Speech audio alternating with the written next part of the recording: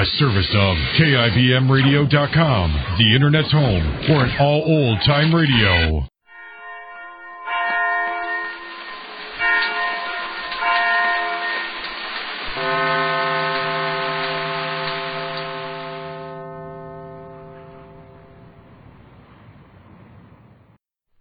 This I believe. Harry W. Schachter is a businessman. He is the president of the Kaufman Strauss Company, a large department store in Louisville. He is a man whose ideas and interests go beyond his particular enterprise. What does that mean? Let Harry Schachter express it in his own words. I deeply believe in the dignity and worth of the human personality.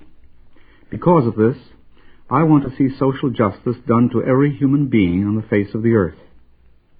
Since there is so much injustice in the world today, I want to throw what little weight I have into the struggle against it. I have no illusions that my help will count for much, but I firmly believe that even though I am but one person, my help can be made to count. A poem by Bonaro Overstreet, which I came across the other day, vividly expresses this feeling. It reads as follows: To one who doubts the worth of doing anything, if you can't do everything. You say the little efforts that I make will do no good. They never will prevail to tip the hovering scale where justice hangs in balance.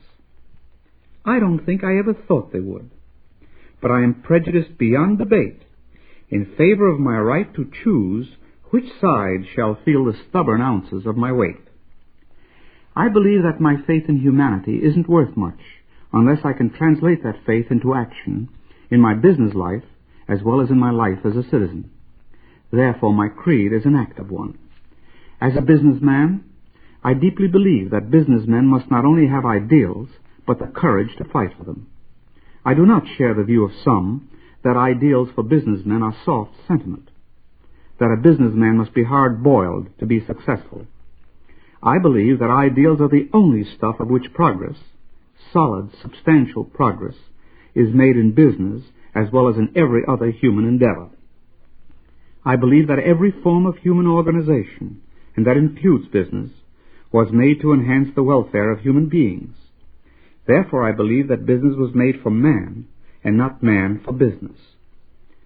I believe that only those businesses whose policies are socially right should have the privilege to continue. Happily, I have never known of any such business which didn't pay excellent dividends in the long run. I hope to continue my faith in human beings actively for all the days of my life. I would like to see that faith spread from man to man throughout our state and nation and throughout the world. I believe that the ills of this world are caused primarily by a lack of faith and understanding in one another between human beings. This is due to the mutual fear and distrust so prevalent among peoples and nations today. I believe that we must have the courage, and it will take courage, to substitute mutual understanding and trust in place of fear if we are to correct these ills. I know that this sounds naive, but I often think that naivete is an important ingredient of faith. I know that we can't start on the path to human understanding on an international or a national or even on a state level. I must start in my own community and with my own neighbors. That's where the battle for democracy will be won or lost. That's where the brotherhood of man really begins. I have supreme faith that despite the present world turmoil, we are closer to the brotherhood of man than we have been in the 5,000 years of our civilization. I intend every day of my life to throw the stubborn ounces of my weight into the fight to bring that brotherhood just a little closer. That was Harry Schachter, who lives his conviction that the efforts of one man for good are not lost, but become part of a meaningful whole. The Anchor Hocking Glass Corporation brings you Crime Photographer.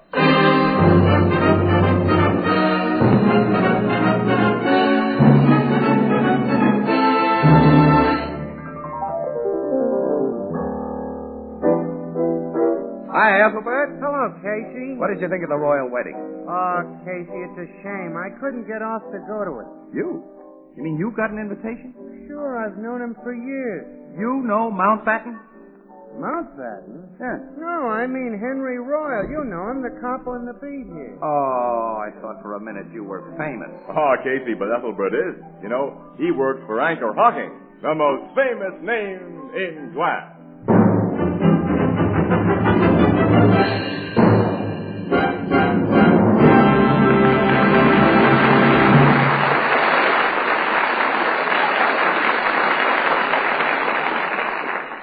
Good evening, ladies and gentlemen. This is Tony Marvin.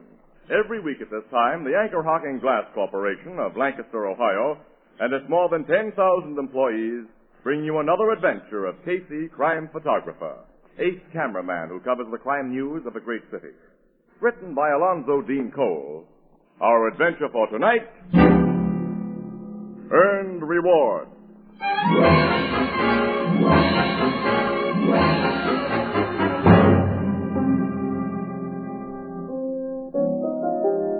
8:00 in the evening, the Blue Note Cafe. Casey, camera slung over his shoulder and a heavy equipment case resting beside his high stool, is sitting at the bar when a little man carrying a similar press camera and photographer's case enters from the street. Hello, Casey. Shorty, glad to see you, fella. I thought I'd find you here. You wanted to see me? Didn't you think I'd be looking you up? This was payday. You lent me $100 last week, Casey, so here's 10 of it back. Put that dough back in your pocket. Your kid's still in the hospital. But she's okay now. Came through the operation swell. That's good. And the missus made me promise I'd give you this today. That century pulled us out of a mighty tough spot. Now, you tell the missus to forget it for a while. If one camera guy can't help another without women butting in, it's too bad. Okay, Casey. Going on a job, Shorty? Oh, just a political meeting in the old Caledonian Hall on Farley Street. Oh, one of those backstage fillers, huh? Well, after the beat you got on that Bernstein killing, you can afford to sit back for a while. I got the break of a lifetime on that Bernstein job, didn't I? Yeah, I'll say you did. You were only a few feet away when Joe Mosley shot him. Oh, not that close. Mosley had made his getaway before I could get a real hot shot of him. But I got swell close up to Bernstein lying in the gutter before the cops showed up. Yeah, you know, it's too bad hot pictures like that were wasted. What do you mean, wasted? I should have been running a good paper like the Express instead of that lousy sheet you worked for. Oh, nuts to you. Here you are, Casey. Thanks, Ethelbert. You know Shorty Irwin of the Globe, don't you? Sure. Hiya, Shorty. Oh, fine, Ethelbert. Casey tells me you're the guy who beat him and all the other press photographers on the Bernstein murder. Yeah, that was my lucky day. Say, I see a reward's been offered for information leading to the capture of Joe Mosley, who shot Bernstein. Yeah, $5,000. That's a nice piece of change. I could sure use it. You and me both. I hear the cops been looking for him almost 2 weeks now without finding hide or hair of him. He's a smart cookie. Just a dumb, kill-crazy gorilla who's had a lot of luck and a clever, crooked lawyer for a brother. And now, when the cops catch him, even a mouthpiece like his brother Frank can't save him from the chair after that Bernstein job. Frank usually has some shyster trick up his sleeve, Casey. He'll go all out to save Joe like he did for his other brother, Tony. Got him out after 2 years. Hey, there's 3 Mosley brothers? Oh, sure. Tony was a camera guy like Casey and me, Ethelbert, on the old Inquirer, until he got caught doing a blackmail business on the side. He got 2 years for that. Should have had 10. He's back in this town now, running a little photo studio on the south side. I guess he's been keeping his nose clean, though. I wouldn't lay any bets on that. Oh, say, I gotta get down to East Farley Street. Yeah, I gotta be moving toward the office. I'll see you guys later. And, I'm much obliged, Casey. Forget it, Shorty. Give my best to the missus and the kid, huh? I will. So long. So long, fella. So long. So long, Shorty. Nice little guy, Shorty Irwin. Yeah, he's tough. I hear his kid's been sick. She's okay now, he says. Oh, that's good. One of the fellas on his paper tells me he's had an awful lot of expense with her. Said Shorty even had to hock his life insurance to raise dough. Did you hear that? No, I didn't. He was thanking you for something when he went out. Casey... he was thanking me for a tip on a horse I gave him. Oh. The tips you give out on horses don't call for gratitude. They call for revenge. Not you. Well, I gotta be going. Put this sandwich on the cup, Ethelbert, will you? After Annie and I stepped out last week, angel face. I'm a little short. Okay. Well, so long. Well, here comes Miss Williams. Oh, hello, Annie. Hi there. Hey, Casey, there's a big fire downtown, and City Desk told me to pick you up and get down there right away. What kind of fire? Where downtown? An old frame tenement house. People are trapped in Hey, it. that's front page stuff. Sure, come on. It's on East Farley Street. Yeah. East Farley Street. Yeah. Holy smoke. The shorty's already on his way there. That little mug will see that fire and get another beat on him. Well, he's a pal of yours, Casey. What do you... I got no pals when it comes to getting pictures. Come on, Ann. We gotta make this fire before that shrimp gets all the gravy.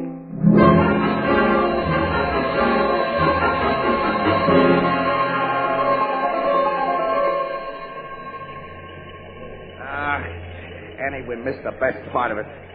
Another 5 minutes, they'll have the fire out. Boy, it must have gone up like a haystack. Shorty probably got it while the blaze was at its best. He had a head start, too. Well, take another shot. It won't be any good. Well, hurry up. I want to find a fire captain and get some dope on the people who are trapped in there. Okay. All right, come on. Captain Glennon ought to be in charge. Yeah, there he is. Hey, Cap! Hello, Casey. You just got here? Yeah. Hey, was Shorty Irwin here while it was going good? Yeah. I saw Shorty working his camera all over the place. Yeah, Annie, I knew it. Hey, Captain Glennon, the report we got was that several people were trapped in this tenement. We think one man was caught in there, but no one else. Oh, one man? A neighborhood bum who... Hey, Stanley, straighten out that number 2 hose line. Okay, Cap. You say the man was a neighborhood bum, Captain? Well, that's our guess, Miss Williams. This tenement had been condemned and was empty. An unidentified man was seen going into it tonight. Probably some poor devil who had no other place to sleep. Screams were heard from the rear, but we couldn't make any attempt at rescue. That's your story to phone in, Annie. Can't get any more until the ashes are cool enough for men to go in there. Well, that won't be long. The way we watered this place, you better stick around. Yeah, we will. Yeah, well, thanks for everything, Cap. See you later. So long, Casey. Hey, where are you going, Casey? The roof, one of those tenements back there. And May got a high-angle shot. Maybe Shorty didn't. Look at that. Come on. Okay. There's an alley here that we can cut through and see if it's high. It's terribly dark. Yeah, these buildings here cut off what's left of the fire glow. I can't see a thing right here. Neither can I. I've got a guiding sense in the dark. Anyhow, give me a hand. I'll help you. Oh! Ow! Hey, what's the matter? Something into something. Almost broke my big toe. Look at it. With this box. Did that kick you gave it make your toe feel better? I don't see anything funny. I don't see anything at all. All right, come on. We haven't got all night. Oh! Look, what's the animal? Oh, I just stumbled into something. Hey, Casey, I almost fell, and I touched something warm and soft. What? Yeah, light a match. Light a match and see what it is. Okay. Good Lord. Hey, it's a man. Man lying on his face in blood. Here, hold the match while I get a look. Okay. The guy's still warm. Send him over and see. Casey! It's Shorty Irwin. Yeah, Shorty Irwin. Oh, wait a minute. He's not breathing. Oh, the match has gone out. Never mind the matches. Run back to the end of this alley and find a cop. Have somebody phone Logan at homicide and hurry. Yeah, okay, Casey. And get a doctor, Annie, quick. Maybe Shorty isn't dead. Yeah, I will. The guy's got a wife and a sick kidney that broke. Who could have shot him? Who and why? What? Who's there? It was me, Jay. Only me.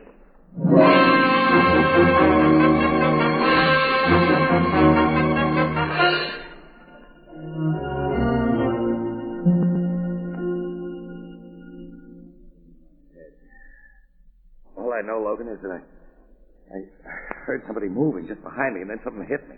According to the doc, it must have been the butt of a gun. Casey, we thought at first that you were dead, too. What?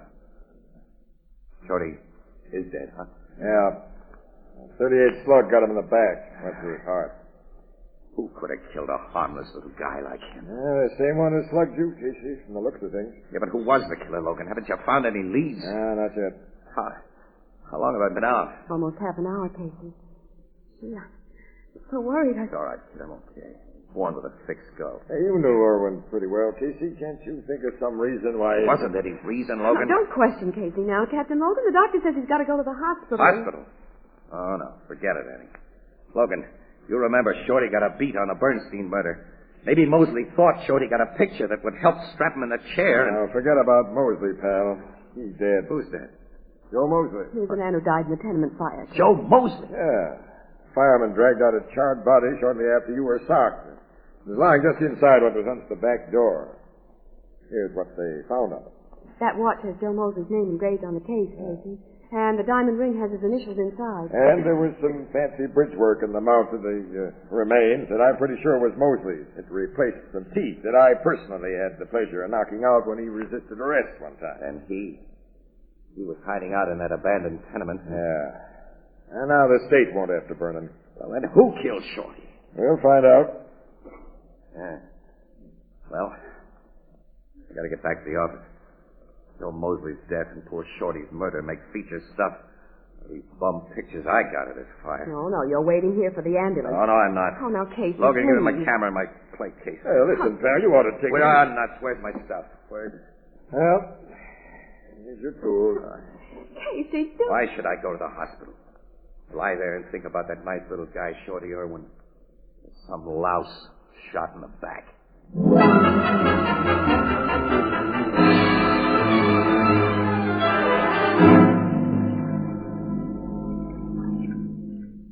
You're not fit to be working, Casey. That's Even all City right. Death wants you to go home unless somebody Will you else... lay off, please? Look, wait a minute, will you? I'm trying to develop these films that I shot. You got no business in the darkroom anyway, Annie. Okay, if you want me to go out... I'm sorry, kid. I'm sorry. I didn't mean that. Okay, I know. I understand. Let's see what I got here. Hey, I don't remember shooting anything from this angle. Let me see another. Annie. I didn't take these pictures. What? But there's a shot here of... Get on the phone outside and call Logan right away. Sure, but what's it all about, Casey? What did you find? I won't be sure until I made a print of this negative. But I think I've got a picture of Shorty Irwin's murderer.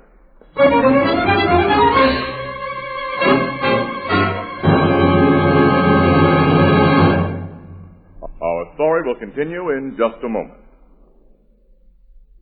Do you know how to make breakfast toast more appealing, more satisfying? Well, here's a gratifyingly simple trick.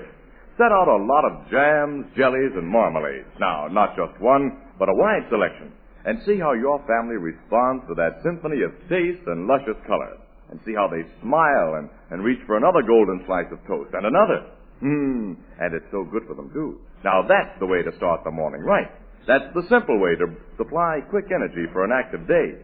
Yes, you can add a magic touch to any ordinary meal when you serve a gleaming assortment of fine preserves, jellies, and jams for breakfast.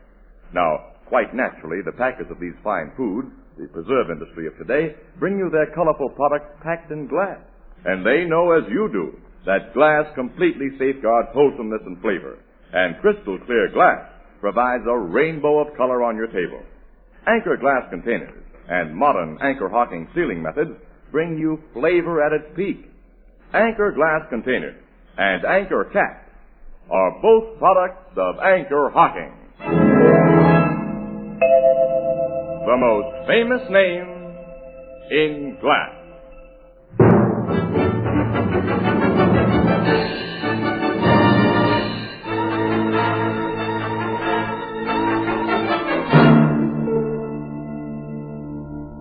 How'd you get this picture, Casey? Logan, I didn't get it. Shorty got it. Look, what did you do with the other equipment case, Logan? The one that you thought was Shorty's. I must have been so groggy. Well, we opened it and found it empty. All the film's gone. That explains everything. Look, what do you see in this picture I brought you? Two guys walking up an alley with their backs turned. But one of them is looking around over his shoulder. You can see his face. And it's the face of Joe Mosley. Yeah, you're right. In spite of the watch, the ring, the bridge work, Joe Mosley wasn't burned up in that fire because Irwin was killed after the fire was almost out. That's right, Captain. It wasn't Mosley's body that was found. No, it was just some poor devil of Joe Mosley's size. With his stuff planted on him, teeth and all. Yeah, sure. And the old gag was pulled so good I almost fell for it. Almost? Well, you did fall for it, pal. Joe Mosley's brother, Frank, the lawyer, is a smart guy. Frank knew that Joe couldn't beat the Bernstein rap once you cops got your missile. It's only possible out. It to make you think that he was dead, so he framed that fire. You think the other guy in this picture is Joe's brother, Frank? Sure. His face doesn't show, but he's Frank's build. If we can prove Frank was with Joe, we can nail him, too, as accessory. I've always wanted to get that tricky shite. Well, look, here's what I think happened. Yeah? Joe Mosley went into that tenement tonight and planted his watch, ring, and an extra set of bridge work on another guy who'd been smuggled in there unseen, probably doped or already dead. And then started the fire, yelled a couple of times after the fire got going, and sneaked out the back way into that alley, where his brother Frank was waiting to see that everything went according to plan. Yeah, but where does Shorty Irwin fit in? Shorty went into the alley for the same reason I did, Logan. Get a picture of the fire from a new angle. We saw Joe and Frank up the alley where the fire glow made it bright. We probably thought of that $5,000 reward. The camera told us that his first instinct was to get a picture first. He called the cops afterwards. But Shorty snapped his shutter and started to run. Putting the films he just exposed into his case as he ran. And then Joe shot him in the back. And he was about to take the films from Shorty's case when we came into the alley. That's it, Annie. And the box that I stumbled over was really Shorty's equipment case. After Joe slugged me, he took the films from my case thinking that they were Shorty's. That must be the way it happened. So now we still have to find Joe and Frank Mosley. Yeah. I think I know how to get both of them. Where? What do you mean? All you got to do, Logan. Wait a minute. Before I pass out any more information, Logan, I want an understanding about that $5,000 reward. Reward? Yeah, I want it. I want it all. No divvies with you or any other cop. You rat. Huh? A pal of yours has been bumped off, and you'll help nail the guys who killed him only if you can collect $5,000. Logan. You heard him, Miss Williams. If you want to speak In my racket, we know what guys will do for money. Okay. I said I want the $5,000 and no divvies. I don't make any deals. Oh, out for the pot yourself now that I've shown a lot of cards? No, but I'd have a legitimate right to be out for it. I wasn't a personal friend of Shorty Irwin. You lout! Okay. I'm playing this my own way. And I'll see you later, Logan. Hey, Casey, wait for me. I'm not waiting for anybody. And the next time I see you, Logan, I think I'll knock your teeth out.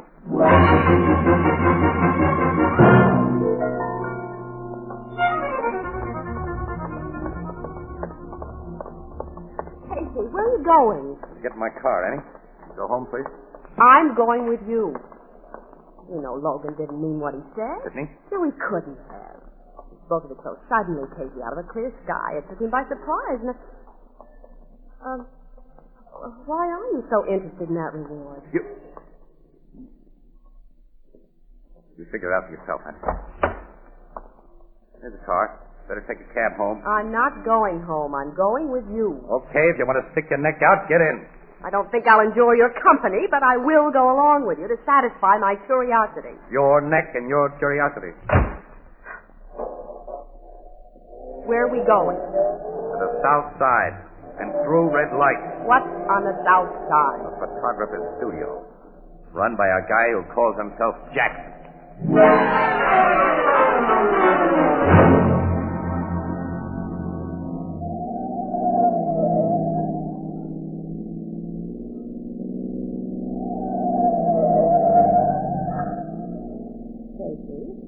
Now that you've thought out enough to tell me that one of Joe Mosley's brothers runs Jackson's studio, I would like Annie, to know... wait a minute.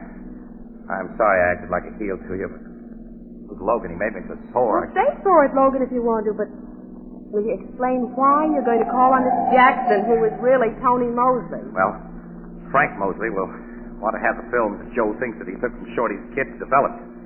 Make sure that they have the incriminating picture. And Tony... Mosley brother number 3 is the logical guy to do it. But they took the films in the alley, over an hour ago. I know. I don't think Frank would take a chance just driving to his place in a beeline. Laying even money that we get to Tony's about the same time they do. Well, if you're right, you can't capture a killer like Joe Mosley single-handed. Give you odds on that. Casey, you don't even carry a gun. Got one tonight. Borrowed it before we left headquarters. Oh. Well, Tony's joint's just up this block across the street. Parked right here. Studio's upstairs, place, huh? Yeah, on the second floor. Hardly anyone on the street. No policemen. But we can't take a chance on going up there. We're not going up there, Annie. You're staying right in the car. Oh, no. Yes, honey, look, I want you to be out here watching. If you don't see me come outside in 5 minutes, you make for that drugstore in the corner and phone the cops. Well, yeah, okay. All right, but if you have to call them in, make it very clear that I'm not splitting that reward.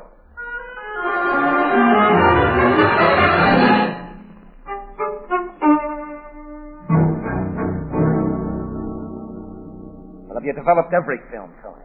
Every exposed one you brought me, Frank. Sure, there's nothing but pictures of the fire here. I see. Maybe I rubbed out that little guy for nothing, Frank. Yeah, but we saw him with his camera pointed at us in that alley. Yeah, you're to bring this. You rubbed out Bernstein before witnesses. But even a lawyer like me can't make a jury believe you didn't do it. Now I think you've done something dumber than usual. Only I can't figure out what. Stop calling me dumb, Frank. Shut up, you screwball. Now let me think. Now then that other guy, the one you slugged in the alley. You don't know who he was? How could I know? It was pitch dark. With a girl, you told me. Didn't you hear them say something that Hey, she called the guy, Casey, I think it was. He seemed to know the guy I just shot. She called the guy Casey, Joe? Yeah, I know. Casey, Morning Express. Sure, he's the answer. He'd carry an equipment case. Those were his films you got, Joe. Then the film you wanted, Frank? The cops probably have it by now. Hey, we gotta make tracks and fast. Then get out of my studio. Here, quick. I don't want to be mixed up in your murder. Yeah, we're going, Tony. We're going. But burn those films you developed and forget you saw us tonight. No one will learn anything out of me, Frank.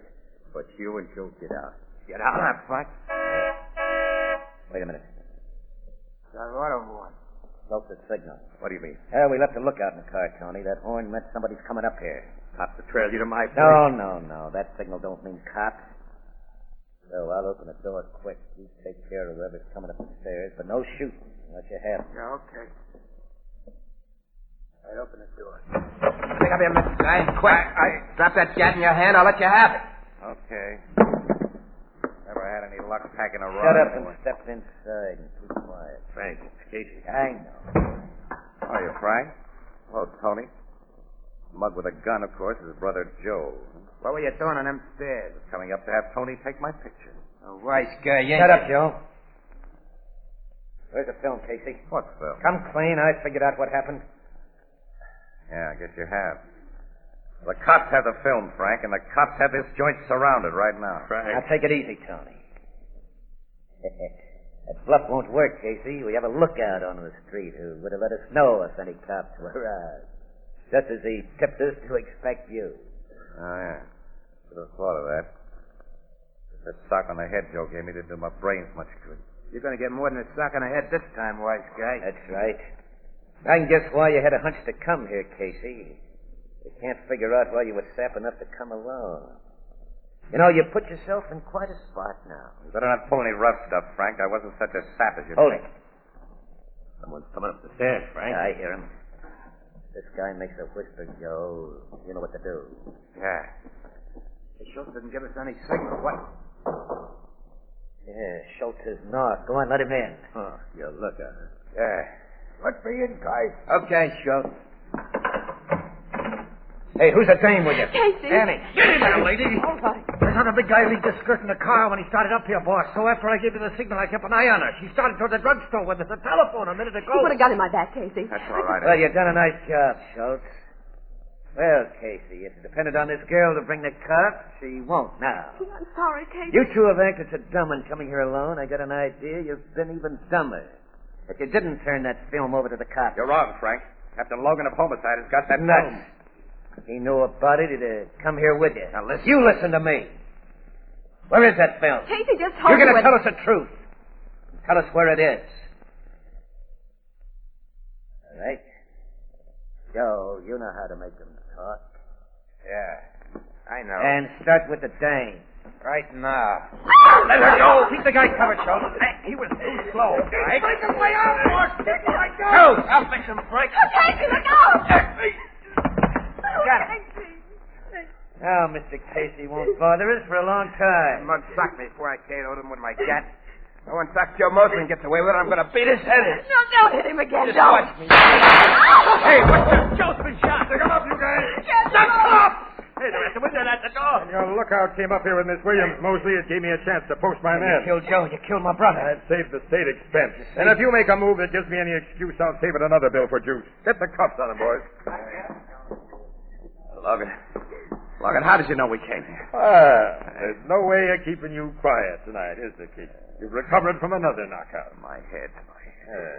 Casey. That's all right, Eddie. I'm okay. Logan, I ask you, how did you know? I simply followed your car, you sap. You didn't think I'd let a bloodsucker like you collect the $5,000 reward. I see. It's all yours, Logan. You want it. You earned it. Only you wanted it. For Shorty Irwin's widow. Well, she's going to get it. Logan. I knew that was your idea from the first. And I got sore at you for trying to make a deal with me instead of coming clean. Shorty's picture of that reward for his family, no matter what anyone did afterward. And the next time you infer that I'd cheat a widow and a kid, I'll knock your teeth out. Okay, Logan. I got it coming. Only just the teeth, please. Please don't anybody sock me on the head again tonight.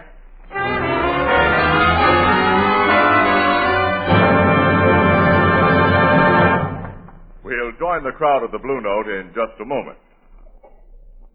It's just a week to Thanksgiving and a real old-fashioned turkey dinner with all the fixings. And to make that fine meal even finer, serve plenty of delicious oven-baked side dishes. You know, there are so many tasty dishes that'll make your dinner look better and taste better when they're baked in Fire King oven glass. Sweet potatoes, baked onions, baked tomatoes, cornbread, pies, and puddings. Why, your family will enjoy those steaming casserole dishes when they come to the table warm, frequent, and appetizing in beautiful pale blue Fire King oven glass. And it cuts down the work after the meal because Fire King oven glass is so amazingly easy to clean. Now, you'll find Fire King oven glass at 5 and 10 cent stores, department stores, and all other stores selling household glass.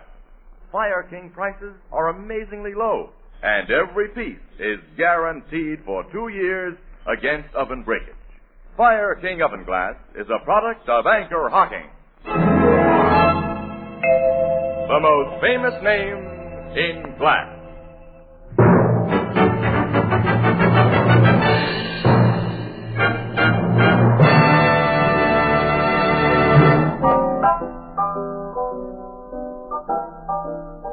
Hello, Miss Williams. Captain Logan. Hello, Ethelbert. Say, where's Casey? He's home in bed, Ethelbert, on Dr. Logan's orders. You sent the guy to bed, Captain? That's right, Ethelbert. And the 2 men I assigned to take him home have orders to make sure that's where he goes. What's so funny? Hey, look who's coming in the door with those bandages on his head. What? Casey! Hiya, folks. Meet my pal. Sergeant, I thought I told you to see that Casey... Wait a minute, Logan. That's not their fault. What do you mean? They brought me here. This is where I told them I live. Why... All right. Set him up, Ethelbert.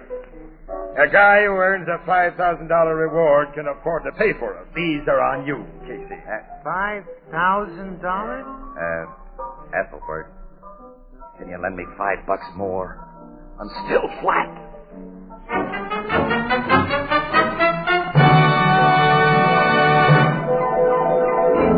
Crime Photographer, starring Stotts Cotsworth as Casey, is brought to you each Thursday by the Anchor Hocking Glass Corporation, makers of Fire King oven glass, Anchor glass containers, Anchor caps and closures. All products of Anchor Hocking, the most famous name in glass.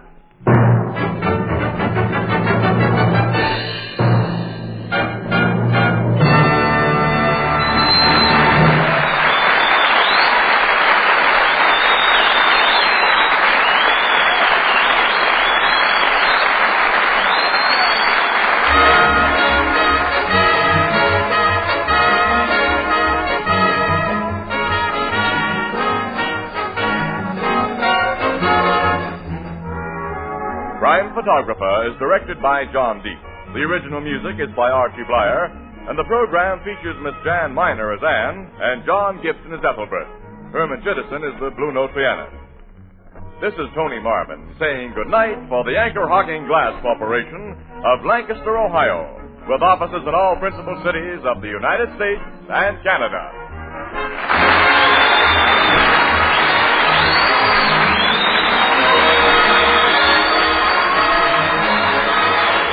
This is CBS, the Columbia Broadcasting System.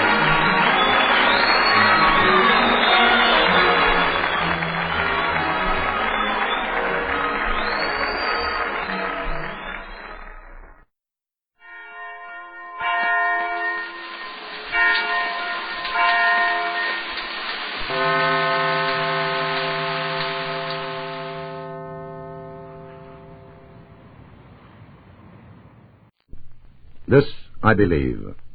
Hector Belithel was born in New Zealand, and as a young man went to England.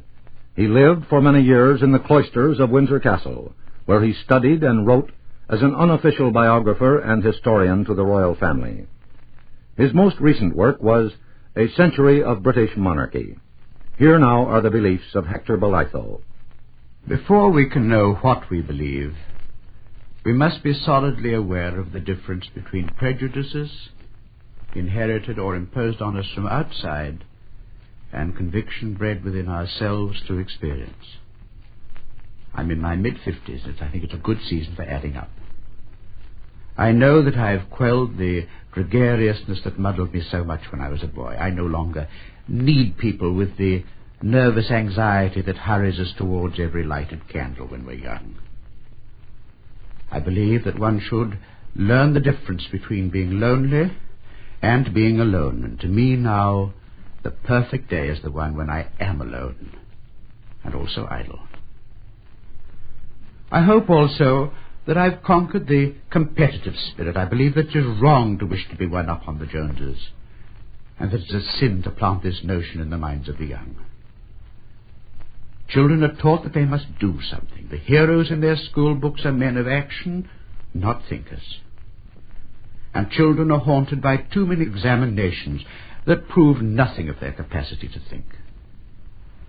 They thus develop a false sense of the value of action as opposed to the value of thought and of motives. There's too much adulation for the man who swims the channel and not enough for the man who sits on the beach and contemplates the waters before him. Modern education is riddled with this folly. I believe that history should be rewritten for children so that they may comprehend the motives behind action. They should be taught that actions do not speak louder than words, if the words are audible expressions of thought. You've asked me this question, what do I believe, at a critical time in my life. Up to a month ago, I lived mostly in London, where I had to work very hard with my rather sketchy talent. Then I decided to change all my pattern, to live more placidly, work less, earn less, and to spend the latter part of my life trying to learn to think.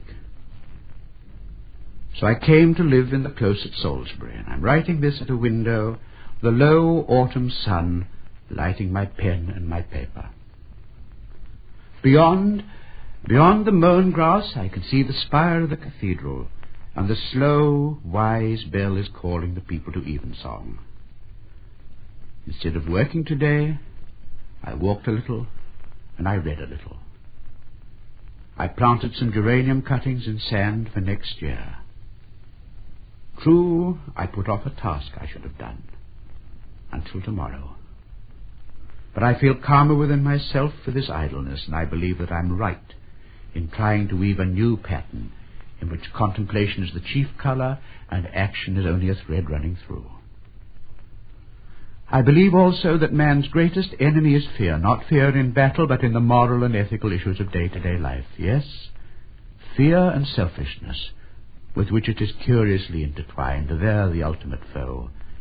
And I do not believe that they are conquered by action. I think they're vanquished by meekness, withdrawing into a state of sublime anonymity and an increasing fire of moral courage within one's own heart. I touch only the fringe of this knowledge yet, but I believe that I'm right.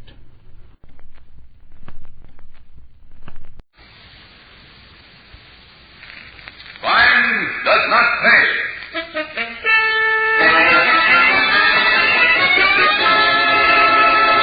It was easy, Julie. Easy as swiping an apple from a fruit stand. Now I'm in with the big shots. And they pay you enough so you can buy me a ring like this? What they pay me don't count. What I pick up on the side, that is something else again. Pick up? But that's muslin Inrex. They'll kill you. What they don't know won't hurt me. They'll find out. They always know. Men like that. They will make more money than ever before. When that happens, they never ask questions. Men like that. I know about the brothers. They like to hear people scream. I know about them, too. They'll never hear me scream. Now stop worrying, darling. If there's any screaming to do, let their brothers do it. When the time comes, I will see to that.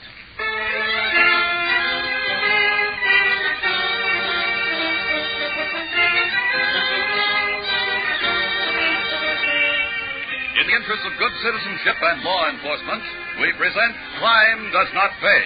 based on the famous Metro-Goldwyn-Mayer series of short subjects. In just a moment, you will hear The Recruit, starring Charles Corbett.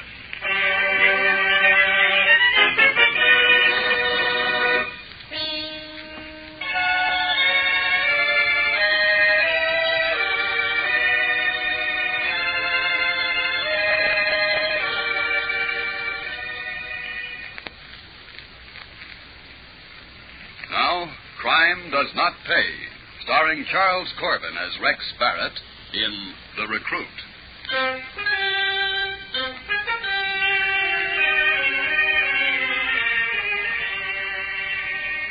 The vast majority of our American cities began as villages. As they grew and spread, each succeeding generation of builders left its mark in styles of architecture in the direction of the expanding built-up areas. Behind each mark, deterioration set in. The old houses began to sag. Dirt accumulated. The people who lived in the old houses remained there, mostly because they could not afford to go anywhere else. Thus, the slums came to American cities, and with them, the people of the slums. Occasionally, the younger generation managed to get away. Mostly, they stayed. And the stronger among them began to exploit the weak. This was the pattern into which Rex Barrett was born. This was the pattern within which Marty and Richie Amboy, the brothers, operated and grew wealthy. Typical of their operations was the visit Richie and his henchman Hatchet paid to Pop Sanders' candy store. We're here, Pop. Yeah, we're here. Payday, Pop. I told your brother I got nothing to pay. You got a cash register. Pay. When I pay you, I got to raise the sodas, the cones. I lose customers. Cut it, Pop. Every other store around here pays. They had to raise their prices, so you get their customers. Now you pay. I don't do it. All right, Hatchet. The counter. With pleasure. No, you don't do it. Shut up. Already fixing that counter is going to cost more than we charge in a month for protection against accidents. Now pay. I don't do it. I'll call the policeman. You hear? I'll call the cops. All right, Hatchet. Let me hear him scream. With pleasure. No, give me. Good work, Hatchet. Good work. Now you got a busted arm, Pop, and a doctor bill to get it fixed. Next time, the other arm and maybe a leg or two. We'll be back. You'll pay. Let's go, Hatchet.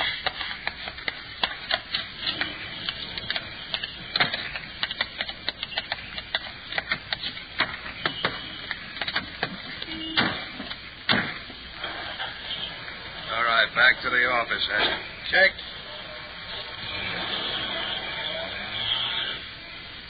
Mind if I come along, Mr. Amboy? We got company in the back seat, Hatchet. You want I should start, boss? No.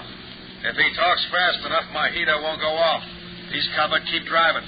You hear a backfire, just drive out to the dumping ground instead of the office. All right, now start spieling, you. I'm Rex Barrett. So what? Never heard of you. I want to work for you and your brother. Just like that. You want to work for me and Marty. Why? I want to make dough. There's nothing in a legit job, not enough for me. All right, keep talking. I know about you and your brother. I see you going to the candy store. Leave the car. When you busted the old geezer's flipper, I hopped in the back seat. Look, Mr. Amboy, I want to learn the business. You and your brother are the best guys to learn from I know of. I'm strong and I keep my mouth shut. Let me work for you, will you? You hear him, Hatchet? He thinks me and Marty is good teachers. Well, what do you know? A wise guy. Or a smart guy. Okay, Barrett. I'll take you to Marty. And if he okays you, you're in.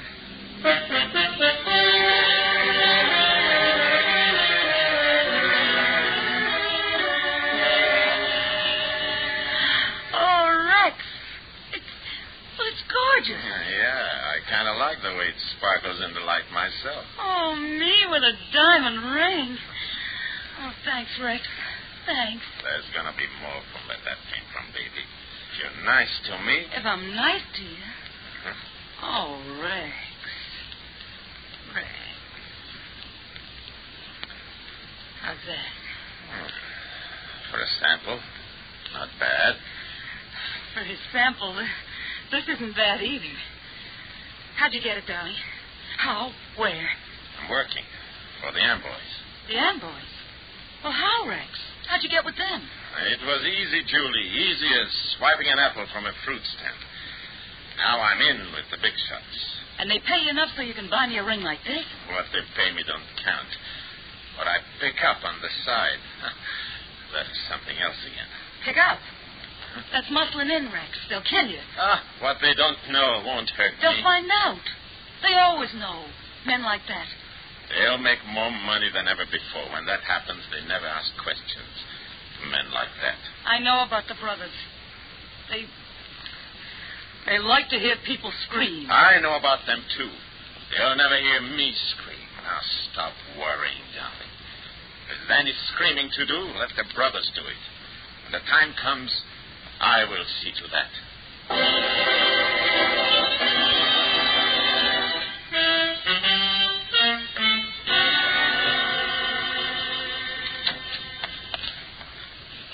Come on in, Barrett. Marty and I want to see you a minute. Something wrong, boss? Marty's got something to say to you. How do you do it, Barrett? How do I do what, Mr. Amboy? You've doubled the take in a district we've always had trouble with. Anything wrong with that? Not yet. But there could be.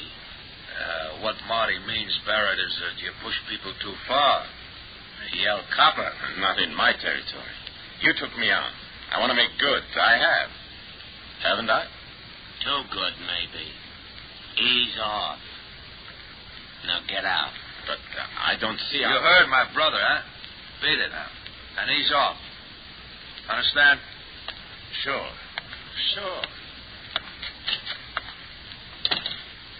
How'd you make out, Rex? Okay for now. Who's this? This is Luck Baylor. So what?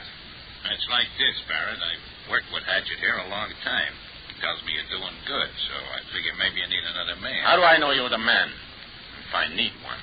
Tell him, Hatchet. Well, Lug's the best man with an ice pick in the business. I see.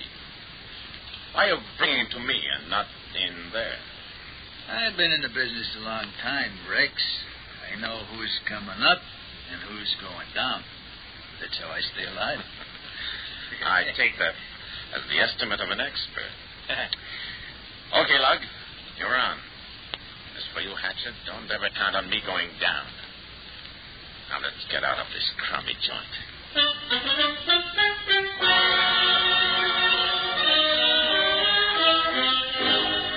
Okay, Bookie, pay. I paid off once this week. I don't get enough to stand it twice. And I got hit by a 10-to-1 shot today. Same story as last week. All right, Hatchet. No, not the rope. I twisted that. Twisted. How's this? Let him go. Now pay off to me. If you breathe through the Amboys, you'll get it all the way, understand? I expected more interest this week than I got, Rex. Honest, I did. Shut up, Honest. Dennis, please. Listen, You got your interest. You Yeah, gave but- the Amboys that cut. I know. Now you paid me. they'd kill me and they'll get you. You can't cut it on them. You're crazy, Rex. Maybe. I don't think so. I'll make up my own mind. About you, my mind is made up. Doug, go ahead. No. I want to live. I want to live. No trouble at all when you know where to give him the pick.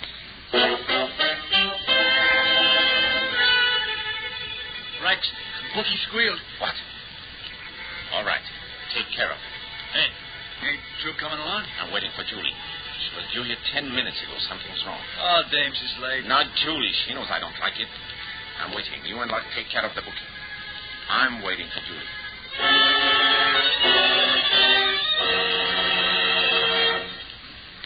Let me go. I'm late now. Rex will figure this and come after me. Let me go, and I'll never tell him he snatched me. Let me go. I never did anything.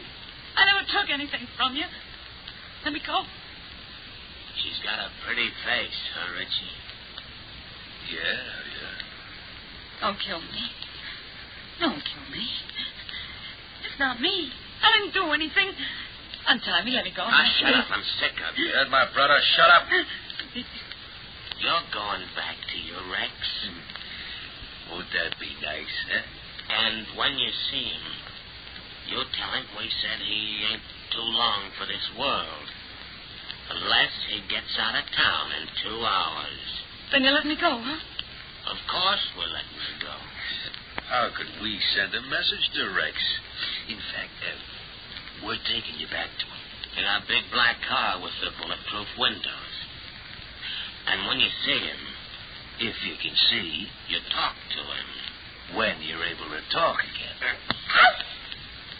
She screams good, don't she, Richie? Tell him we know he chiseled on the tank. That Hatchet and the Lodge are working for him. That he killed Penny Sweeper.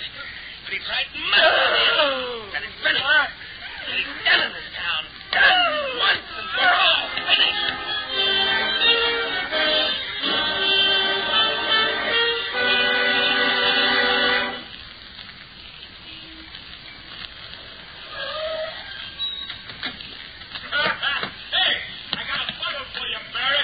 Slightly damaged, I'm sorry.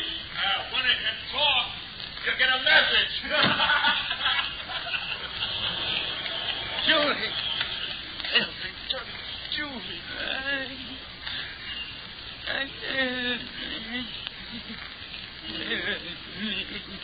Hatchet, love.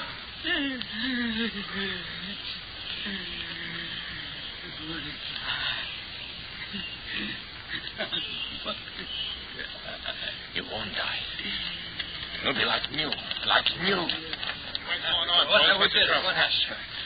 One of them was in the car. They dumped her like a sack, like this. Pick her up. Take her inside. Get the doctor. Somebody we can trust. Rex, we gotta get out of town. We stay here. We stay. And they go. The amboys go. They go screaming.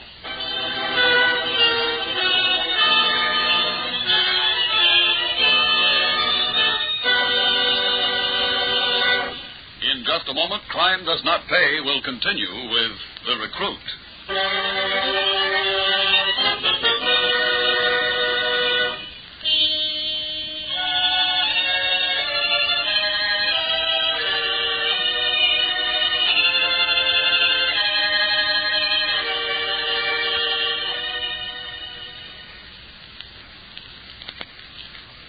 Now we continue with Crime Does Not Pay, starring Charles Corbin as Rex Barrett in The Recruit.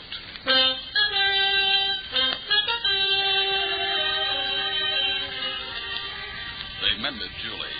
They found a doctor whom they could trust, and Julie was put together again. Her body healed, but Julie inside was different. She thought of vengeance as Rex did now, as something to be hoped for, planned for, waited for. And she was with Rex and Hatchet the night Lug burst in on them in the cheap furnished room, which was their hiding place.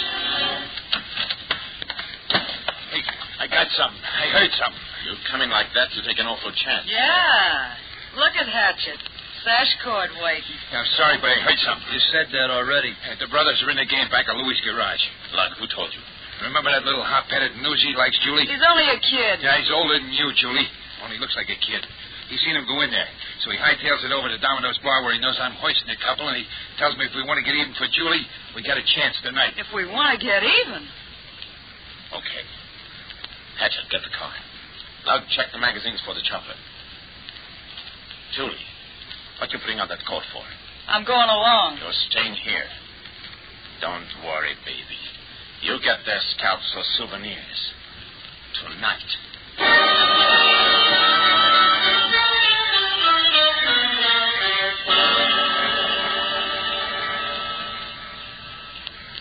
How long we been sitting here, Rex? Only an hour. Not much traffic tonight. There never is around here. Why? Headlights in the rearview mirror. So what? Some driver lost his way. Keep your eyes peeled. You never know. Hatchet and me will watch the garage. You figure maybe they used the back way out? There isn't any. Them brothers sure must be sitting on top of the world, going in a place with no back door. And that car's coming awful fast. What's he slowing down for? Barrett, you were told to get out of town. The trap. The look at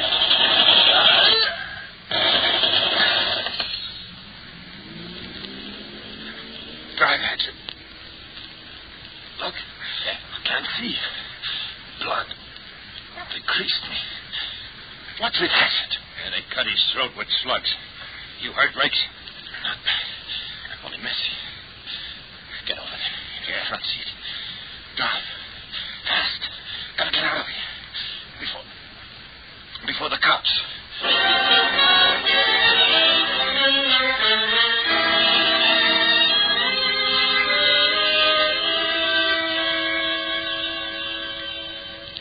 There you are, darling. This patch gets smaller every time we change the dressing. It's time now. Time we made a plan. Now we still got the car. We can get out of town any night. You want to go, go. But not with me, and I keep the car. Ain't you had enough yet? Now there are 3 bills to pay. Julie, Hatchet, and myself. Promise me something, Rex. Ask you, Julie. This time I go along. No. Too dangerous. I got a right to go. They hurt me more than anybody. She's got something there, Rex. I don't... You'll need a driver. With Hatchet gone, somebody's got to drive. You and Lug both will have to handle the guns. That makes sense. Rex, you're not going without me this time. If I got to hide in the trunk of the car... All right. All right, you can go. Might be right at that. The poetic touch. Julie, you will do exactly as I say. I will. I promise. All right. Tonight, then. Want me to check the chopper, boss? No. What then? Just handguns. And a gallon can. What you gonna do, Rex? I will have a use for gasoline. First we fill the can, then we get the car and drive over to 35 South Park Drive. Hey, that's where the Amboys live. Yes. So it is, isn't it, Luck? And, oh yes, Julie, be sure to bring along some matches, understand? A pack of matches, most necessary.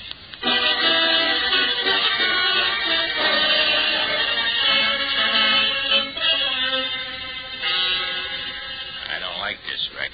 I don't like it. You don't have to like it. Just do it. The hall outside their apartment and Julie down there alone in the car. In the service entrance, she's safe. You think I'd take chances on Julie? But supposing they come home with a bunch... Then we wait until the bunch leave and we go in and get them out. Every detail is worked out, from the car you stole and parked in the proper place to the matches in Julie's bag. I still don't like it, I tell you. Shut up, they come. Oh, brother, this is it. You will keep your hands exactly at your side. Don't try anything. Well, the boy wonders. Our recruit who was so smart he got his girlfriend all... Shut up. Walk straight ahead. Now, or I'll kill you at once. Sounds as if he meant it. Walk. To the back of the hall. You won't get away with this. If you think that, why are you walking? With a heater in my back, I walk. As long as you're alive, there's a chance. Stop here. Service elevator. Got a car on a service drive? What else? Push the button, Lug. The car will still be here where we left it. Modern buildings. Even the back elevators are automatic at 3 in the morning. Get in, quickly. Get in. Julie is waiting.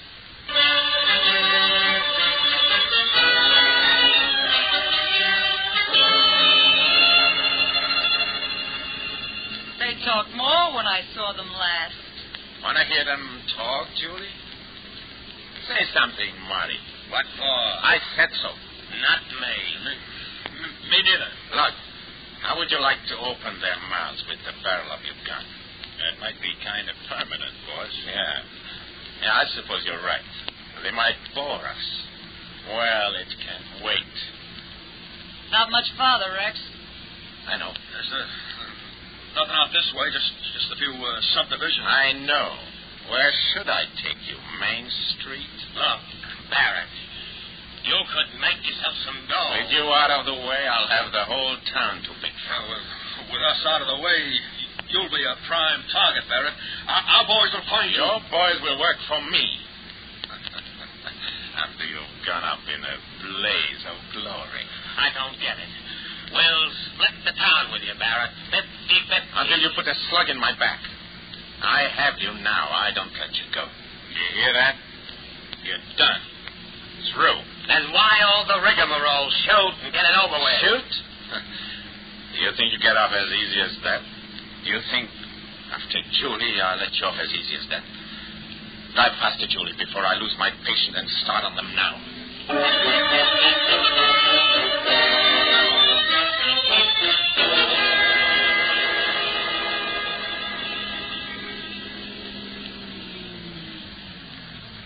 Now we are here. Lug, open the door. Go to the other car. Open that door. Check. Now, Julie, you know where we left the can? Yeah, Rex. Get it. Stand close to the other car with it. All right, Rex. I don't get this. Yes, another smart idea. Better. A hot idea. Now get out. Lug, they're coming. They try to run, shoot them in the knees. You bet, boys. Get out, I said. Okay, we're getting out. All right. The other car. Get in. One in front, one in back. I won't do it. I'm not going to do it, I tell you. You're alive. There's a chance, you said. You are wrong. Get in. You can have the town barrack. We'll get out. Into that car. Look, shut the door. Jam the lock, like we did on the other doors. Right. That won't open inside or out. He's half nuts, Marty. Jams the locks and leaves the front window open. You will see how crazy. Once I promised Julie she would hear you scream. Julie, the can. Pour the gasoline. I can't. I can't. Give it to me. So, front seat. Throw some in their faces. Lug, back to our car. Cover them from there. On my way. Now, Julie, your matches. That's right. Wait a minute. Julie, listen. You can have anything. Now they bag, and we do not listen. Julie, your matches. Give me some money. I have them, Rex. Light Have one. everything. Go on, light one. We'll give you dough. Any amount of dough you Now want. throw it, quickly. Throw it and run to our car. Hurry, the car's coming. Throw it, Julie. You will hear them scream. All right, Rex. Yeah, now you know. Now you know how it feels. You make others. Now it's your turn. Rex, stop with your gun. Let's get going. Rex, come on. I can't stand this. Go. Beat Julie. Kill Hanson. Shoot me. Now you know. Now you know. What goes on here? Stand still. They own the world. They're taking hides like rats. Don't move, any of you. You two in the car. Stay where you are. Your pals done.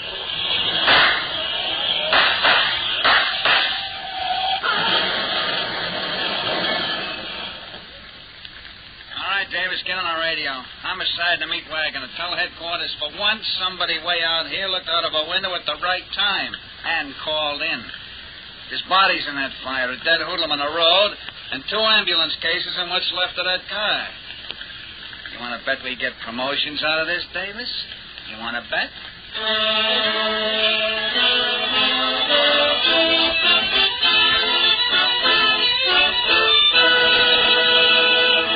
Fine does not pay.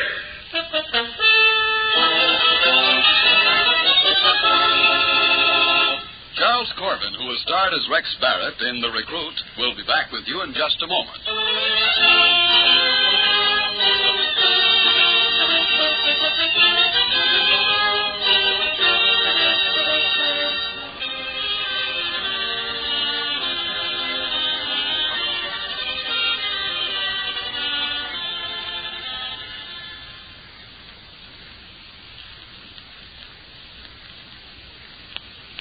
Now, here in person is Charles Corbin. Rex Barrett was the perfect recruit for men like Marty and Richie Amble. Rex came from the concrete and brick jungle where kill or be killed is the basic law, just as it is the law in any kind of jungle. But the fact that they fought each other as beasts fight and eventually destroyed each other is not the major point. The fact remains that once society eliminates the kind of living conditions which spawn such men, society will cease to pay them tribute. Society will gain and not lose useful citizens.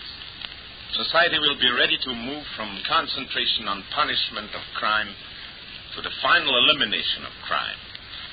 It becomes quite apparent from this point of view that for everyone concerned, decent citizens as well as criminals, crime does not pay.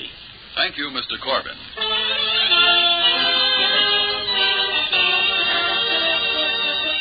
Crime Does Not Pay is written by Ira Marion and directed by Mark B. Loeb, with music composed and conducted by John Geist.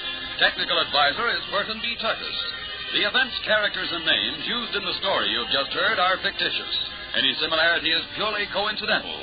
This is Bob Williams speaking.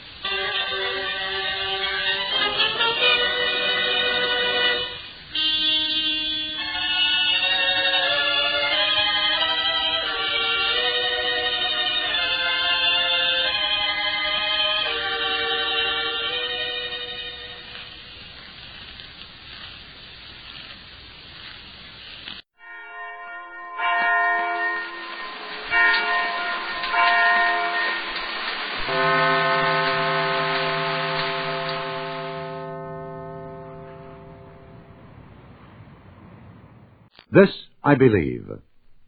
Helen Hayes is the First Lady of the American Theater. She and playwright Charles MacArthur recently celebrated their 25th wedding anniversary. Here is Miss Hayes to bring us her creed. Once years ago, I got into a dog fight. I was wheeling a baby carriage, my pet Cocker Spaniel trotting beside me. And without warning, 3 huge dogs, an Afghan, a St. Bernard, and a Dalmatian, pounced on the Cocker and started tearing him to pieces. I shrieked for help. 2 men in a car stopped, looked, and drove on. When I saw that, I was so infuriated that I waded in and stopped the fight myself. My theatrical training never stood me in better stead. My shouts were so authoritative, my gestures so arresting that I commanded the situation like a lion tamer, and the dogs finally slunk away. Looking back, I think I acted less in anger than from a realization that I was on my own, that if anybody was going to help me at that moment, it had to be myself. Life seems to be a series of crises that have to be faced. In summoning strength to face them, though, I once fooled myself into an exaggerated regard of my own importance. I felt very independent. I was only distantly aware of other people. I worked hard and was successful. In the theater, I was brought up in the tradition of service. The audience pays its money, and you're expected to give your best performance both on and off the stage. So I served on committees and made speeches and backed causes. But somehow the meaning of things escaped me. When my daughter died of polio, everybody stretched out a hand to help me. But at first I couldn't seem to bear the touch of anything, even the love of friends. No support seemed strong enough. While Mary was still sick, I used to go early in the morning to a little church near the hospital to pray. There the working people came quietly to worship. I had been careless with my religion. I'd rather cut God out of my life. And I didn't have the nerve at that time to ask him to make my daughter well. I only asked him to help me understand, to let me come in and reach him. And I kept looking for a revelation, but nothing happened. And then, much later, I discovered that it had happened right there in that church. I could recall vividly, one by one, the people I had seen there. The solemn laborers with tired looks, the old women with gnarled hands. Life had knocked them around, but for a brief moment, they were being refreshed by an ennobling experience. It seemed as they prayed, their worn faces lighted up and they became the very vessels of God. Here was my revelation.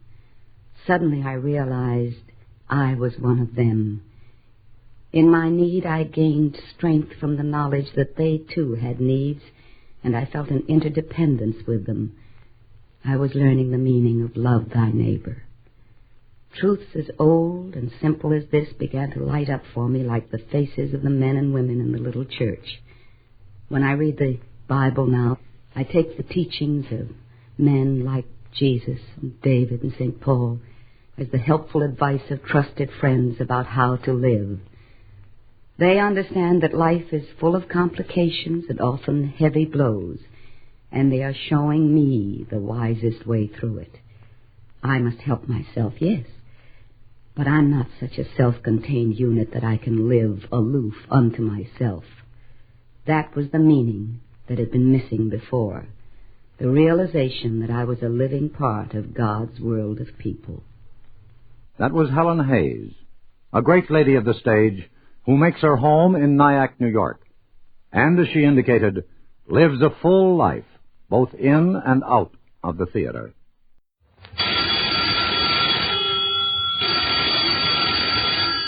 Calling all detectives.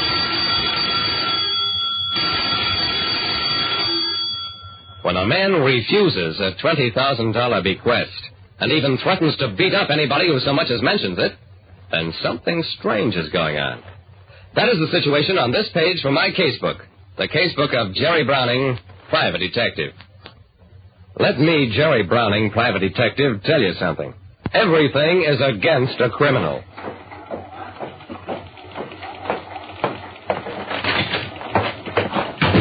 As I stepped into the office of John Cooley, head of the investigations department for Consolidated Insurance, one muscle twitched in his right cheek. That was his idea of a smile. File number 60928B, Mrs. Agnes Meriden, age 57, deceased. I put on what I hoped was an intelligent look and waited. After a moment, Cooley added reluctantly, Beneficiary is Mr. Arthur Anderson, a nephew in Kansas City, Missouri. I nodded. What's the value of the policy, Mr. Cooley? Cooley blinked. $20,000 plus accumulated dividends. There was a long pause, so I decided to help him out. You think there was something peculiar about Mrs. Meriden's death? Are you holding up payment? Cooley picked up a bottle of pills, looked at it, shook it, put it down. Browning, the beneficiary, Anderson, has refused to accept payment. It was my turn to blink. You mean he won't take the $20,000? Why? He claims he never heard of Mrs. Meriden. Something is fishy, Browning. Very fishy. The beneficiary of a $20,000 insurance policy refused to accept payment on the grounds that he'd never heard of the deceased woman. My job was to find out what it was all about.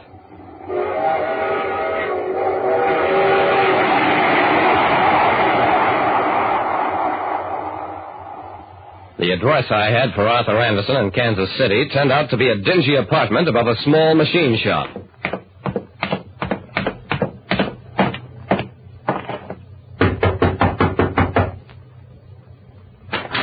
The woman who opened the door was middle-aged, but had sun-bleached brown hair, a rather plain, weather-beaten face, and nervous eyes. She told me that she was Mrs. Anderson and that her husband was in his machine shop downstairs. And at that point, Anderson himself came galloping upstairs. Martha, is that another man from that insurance company? I turned to face Anderson. It was a big, sullen, beetle-browed man. Now you look here. I told the last man from your company that if anybody else came around bothering me, I was going to pitch him downstairs. I backed away a little. Take it easy, Mr. Anderson. We're trying to pay you money. Anderson's answer was to lunge at me. Well, Consolidated doesn't pay me to beat up beneficiaries, so I let him push me around and finally shove me downstairs. Just as I reached the sidewalk, I heard what sounded like a woman's scream from upstairs. That settled it. I went across the street, found shelter in a doorway, and watched. After a while, Anderson came down looking very red and grim, marched into his machine shop. About an hour later, Mrs. Anderson came downstairs with a market bag. Even from across the street, the red welt across her cheek was plainly visible. I followed her to a supermarket a couple of blocks away, accosted her again. Look, Mrs. Anderson, I don't know what's wrong with your husband, but if you're in some kind of trouble, I'm a private detective. I'll be glad to help you. She didn't want to talk to me at first, and ended up by telling me all her fears. She was a farm woman, as I'd thought. A widow who'd made a mail-order marriage through a correspondence club, sold her farm, turned over all her money to a new husband. An old story. Mrs. Anderson, I don't know what your husband is up to, but I'm afraid he's a dangerous man. Mrs. Anderson put her hand up to the red mark on her cheek. Yeah. If he hit you just for talking to me, he's liable to do worse. By now, I had a pretty fair idea of what kind of man I was up against. My problem was how to protect Mrs. Anderson without arousing her husband's suspicions. Finally, I got an idea. Look, when you return from marketing, tell your husband that you ran into some old friends from your hometown visiting here in Kansas City. You gave them your address, and they said they'd drop in to see you sometime this week. I went over the story with her a couple of times until I thought she had it down plausibly enough. Then I left.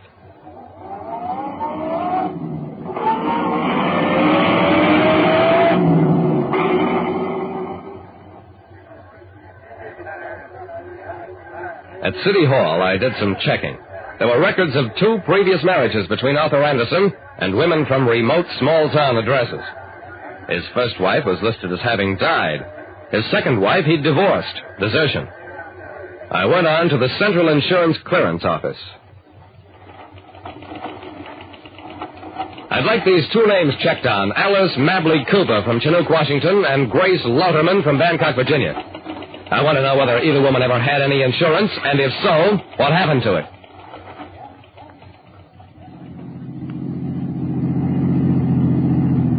In a rented car, I drove back to the Anderson address, parked across the street, and watched.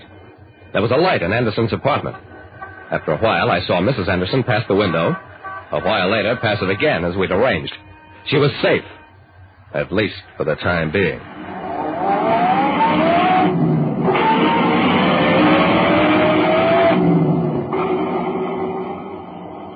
The next morning, I had the reports on the 2 women. They'd both had insurance policies. Both turned them in for their cash surrender value shortly after the date shown for their marriage. It was getting warm. And this time, at police headquarters, I want a search warrant for Anderson's shop. I think he's a mass murderer.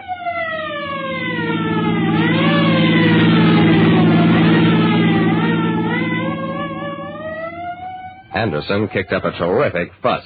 I'll sue for defamation of character and false arrest. I felt a little sick about that until a cop said, There's a body buried in the basement. Anderson, you're under arrest. Yeah? He was a mass murderer, all right. By the time he finished confessing, he admitted 5 other murders, all of mail-order wives, some of whom he'd married in other cities. But he still insisted that he'd never heard of Agnes Meriden, the woman who'd left him $20,000 and which he'd suspected was some kind of a trap. Well, I came on back to town and reported to John Cooley.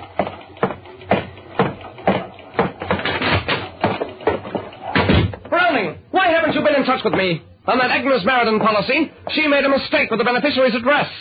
The beneficiary is Arthur Anderson of the same address in Kansas City, Kansas, not Kansas City, Missouri. And that was it. The one chance in a million.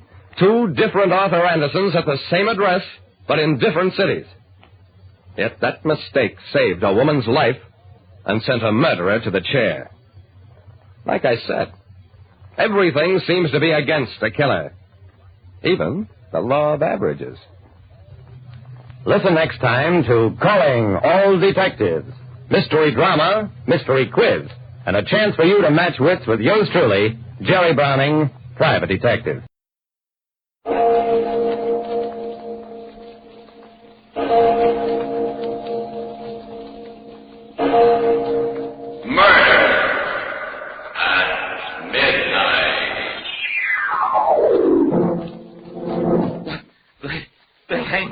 A common criminal, and I didn't mean it. You know I didn't. Oh, stop whining, Gerald. Take your medicine like a man. What?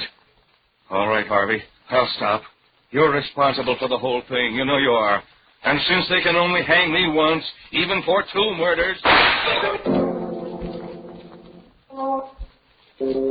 Midnight, the witching hour when the night is darkest, our fears the strongest, and our strength at its lowest ebb. Midnight, when the graves gape open and death strikes. How? You'll learn the answer in just a minute in Death's Goblet.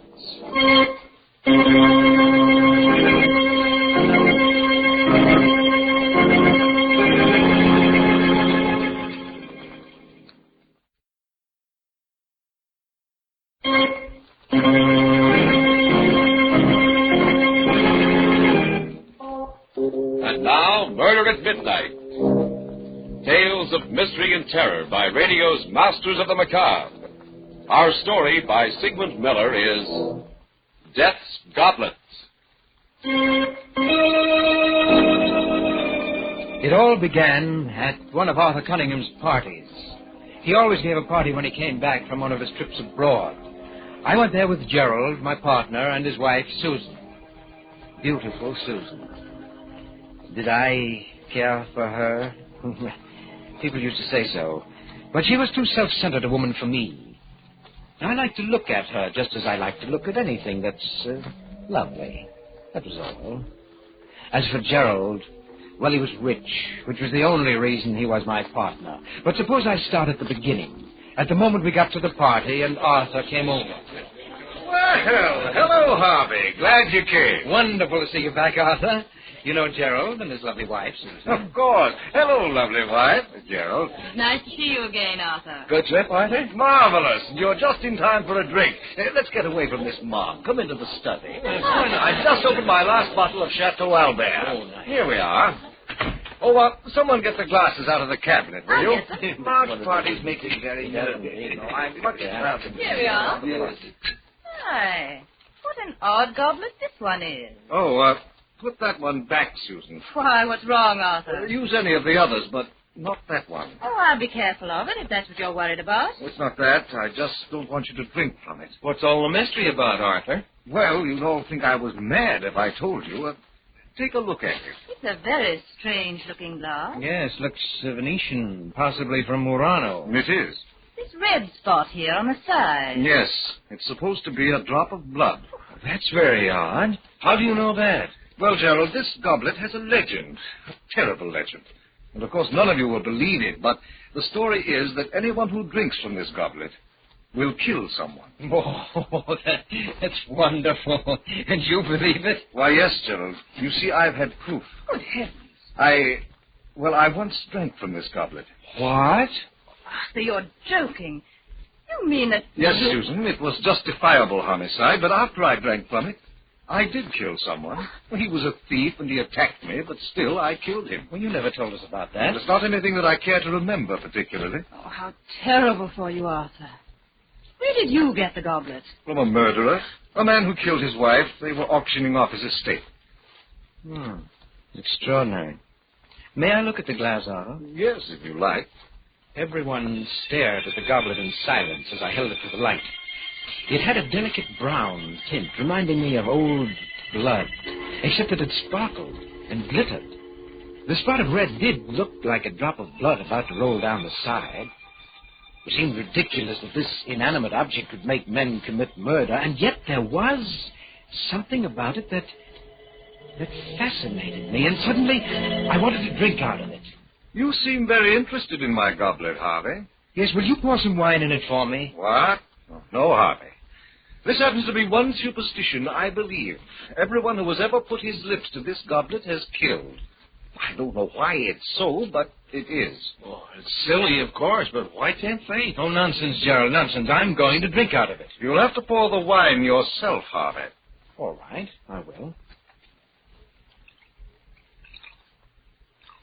Well, here's, health and long life. No, Harvey, I won't let you. Oh, why, Susan, you shouldn't have done that. You've spilled some of Arthur's best burgundy and ruined a good tablecloth. It doesn't matter. I'm glad you did it, Susan. I won't let you or anyone else drink from that glass. It's strange to get so distressed about a ridiculous legend. I don't think murder is ridiculous. You know, I'd like to get rid of it. I was thinking of destroying it.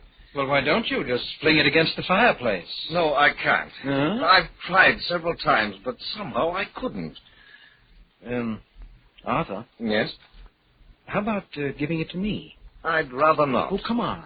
You want to get rid of it, and I have a fine glass collection. I'd like to add to it.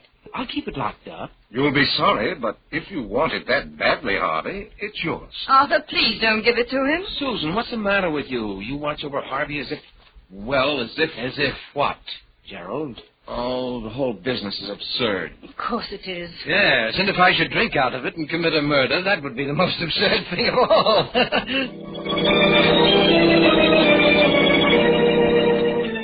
I kept the goblet on the mantelpiece in my library where the lamplight made it glitter.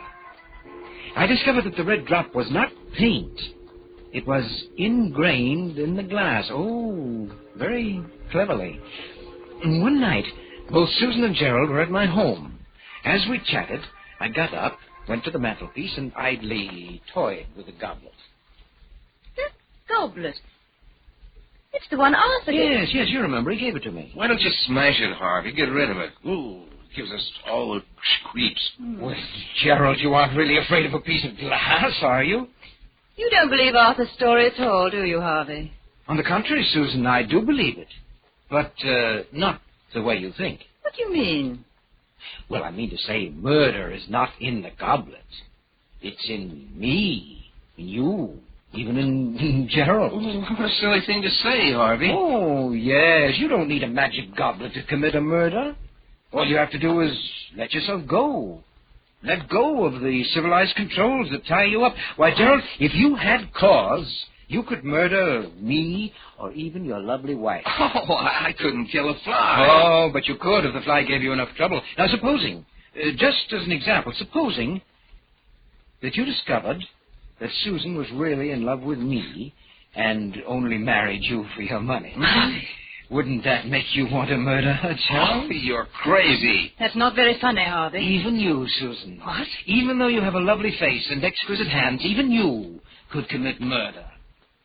Why, there must have been times when you hated Gerald, or only for a moment, of course. But in that moment, if you were not so civilized... Stop it, Harvey. Why, you could even put your lovely hands around my throat. Oh, stop it, Harvey. You're not that important to her. And then just why are we on this gruesome subject? That's Harvey's idea of humor. Susan looked at me, a touch of red at the point where the cheekbones make the skin taut. She seemed angry, but she wasn't really.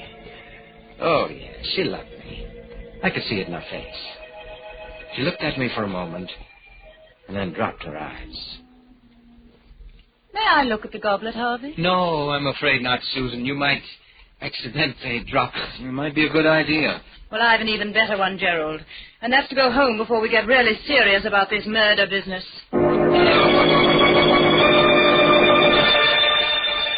I sat there staring at the goblet after they left. It fascinated me, glittering in the lamplight. And as I looked at it, it almost seemed as if the red spot of blood was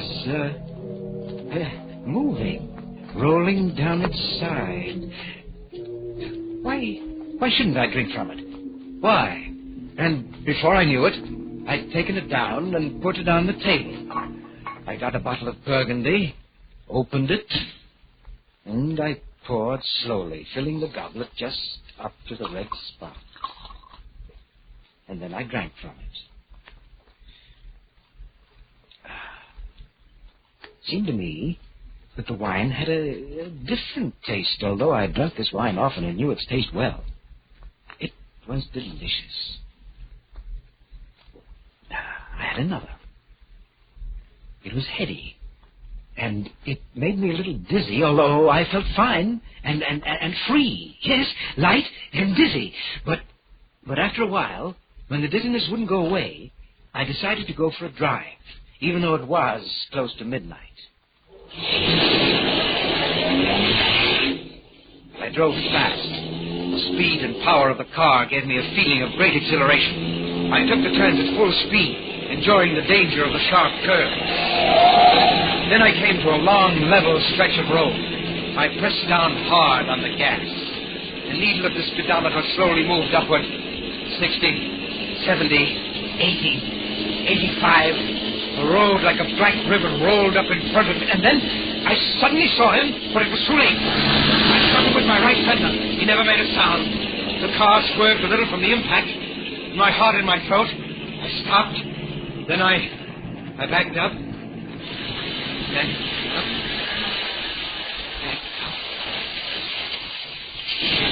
Backed up to where the body was lying, sprawled grotesquely on the edge of the road.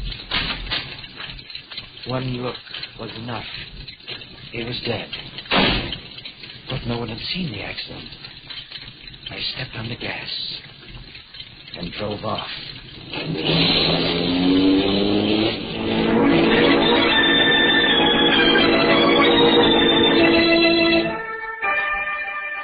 Death's goblet, and the man who drank from it.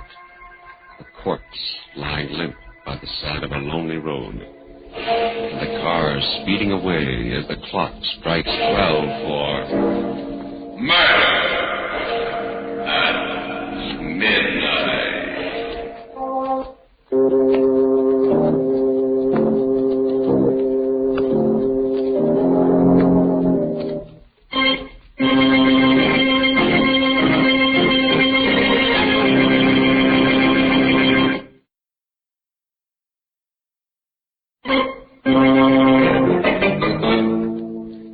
Now, back to Murder at Midnight. Harvey challenged the curse of the goblet and found it true. He had just killed a man after drinking from it.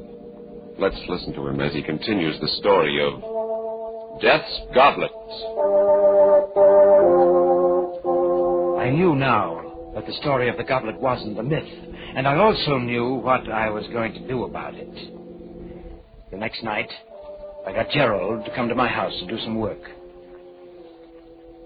I can't make head or tail out of your cost estimates, Harvey. Oh, no, really, Gerald, it's very simple. Just concentrate. Why can't you take care of it like a good fellow? I'm awfully tired. Well, all right, let's stop for a couple of minutes. Have a drink?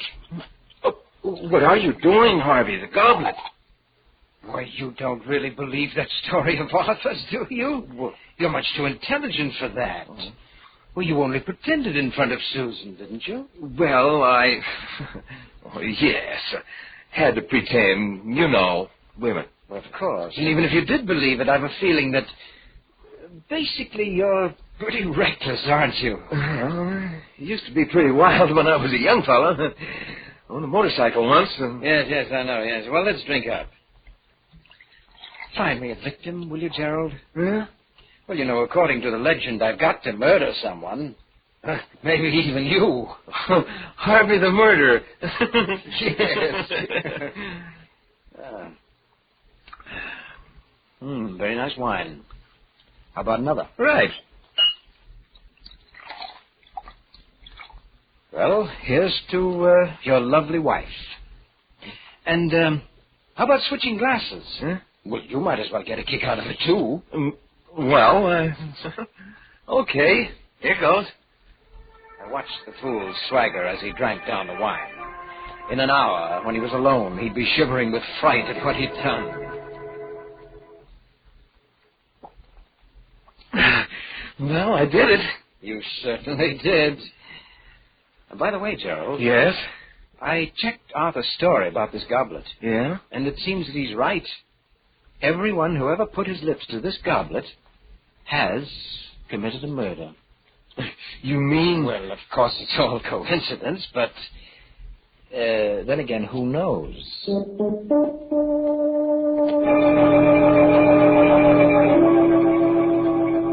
All the next week, I kept reminding Gerald about his drinking from the goblet. I wasn't really trying to get him to kill, but it was amusing to see him get upset and uneasy. And I noticed he was getting a little bolder, particularly with Susan, and had developed a temper. And one night, just as I was about to retire... Hello, is that you, Harvey? Yes, Susan, how are you? I'm fine. I'm just a little worried about Gerald. He usually gets home at about 6, and it's 11 o'clock now. Do you know where he might be? Why, he's having dinner with his sister. Sister? Yes, a tall, dark girl. She was in the office today, and... Harvey, Gerald has no sisters. Oh, he hasn't? No. Oh, I guess I got him mixed up with someone else. Yes, it was Les Gordon who was meeting his sister. Yes, Gerald had some business to take care of over in Milford. You're not very good at covering up, Harvey. I'm coming right over. Please wait up for me. Good. Things were beginning to happen. It was becoming very interesting. Now we'd see. Harvey, I want you to tell me everything. I must know. Who is this girl? Take it easy, Susan. Come, sit down. Oh, never mind that. What about Gerald? I don't know anything about Gerald's private life. And besides, you're not the one to talk. What on earth do you mean? You know perfectly well what I mean. You don't really care for Gerald. Actually, you're in love with me. Harvey. Well, you are, aren't you? Maybe. Sometimes I think I am. Oh, but you're too cold-blooded. I'd never be sure I could trust you. As a matter of fact, you'd like to get rid of Gerald. Why do you say that? Well, I'm just putting your thoughts into words.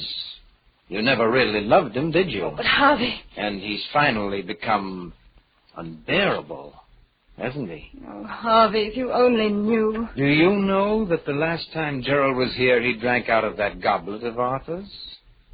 It's possible that he wants to get rid of you, too. Oh, stop it, you hear? Well, I'm just telling you what I think you ought to know. Oh, we'll see. I left word at home that Gerald was to meet me here. And if he does come, well, we'll see. He sat and waited, not talking much.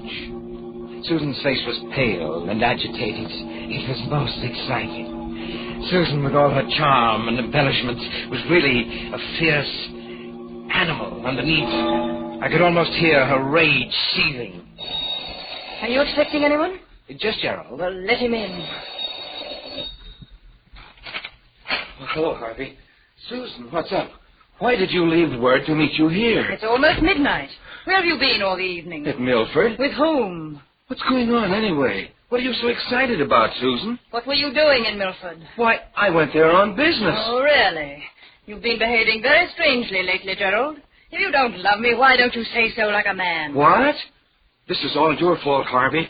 You've been filling her head with poison. I had nothing to do with this. I told her that you went to Milford. All he did was to make me see clearly something I felt for a long while. And I think this is the time to do something about it. Oh, are you out of your mind? Put that gun down. You remember it, don't you? You gave it to me. Said it might be useful in an emergency. Harvey, take that gun away from her. She's liable to shoot. She won't shoot. She's only trying to frighten you. Am I? Let's see. Oh, my shoulder. Give me that gun. Give me that. Harvey, she's dead. Yes, Gerald. And you killed her. But it was an accident.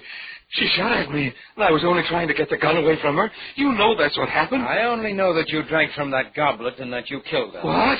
But... Oh, you dirty treacherous. You planned all this so that you could get rid of me. So that you could have Susan. You could have the firm for yourself. You'll have to do better than that to beat the gallows, Gerald. Gallows? Please, Harvey. We've been friends for a long time. You can't let me down. You wouldn't have pressed the trigger if you hadn't had murder in your heart, Gerald. You shot her because you wanted to. That's what I saw. I believe in telling the truth. Harvey, I'll turn over the business to you. I'll do anything if you'll just... I don't accept bribes, Gerald. All right. But I'll fool you. I'll call the police myself. Well, there's the phone. I'll prove my case in court. They won't convict me. Operator, give me the police. Hello? Police department? This is Gerald Hamilton. I just accidentally shot my wife. And my friend's home. Yes, she's dead. The address is 411 Grove Street. That's right. I killed her. Accidentally. Yes. I'll be waiting here. Cigarette, Gerald? Treating me like a condemned man, huh? Well, I'm not going to die. All I have to do is tell the truth about everything, including you. Oh, but you forget, Gerald, there must be fingerprints, your fingerprints on that gun. That won't look very accidental, will it? But Harvey... You did it, Gerald. I saw you. If you don't back me up, they'll hang me like a common criminal. Please, Harvey, don't let them do that to me, please. Oh, stop whining, Gerald. What? All right, Harvey, I'll stop. You're responsible for this whole thing. You know you are. And since they can only hang me once... You raised the gun, but I'd been expecting it. I grabbed his hand, pushed it against his chest. My finger pressed on his and on the trigger. And suddenly, he went limp. You won't get away. My alibi was perfect. All I had to do was wait for the police that he himself had called. The minutes ticked slowly away. And then...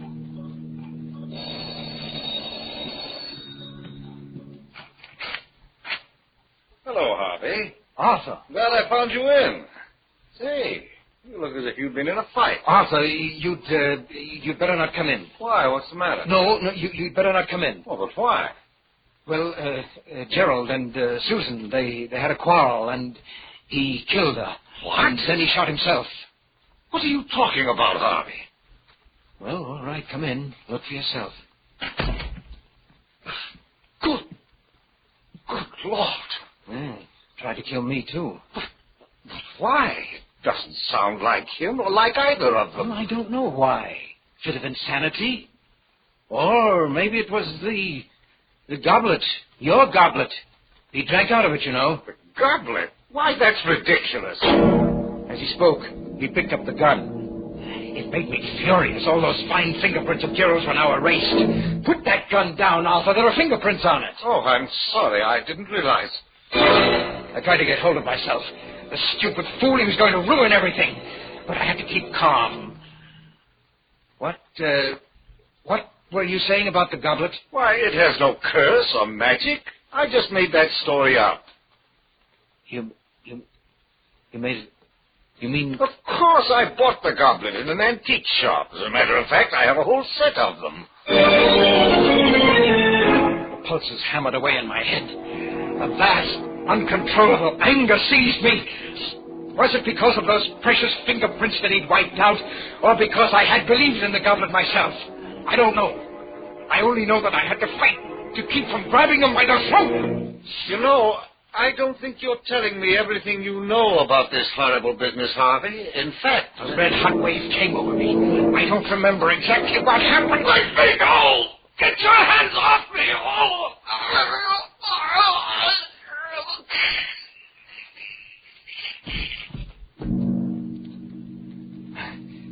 Arthur's body is lying there, too, now.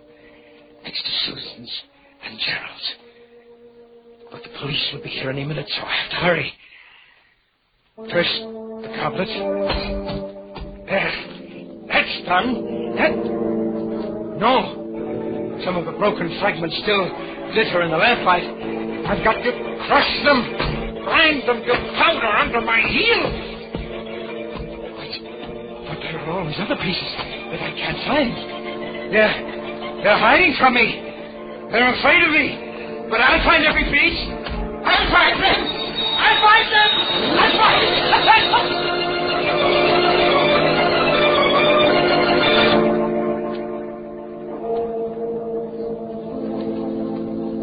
Three bodies lying huddled on the floor, and the madman crushing the fragments of the broken goblet to powder as the police car drives up and the clock strikes 12 for murder at midnight.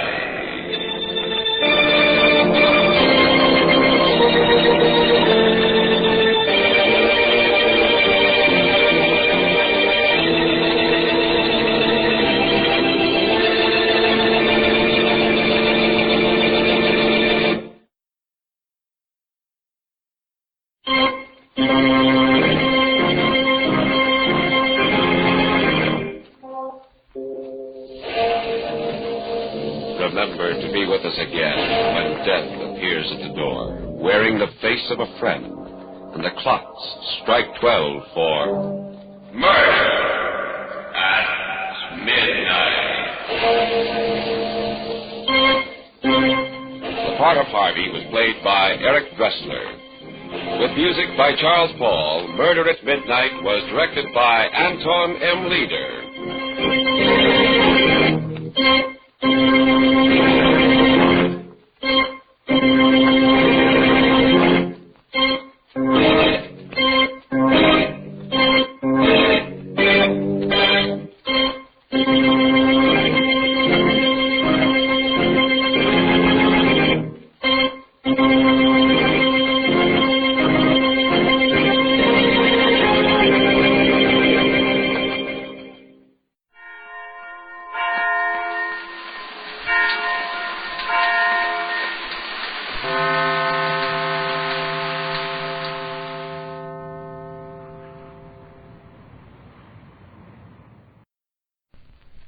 And now, This I Believe.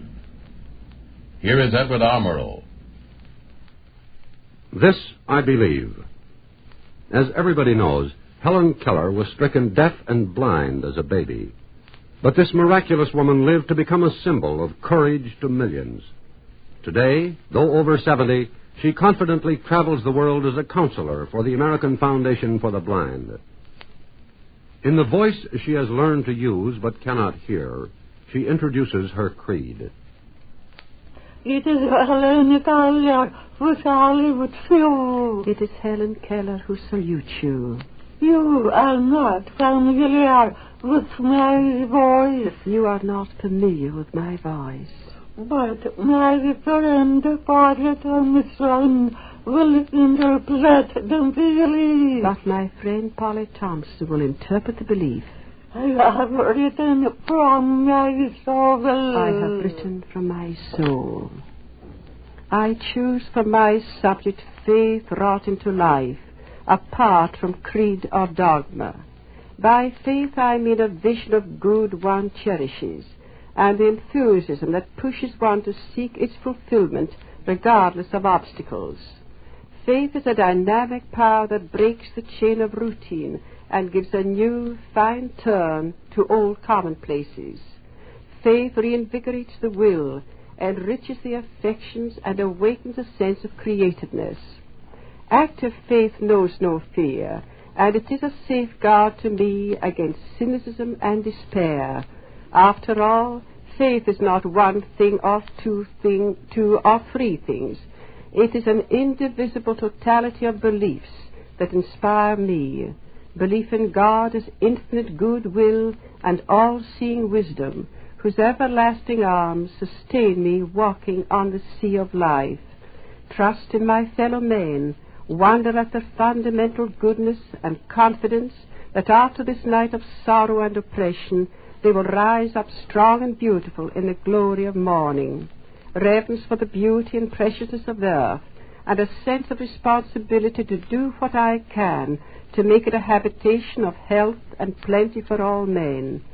Faith in immortality because it renders less bitter the separation from those I have loved and lost, and because it will free me from unnatural limitations and unfold still more faculties I have in joyous activity.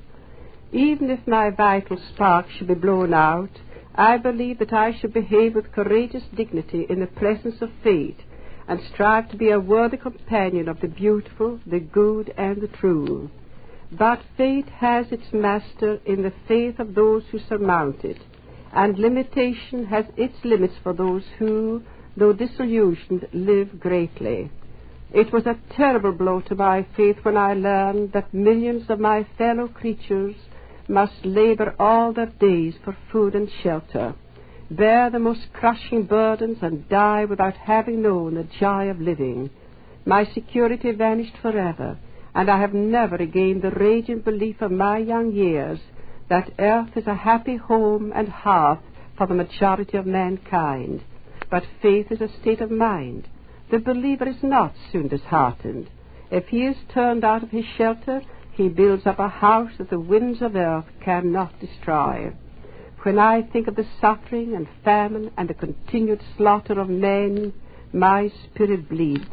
But the thought comes to me that, like the little deaf, dumb, and blind child I once was, mankind is growing out of the darkness of ignorance and hate into the light of a brighter day. You have heard the beliefs of Helen Keller, introduced by her own voice and interpreted by Polly Thompson, who for nearly 40 years has helped her emerge from a blind and deaf-mute's prison to communicate so richly with the world. The Linux Show, starring Nick Carter, Master Detective, presented by Acme, America's great producer of fine quality paints.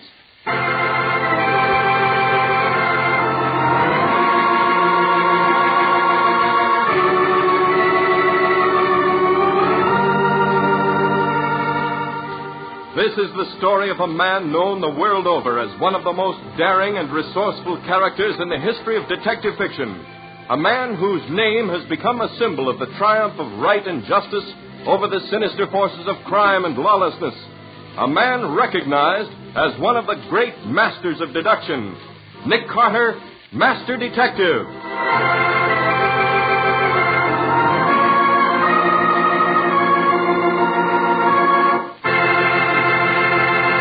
today's strange case, The Haunted Rocking Chair. Another exciting chapter dramatized from the life story of Nick Carter.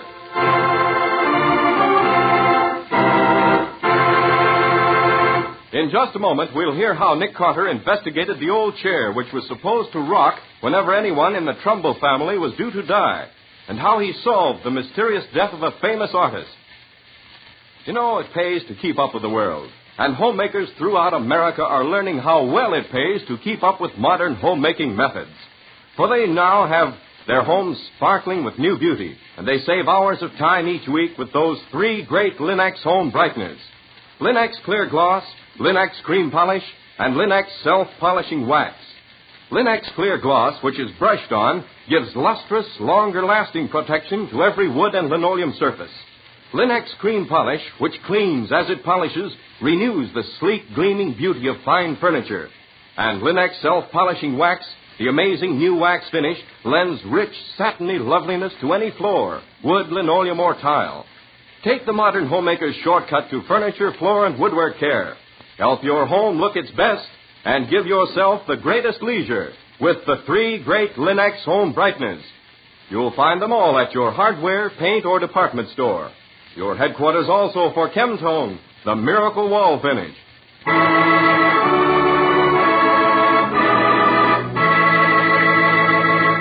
And now for today's exciting case from the life of Nick Carter. Once again, we keep our weekly appointment, which takes us to the sedate old Victorian mansion on the corner of 5th and 4th. It is late afternoon. The long shadows fall across the quiet streets.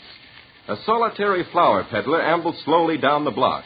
His horse follows sedately, pulling a dilapidated truck full of potted geraniums and petunias. The peddler is exercising a fine Italian tenor voice. Anybody wants the flowers? Like the flowers? I got a petunia. I got a geranium. I got a roses. Whoa, Garibaldi. Oh, wait a minute here. I got to say, if the nice young lady is home. Got a petunia. Got a begonia. Tony, wait a minute. It's okay, Garibaldi. She's coming. Good afternoon, Miss Patsy. Hello, Tony. How's Garibaldi? Oh, it's fine. Good. Tony, have you got any climbing roses? We lost ours, you know. Winter killed. No. Uh-huh. That's too bad. It's a shame, too. You want the Paul the Scarlet or that new Dawn or a Blazer, maybe? Well, I don't got them today, but I'm going to get them for you. Good. We'll take one of each. Miss Patsy, your boss, he's home, maybe? You mean Mr. Carter? Yes. Yes, he's upstairs in the laboratory. You ask him, please, can he see Tony? Well, it's after office hours, Tony. I got to see him, Miss Patsy. Please, I got to see him. Well, what's it about? My sister, Maria. She's afraid. She's got afraid to death. What's she afraid of, Tony? A rocking chair. What? A rocking chair that was belonged to an old lady. And this old lady is dead a long time ago. But sometimes she's come back. She sits in the rocking chair and a rock and a rock and a rock. And every time she's a rock, somebody gets dead. That sounds promising. Suppose you tell me all about it, Tony. Then I'll see if I can't persuade Mr. Carter to pay your sister a visit and investigate that rocking chair.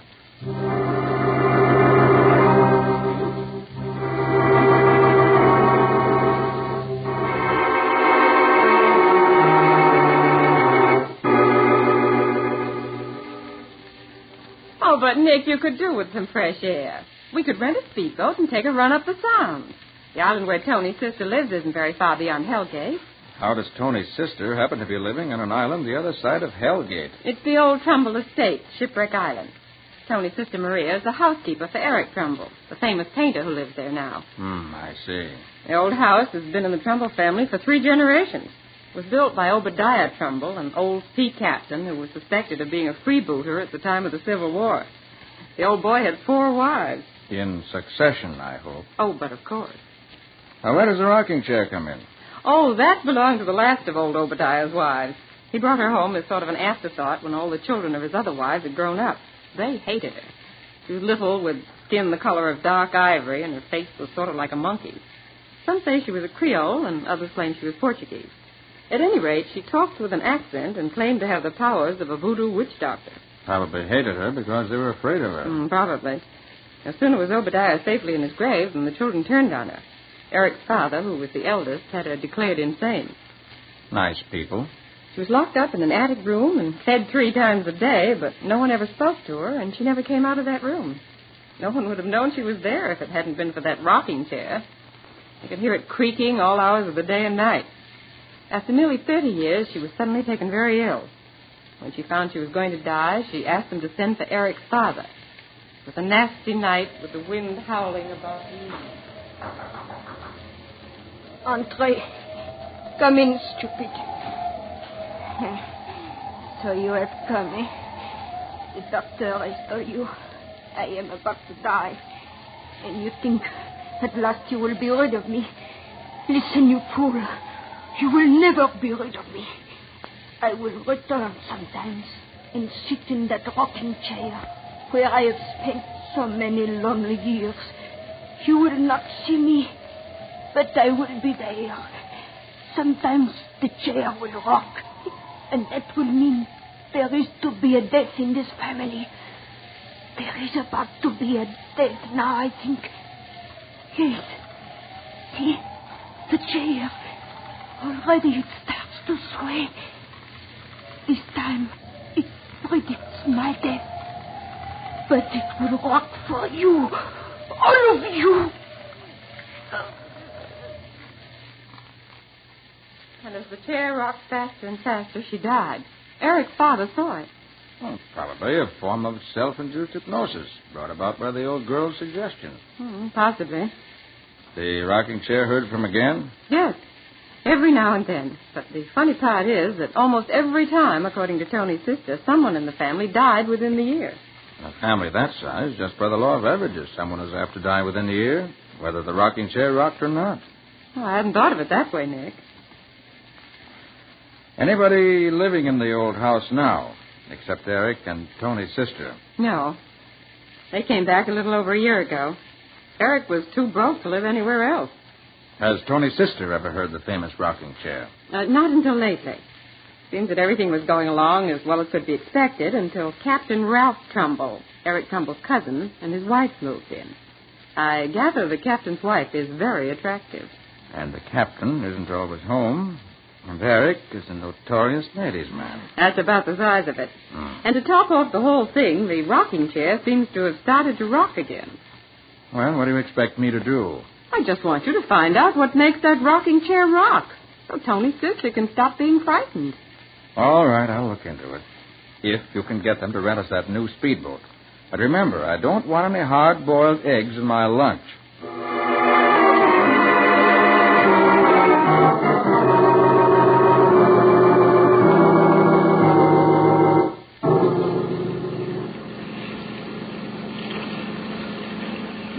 Glad you came, Nick. You ever see such a heavenly day? Going to be a storm before night. Oh, Nick, there isn't a cloud in the sky. Tony said he got word to his sister we were coming. She'll be waiting for us on the dock. That must be the island up ahead, Nick. Slow down or we'll pass it. Well, you look at that house. It's got everything. Cupola, widow's walk. I'll bet there's even an iron deer on the front lawn. And I could certainly use a coat of paint. Look there on the end of the dock. That must be Tony's sister. She's not exactly what you'd call a silk, is she? Oh, hand me that line, will you? Hello? Are you Tony's sister? Si. I'm called Maria.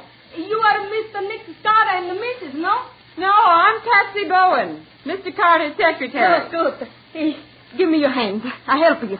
Thank you. Oh, be careful, please. So many of these boards are so old. Okay. We'll be careful. Well, Maria, how about it? You think I can get a look at this notorious rocking chair that's causing all the trouble? Oh, see, that's easy. The captain is away on a cruise. He won't be back until next week. Mr. Eric and the captain's wife are in the studio. He's painting her picture. Painting a picture, is he? What's wrong with that? Oh, he's always painting her when the captain is away. The studio's in the front on the second floor. The room with the rock and the chair is on the third floor over the kitchen. We'll take the backstage. No one will see us.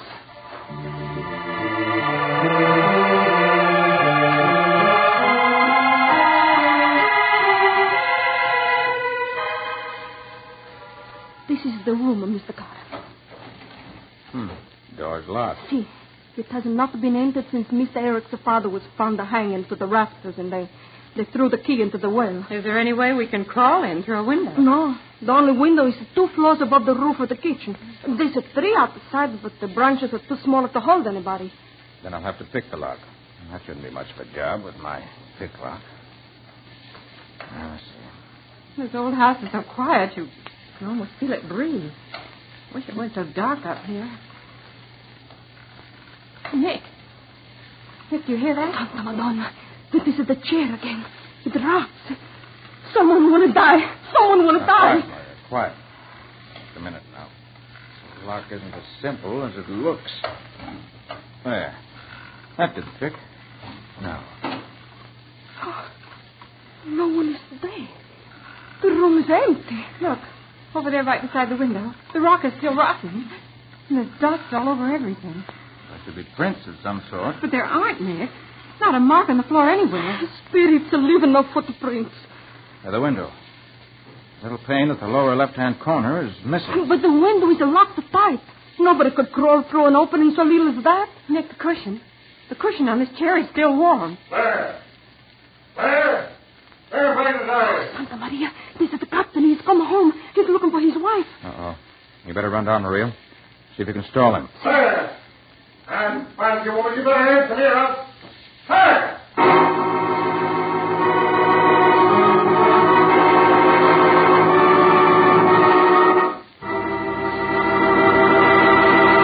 Well, a locked room and a rocking chair that rocks all by itself, with nobody around to set it rocking, and an angry captain trying to find his missing wife. How can Nick put all these things together and get the right answer? We'll see in just a moment. The things you learn firsthand are the things you really know best. That's why women who have used the new Linex self-polishing wax are so enthusiastic about it. For they've found how different, how perfect a quick-drying wax can be. They've learned what sparkling new beauty, new protection, new skid resistance it gives their floors and linoleum. Developed by leading research chemists to give you the best, the formula of Linex self-polishing wax is completely new. It has the highest possible content of genuine carnauba wax, lending handsome appearance, lasting protection, real anti-skid finish to every household floor surface. The underwriters' laboratories have actually proved that linoleum, hardwood, and rubber tile are less slippery after application of Linex self-polishing wax. The minute you walk where it's been applied, you can tell the difference. What's more, Linex self-polishing wax dries quickly to a satiny luster without tiresome rubbing. And it takes only a jiffy to wipe on. So follow the example of wise American homemakers. Use genuine Linex self-polishing wax. And remember, when you want a modern finish of the brush-on type to give even longer-lasting protection, get Linex Clear Gloss, which dries overnight to a beautiful gloss finish that lasts amazingly. Whichever you prefer, Linex self-polishing wax or Linex Clear Gloss, you get the finest product of its kind when you ask for it by name, Linex. You'll find all 3 great Linex home brighteners and Chemtone, the miracle wall finish that dries in 1 hour, at hardware, paint, and department stores everywhere.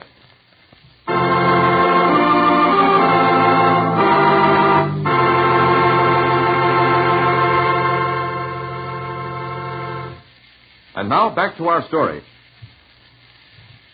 Investigating an old house in which an ancient rocking chair started rocking without any cause or reason, Nick runs into a complicated set of circumstances.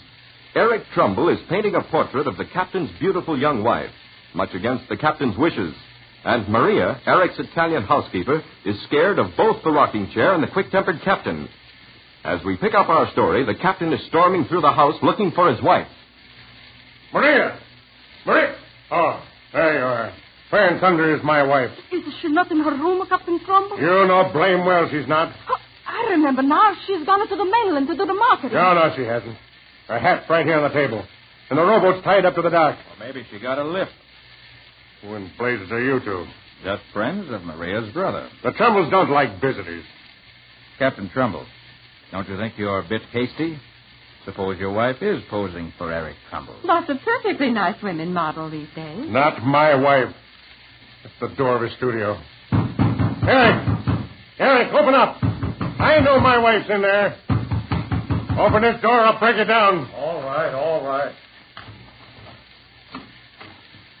Really, Ralph, you have to be so boisterous. You're not yelling into a gale, you know. Where are you, Claire? Here I am, dear. Oh, really, Ralph, this is too naughty of you. I was having my portrait painted for your birthday as a surprise. There it is. Eric, I told you to keep away from my wife. But when I come back unexpectedly, I find you both in the studio with the door locked. Oh, don't be so Victorian, darling.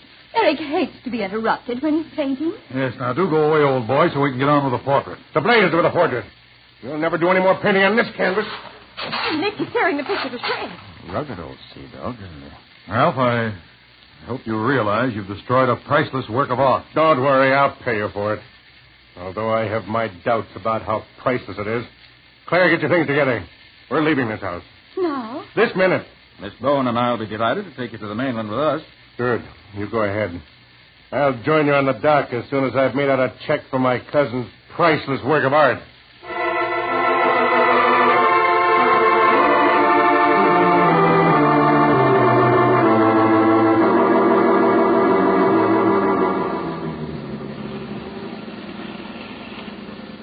Nick, I don't see why you insist on going back to Shipwreck Island. We just left it a short while ago. I know it, Patsy, but I got to thinking. Eric Trumbull may not be the nicest guy in the world, but I'd hate to see anything happen to him. I think it'd only be fair to warn him. Warn him about what? About the captain's crazy jealousy.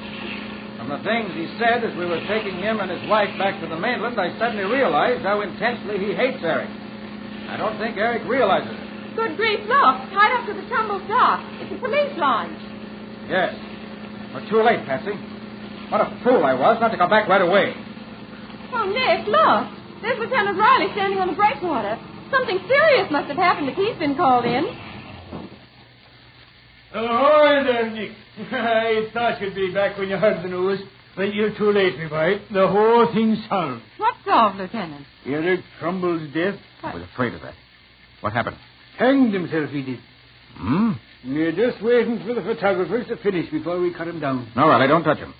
Don't touch a thing till I have a chance to see him. But this isn't suicide. It's murder.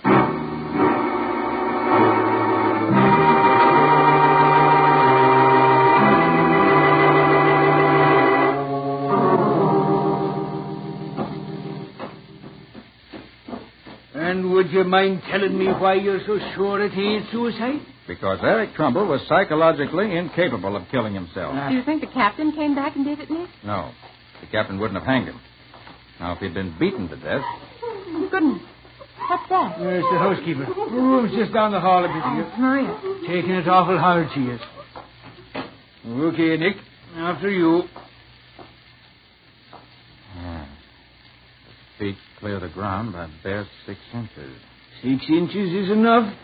Medical examiner took a look at him and says it's death by strangulation, me boy. No mistake. I'm not doubting that. You say nothing's been touched, Riley? Not a thing, Nick.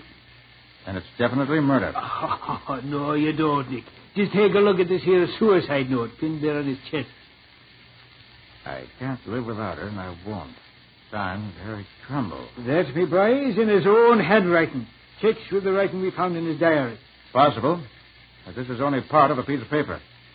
The upper part's missing. So what? It's a suicide note. That's enough for me. Riley, if a man's going to commit suicide, he has to stand on something. Box, chair, even a few books, and then kick them away from him. But there's nothing here. Nothing within 15 feet of the spot where the body's hanging. You're right. Consequently, Trumbull was strung up by someone else. Someone who threw the rope over that beam, hauled the body up, and then tied the rope to that bracket. Now, wait a minute. What would Mr. Trumbull be doing all that while? There's no signs of a struggle here. Probably because the murderer was careful to sneak up behind him and knock him unconscious first. Huh? Your medical examiner will take a good look, Riley. I think he'll discover a lump at the base of the brain somewhere. Hey, I better go and talk to him. Who would ever think of looking for a lump on the head of the guy who's hanged himself? Nick? Nick, will you come out in the hall a minute? Yes, right away, Patsy. As soon as I unpin the so-called suicide note. All right. What's up? It's Maria here. She wants to talk to you. Mr. Carter, please. I hear what you said, that it is not a suicide. Is that the truth? I'm afraid so, Maria. Oh, I know it. It was the captain. They had a terrible battle fight after you left to go to the boat this morning. Maria, what makes you so sure that Captain Trumbull killed his cousin? That note you have in your hands. It's part of a letter Mr. Eric sent 3 days ago to New Bedford where the captain's ship had gone. Mr. Eric was in love with the captain's wife. He was painting a picture of her. Yes, we know that. You did it then. I know it while you waited on the dock. We were there less than 5 minutes. Oh, the captain is so strong. For him, 5 minutes is plenty. What makes you so sure it wasn't somebody else? Somebody who came to the island after we left. Because nobody came. When you were gone, I lock all of the doors and the windows. I go to the kitchen to fix Mr. Eric his lunch. When I take it up to him, I find him. Like that. And you're sure no one else was here? You didn't open the door to anyone? I swear on the Bible. Tell me, Maria. Why did you kill Eric? You think I did it? No, you are wrong. It was the captain that let the proof that letter was written to him. The captain didn't do it, Maria. For 2 reasons. One, the letter, though undoubtedly written by Eric, was never sent. But, Nick, how could you possibly know that? Because this torn suicide note covers more than half a sheet of notepaper. Any letter that's gone through the mail has been folded at least once. This one was never folded. Consequently, never sent. But the second, and the most important reason, as we left the island this morning with the captain and his wife, I happened to take a look at the house. Eric Trumbull, alive and healthy, was glaring at us from his studio window. Oh, no! Consequently, Maria, since no one entered the house after we left, and since you were alone with Eric Trumbull, the only person who can possibly be responsible for his death is you, Maria. Your last name is Trumbull, isn't it? Yes. Maria Trumbull. I was Eric's wife. That's why I killed him. Yes. I had an idea that was the reason. He married me 20 years ago in Sorrento when I nursed him back from the dead.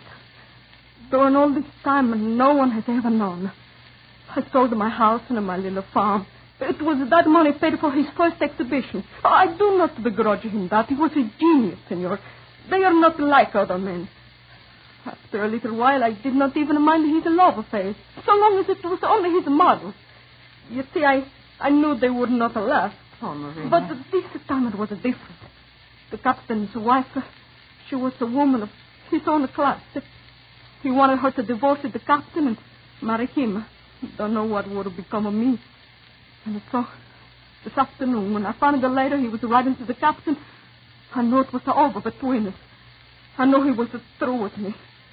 After all the hardships, all of the insults, something inside of me turned strange and cold. And I killed him.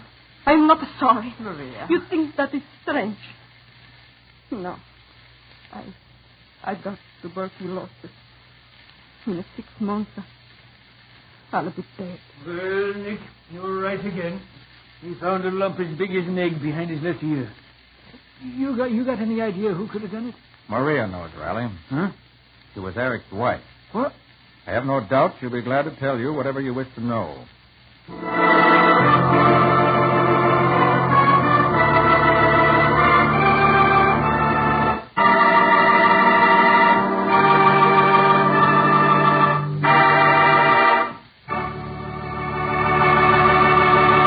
In just a moment, Nick will be back to give you the final details of today's story and tell you what caused the rocking of the haunted rocking chair.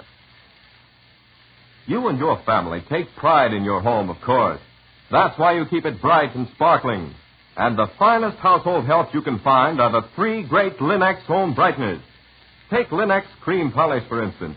What a help it is in keeping your fine furniture lovely. Because it cleans as it polishes, Linex cream polish erases finger marks, removes deposits of dust and old polish, helps conceal scratches, all in one quick, easy application. And it leaves a lovely, gleaming luster that brings pride to the heart of any homemaker. What's more, Linex cream polish leaves no surface oil to attract more dust, to make more work. So save half the time, half the fuss of furniture upkeep.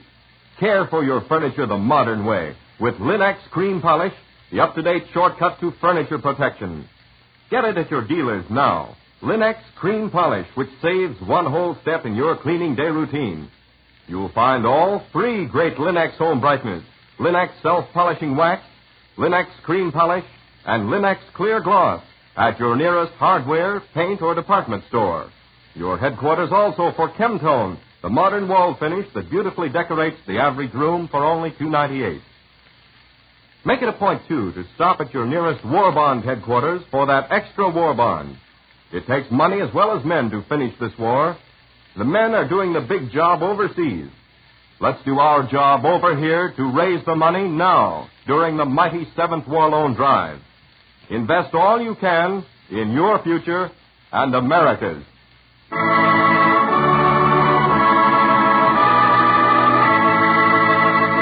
And now let's hear from Nick Carter himself. Nick, what happened to Maria? Did Riley arrest her? Yes, Ken, he did, but she died before she could be brought to trial. And what about the rocking chair? After considerable observation, we found out it was just a Trumbull cat. She used to climb up the trees, jump through the broken pane, and into the chair, which stood right beside the window. She'd sit there in the old chair and wash herself, and her movements would make the old chair rock. But how come the cat just started recently to sit in the old chair like that? Well, we learned it was only recently that the cat came to live at the house. Disgustingly simple when you know the answer. That's what I always say. And Nick always laughs at me when I say it. But it's true. Well, what's about your story for next week, Nick? Got a couple of not too well-veiled hints on that one? Well, I don't see why not, Ken.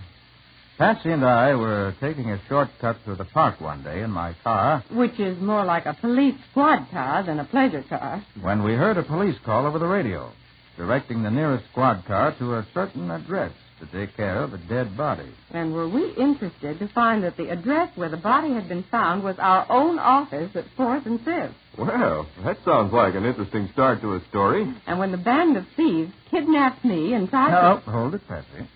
Save something for next week. Well, Nick, what do you call the story? The Body on the Doorstep.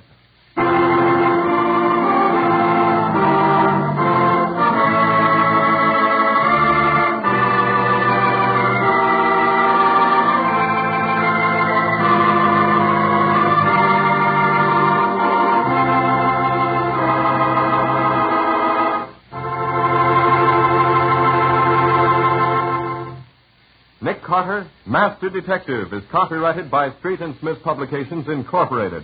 Lon Clark is starred as Nick with Helen Choate as Patsy. Original music is played by Lou White. The programs are written by Edith Miser, and any resemblance therein to actual persons living or dead is purely coincidental. The entire production is under the direction of Jock McGregor.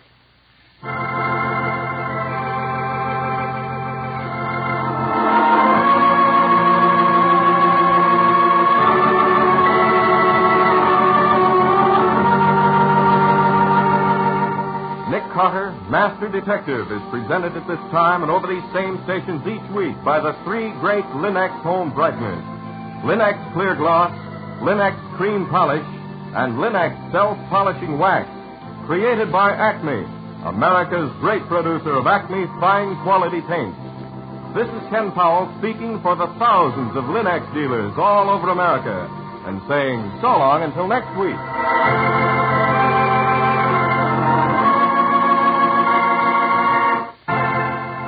This is the Mutual Broadcasting System.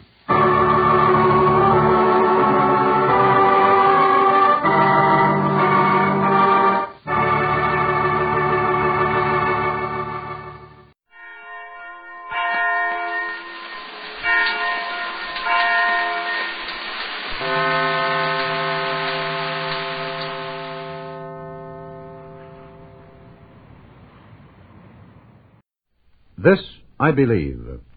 Is the American pioneering spirit dead? Some people think it died with the passing of the frontier. Henderson Suppley, Jr. says no. His work in industry, in education, and in welfare bears out his confidence. Vice President of the Atlantic Refining Company, an active trustee of schools, colleges, hospitals, and the Philadelphia Community Chest, Henderson Suppley is a man whose principles have a real effect on the life of his community. Here now is his statement of the beliefs he lives by. I'm going to emphasize just one segment of my personal creed. One of the earliest definite influences on my life was the story of my grandfather's earliest experience. As a young man, he left his home in Pennsylvania to start a business career in Virginia. The outbreak of the Civil War forced him to abandon his new home and his business establishment. He retained only a horse and carriage, which he used to drive his wife and their infant son back to Pennsylvania, where he faced the problem of how to support a young family. Despite a series of crushing disappointments, he finally built up a small dairy business. He was always confident that the opportunity existed to achieve success if he tried persistently enough. And so the word opportunity has come to have a very intimate and significant meaning for me. In many lands, the opportunity does not exist for people to achieve beyond the positions of their birth or to rise again after they have been knocked down by misfortune. My grandfather's experience has caused me to believe that opportunity, as we know it in this country, is one of the most precious ingredients of our system. Of course, I use the term in the broad sense, the opportunity for people to carve out useful careers for the benefit of their families and communities. Opportunity by itself is empty without the prospect of satisfying reward. My concept of satisfaction may be different from somebody else's. To me, the highest satisfaction derives from achievement, and I don't mean the glorification of personal success. Thomas Carlyle's writings brought the message home to me in college. I remember his earnest lines, "Whatsoever thy hand findeth to do, do it with thy whole might." As a youngster, I enjoyed modeling in clay. As a businessman, I enjoy helping to model an enterprise in which men and women can profitably use their skills and resources for the benefit of themselves, their families, and the public they serve. Thus, I believe that the infinite capacity for taking pains is essential to high achievement in business and all other useful walks of life, and will be as rewarding for other earnest, thoughtful people as for the genius who molds a raw lump of clay into a museum piece. As I think about it, I have realized that even my community activities have been motivated by a strong conviction of the part that opportunity plays in our way of life. For example, most people refer to hospitals and related social agencies as charities.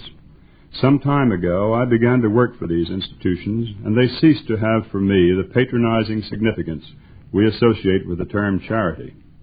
Instead, I see them as necessary parts in the pattern of a community. Without them, a large city simply couldn't cope with its human problems. Through our great networks of privately supported agencies, opportunity is preserved for countless people to achieve normal and useful lives. Believing as I do that this preservation of opportunity is vital to our system, I not only feel a responsibility, but find satisfaction in helping with such enterprises. Somehow there is ample reward from the sense of better balance in my personal life and a sense of belonging to my community. That was Henderson Supley, Jr., a native Philadelphian who did not end his education when he left the ivy-covered halls of Princeton.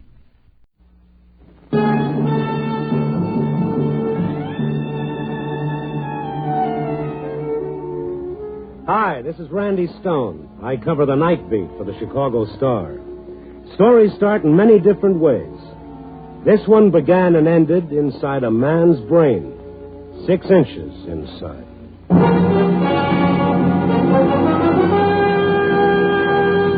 Night Beat, starring Frank Lovejoy as Randy Stone.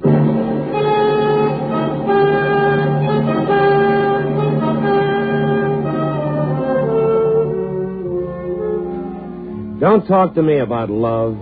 Give me a good, healthy hate every time. It's clean cut. It's something a guy can handle. But love? It's too dangerous. It's like rich, sweet earth. Flowers grow there, but sometimes a monstrosity can grow there, too. You take the love of a girl for a sweetheart, of a father for his daughter, or a wife for a husband. Beautiful, touching, inspiring? Yep, but not tonight.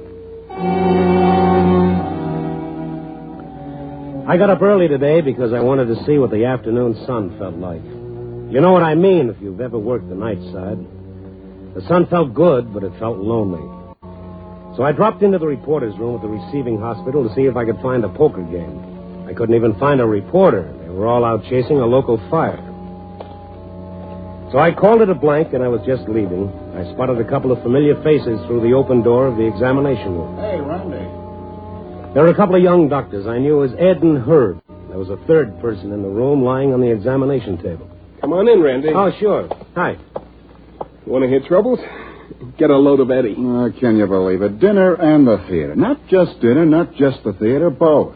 And she gives me that dodge about, I just have to get up early for work tomorrow. Yeah, so next time you'll ask questions first and then spend money. Yeah. What are you doing around here, Randy? Listening to people's troubles. Oh, this guy on the table. He's got troubles. Are you a patient? Yeah, he's our patient. Temporarily. What happened? Gunshot wound right through the head. Zowie. Suicide? Well, if it was, he must have swallowed the gun. Lorraine, doctor. You'll be all right. We're doctors. You'll be all right. Randy, maybe we better talk over here. That man is sick. How can you guys talk this way in here? No, nothing bothers us. Not much. He's delirious, Randy. It doesn't make any difference. Not to him. You get pretty tough, don't you? Don't let us kid you. Is he going to die? Maybe. I don't know. We've done what we can. Maybe Reynolds can save him. Reynolds? What, a doctor? Brain surgeon. The best. We got a call in for him. Oh, that guy'd give you the creeps. Who shot him? Who knows who shot him? Maybe you want a story? I'll tell you what I know. His name's Jerry Karn. He had a nice apartment, but now there's blood on the rug. His identification card says, notify Mrs. Lorraine Karn in case of emergency. So I guess she's his wife. He's been shot in the head and the bullet's still in there. Want me to get technical? Hello. Yes, Dr. Reynolds. This is Dr. Boyd at the receiving hospital. We have a case. A gunshot head wound. Dr. Reynolds, we want to know... No, don't want Reynolds. I'm sorry, Dr. Reynolds. I can't talk here. Will you hold on just a minute, please? I'll take the call on another phone. I'll be right back, Herb. No, don't let him. It sounds like he knows this, Dr. Reynolds. Yeah. Well, why not? Well, maybe he does. Don't ask me. Reynolds, don't want him. Jerry. Huh? He's a fine doctor. No, please. Who shot you, Jerry? He's not really conscious. Better let him rest, Randy. Has his wife been informed? I don't know. She lives at a different address. Guess they're separated. Herb, Randy?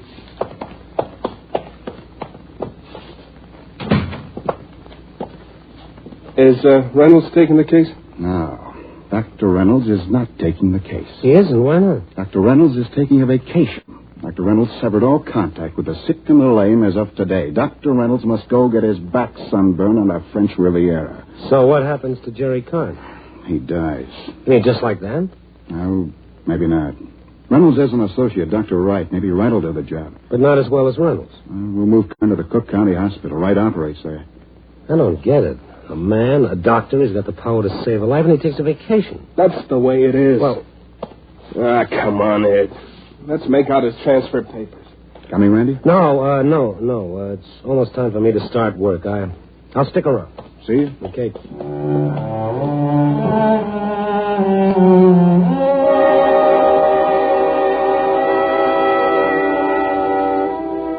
I stood there in the hall for a minute trying to figure the angles. I thought of Reynolds, and I was getting sore. Couldn't help thinking that Jerry Karn knew his name, that his babbling was more than babbling. I turned back to the examination room and reached for the door handle. Hold it, Randy. Well, Sergeant Kalski. What are you doing out in broad daylight? Enjoying myself, having fun. You on the case? Yeah. Oh, Kalski, the Death Watch kid. What makes you think he's going to die? What makes you think he won't? He's in a hospital. There's doctors. Yeah, I know. There's doctors, and then there's doctors. What do you know about this? He's got a wife named Lorraine. We haven't got a line on her yet. Maybe she'll show here. I'm waiting. How does she figure, Kalski? Well, she figures like this. The neighbors say she kept coming to see Karn, but he had himself a girlfriend. So maybe, just maybe, the wife shoots the husband. Know anything about the girl? Just her name, Reynolds, Miss Reynolds.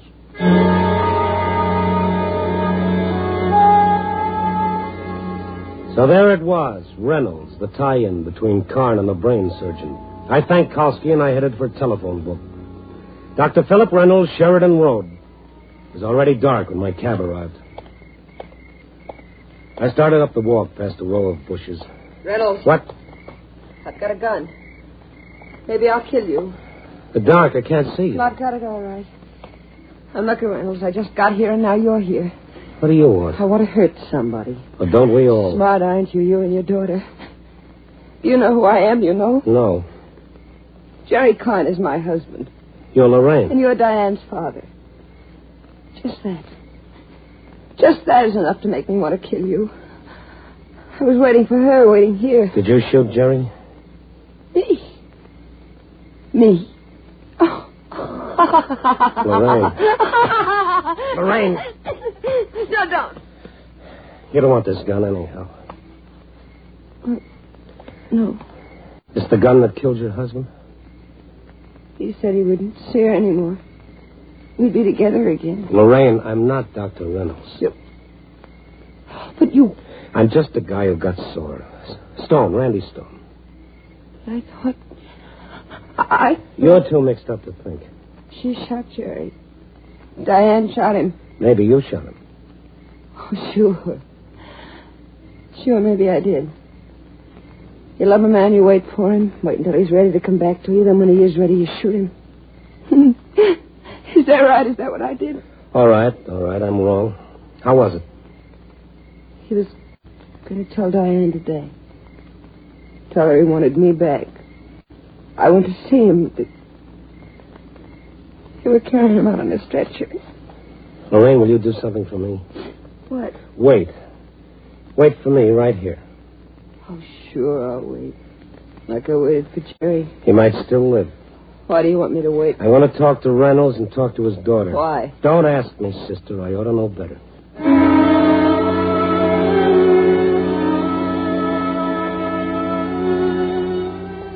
I started up the walk toward the Reynolds house. I could barely see Lorraine Karn. She was a shadow, still and motionless, but her mind rolling like a handful of ball bearings. The door was opened by a heavily built man with gray hair and tortoise-shell glasses. Yes? Dr. Reynolds? I'm Dr. Reynolds. May I come in? What is it you want? Thank you. I'll see here. My name is Stone, Randy Stone. I'm a reporter for the Chicago Star. Does that give you leave to barge into my house? I don't know, does it? I'm sorry, Mr. Stone. My daughter and I are just leaving for the airport. We have no time. Who is it, Dad? Miss Reynolds, I'm a newspaperman, Randy Stone. Is there anything... Yes, there is something. I just left the receiving hospital. A man's been shot. Well, if this has anything to do with my professional services, I'm afraid that's out of the question. Well, this man, his name is Jerry Karn. What? He's dying. Jerry? What happened? He was shot through the head. In a few hours, he'll be dead. Your father might save him if he operates. He doesn't care to operate. But Father, you didn't. Jerry. I'm sorry, Diane. I thought it best not to tell you. You thought it best. A married man. I've begged you not to see him. Mr. Stone, who shot him? Ask the police. Do they know? Well, they know he's been shot, and they know he'll die unless your father operates. I'm sorry, Mr. Stone. I don't propose to pass judgment on this man, but even a doctor is entitled to a vacation. I plan to leave tonight. Diane. Hey, you can't leave. I love Jerry. You're my father. Doesn't that mean anything to you? Well, Doctor? There are other surgeons. But not you, huh? I've made plans. So a man's life doesn't count? Are you worried about your fee? Don't be insulting, Mr. Stone. I'm not concerned with fees. Only this afternoon I operated on a charity case. Well, what does that prove? If it proves anything... All right, forget it. You handled a charity case this afternoon, but this is now, tonight. Look at your daughter. Father, please. Jerry wanted me to see him today. I didn't go. I thought that perhaps going away, I wanted to please you. I knew it was wrong. I knew he was married. Now maybe he's going to die. I'll go away with you. I won't see him again, but... Father, please. Mr. Stone, what hospital is Karn in? They've moved him to the county hospital. I'll operate. Oh, thank you, Father. Thank you. Good night, Mr. Stone. Good night, Doctor. Miss Reynolds.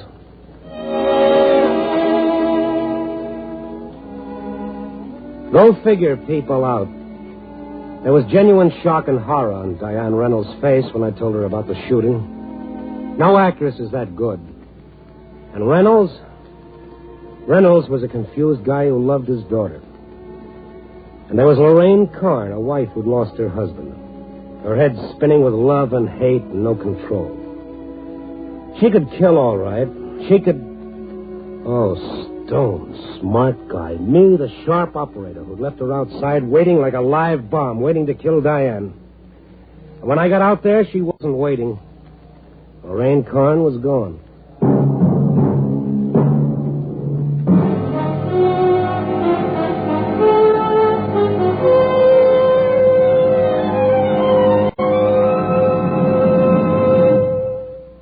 NBC is bringing you Night Beat, starring Frank Lovejoy as Randy Stone. The NBC Chimes are really excited about The Big Show, an hour and a half every Sunday night with Tallulah Bankhead as Fem C. There'll be comedy with stars like Jimmy Durante, Fred Allen, Jack Carson, Groucho Marx, and a host of others. Music with Meredith Wilson, Mindy Carson, and many more. It brings you Mr. Jose Ferrer and other leading stars of leading Broadway productions. No wonder it's The Big Show. Starts Sunday, November 5th, just 1 week from this Sunday on NBC.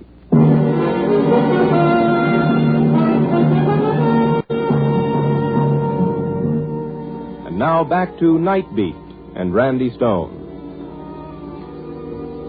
For about 20 minutes, I searched the grounds around the Reynolds house.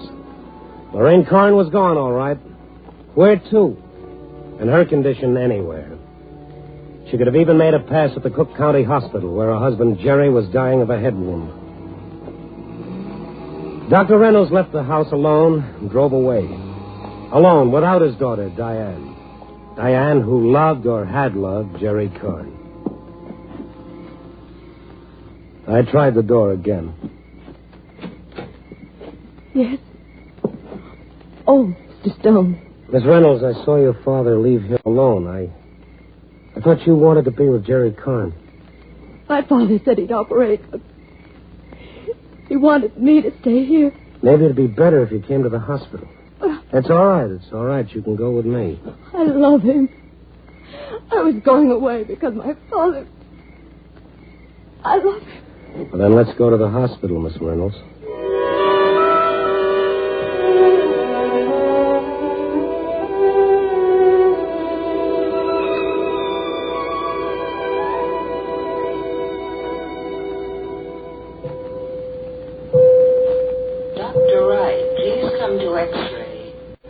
Still standing guard, Kowski? Hello, Randy. I thought you were out of there. No, I got inquisitive. Sergeant Kowski, meet Diane Reynolds.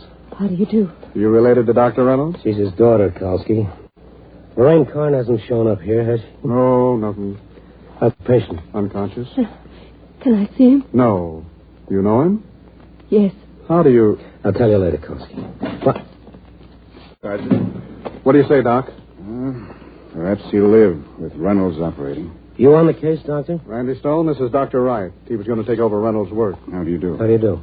Of course, Dr. Reynolds will operate now. Diane, what are you doing here? I came to... Didn't I hear a call for Dr. Wright a moment ago? Oh, thank you. I have to go over the x-rays with Dr. Reynolds. Sergeant Kowski, your nurse is remaining with the patient until he goes to the operating room. Did you assign the nurse, Dr. Wright? I know. Well, now, if you'll excuse me. Well, Kowski, who's the nurse? How do I know? Maybe we better find out.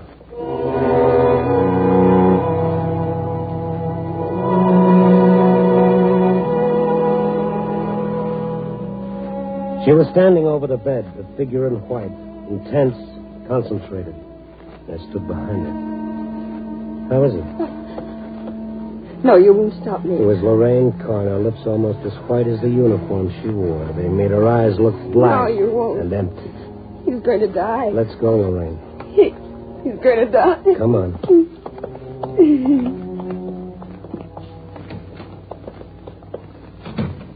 Sergeant Kowski, meet Lorraine Carn. What, she's a nurse. She borrowed a nurse's uniform. He's going to die. I wanted to be with him. I wanted to look at him. I just wanted to touch him. You shot him. Oh, you're Diane, aren't you? He loved me. He didn't want you. He loved me. I wanted to kill you. Before I wanted to kill you. He's so quiet. He's almost dead now. What good wouldn't it do? Randy, for Pete's sake, what is this? Watch them, Kowski. It's a long story. It's the longest story in the world. I'm going to find Reynolds.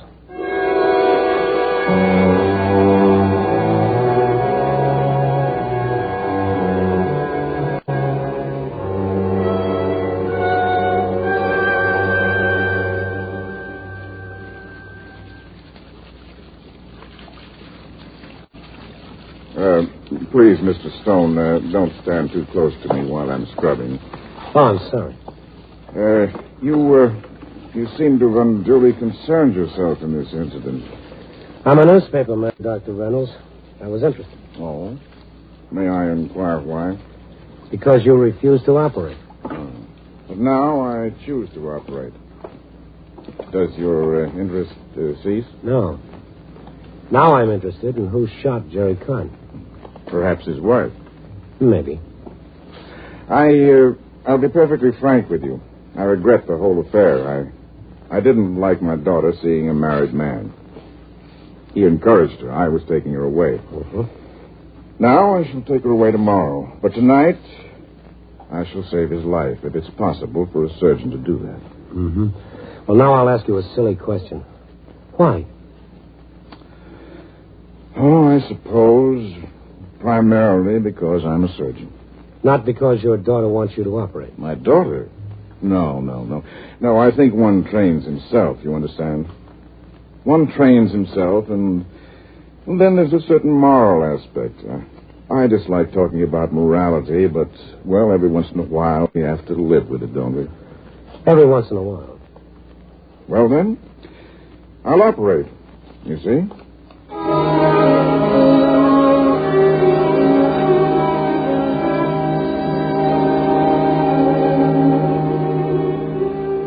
We walked to the operating room together, Reynolds and I. There were two benches outside. Lorraine Karn was sitting on one of them, her hands tightened into a knot. Kowski sat next to her, one hand hard on her elbow. Diane Reynolds sat on the other bench, strained and picking at a handkerchief. Dr. Wright was talking to her. Reynolds stopped and looked at his daughter. Diane. Yes. I'm sorry for you. My dear, I'm a doctor, and And then Reynolds turned and passed through the swing doors into the operating room. I turned to Diane. What's the matter, Miss Reynolds? You look sick. No, I'm just worried. I don't think I can stand it in here. Dr. Wright, please take me outside. There's a little matter of the police involved in this. I suggest you stay here. Sergeant Kowski says you stay. You stay.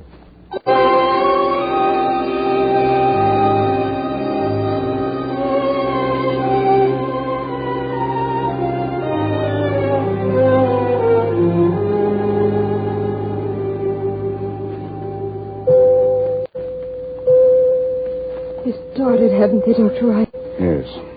It's rather difficult, as you know. Refining operation. How does it work?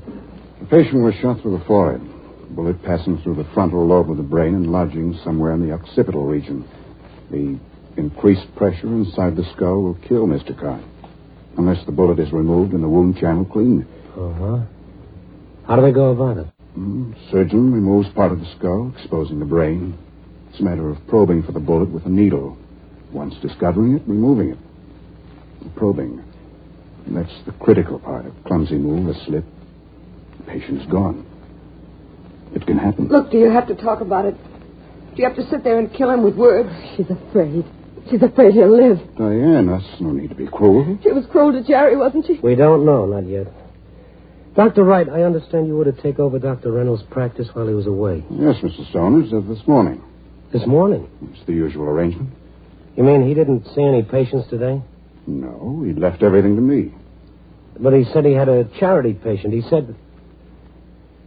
Dr. Wright, do you think that Dr. Reynolds could possibly have operated today? Not under the circumstances. Why do you ask? How far has that operation progressed in there? It's hard to say. Perhaps he's into the brain already. Can anybody else take over? It's ridiculous. I didn't ask if it was ridiculous. Is it possible? No. Not and save the patient's life. Kowski. Yeah, Randy? You're about to have a new experience as a police officer. You're going to stand right by and see a man murdered. By Reynolds? Reynolds. He must have shot Jerry Kahn. He told me he had a charity case today. Dr. Wright says no. He had motive enough. He wanted Jerry to leave his daughter alone. Reynolds was forced into operating tonight. Now he'll finish the job. That doctor in there, he's the one who shot Jerry. My own father. He can't. For me, he can't. The surgeon, the great doctor, the benefactor of man. This is unbelievable. I've known Reynolds for 10 years. He's devoted to his profession. Sure, but devotion goes so far and then the ego takes over. Reynolds is in there protecting his ego now, to self, to him, most important thing in the world. More important than you, Diane. Then stop him. Oh, Jerry. Stop him. Randy, we can't just sit here. Well, how do you stop him? He's got his hands inside the man's brain. I don't know how, but I'm going in there. Father, you can't do it. He can't Maybe do you it. better stay out here with them. I don't understand what this is all about, but I'll go in there if you think... We stay here, Dr. Wright. Randy, get in there. Doctor, I'll need a robe and a mask.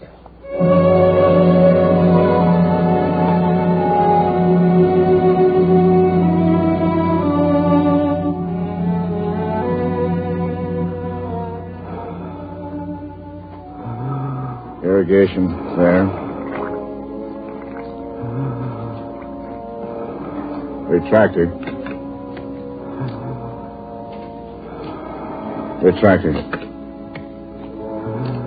I stood by the operating table, and nobody looked up. Reynolds was working swiftly, working on Jerry Karn's exposed brain. I thought I'd feel sick looking at it, but I didn't. I just watched Reynolds' hands. Electro-knife. Keep up the irrigation. We'll be ready to probe in a minute. Just then, Reynolds looked up just for a minute. He looked at me.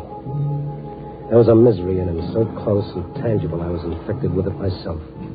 I saw a hardness in the back of his eyes, a determination, almost fanatic. Well, Mr. Stone, I presume your presence here means you figured things out? Yes, I have. I'll have to ask you to leave. You see, I'm the surgeon. I stay. Very well. Electro-knife.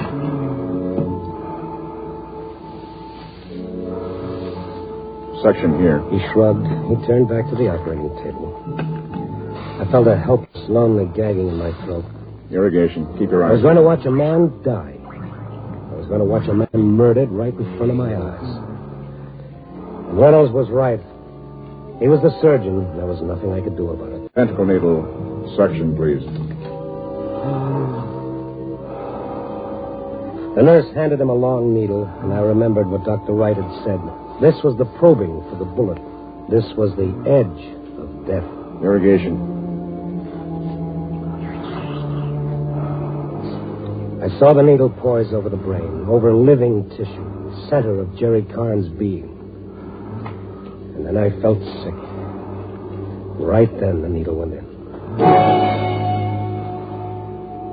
There it is. The bullet. He'd found it, and the needle hadn't killed. It had explored and found the bullet. Reynolds' hands were working surely and easily. Forceps. The instrument was balanced in his hand, and then it dived into the brain.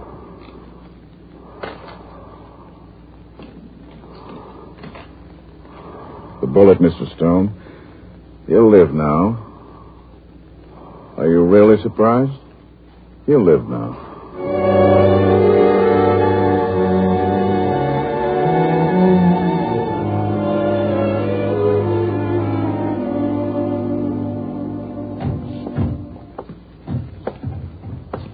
Mr. Stone, is he... He'll be all right.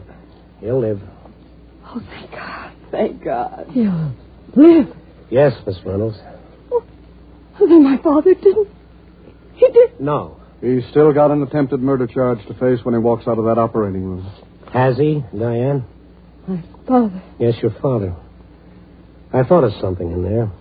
Something I couldn't miss when I saw his hands. Your father knows life and he knows death. Miss Reynolds, if he'd tried to kill Jerry Karn, he would have succeeded. I didn't think... I thought for me... You thought he'd kill for you, didn't you? Till he walked into that operating room, and then you knew different. And then you were afraid. He's known all along who shot Karn. He didn't want to operate because he couldn't without condemning his own daughter. My own father. He let me go to jail. Because Karn wanted his wife back, and because he told you, you tried to kill him and you botched the job. That's why you were so shocked when I told you he wasn't dead. My own father. My own father. He's yours, Kalski. And sweet dreams tonight. Diane. What about Reynolds here? You're the cop. That's what you get paid for. You handle it. Diane. My own father.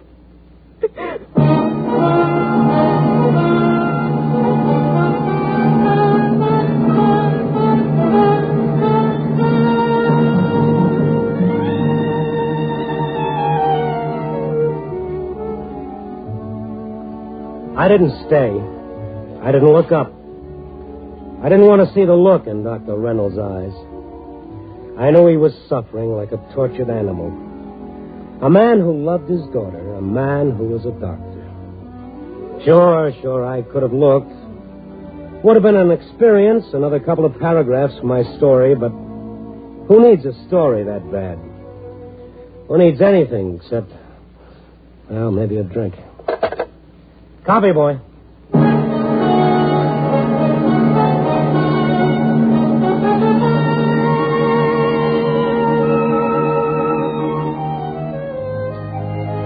Night Beat, starring Frank Lovejoy, is produced and directed by Warren Lewis. Tonight's script was written by Richard Allen Simmons from an original story by Norman Jacob and Sanford Wolfe, with music by Frank Worth. The part of Dr. Reynolds was played by Ted Von Eltz. Joan Banks was Lorraine. Betty Moran played Diane. Others in tonight's cast were Jonathan Hole, Jack Lloyd, and John Stevenson. Frank Lovejoy will soon be seen in the Warner Brothers picture Breakthrough. This is Frank Lovejoy again. Congratulations today to NBC basic affiliate station WIRE in Indianapolis, Indiana, which this week formally opens its new studios. So to WIRE, good luck in your new home.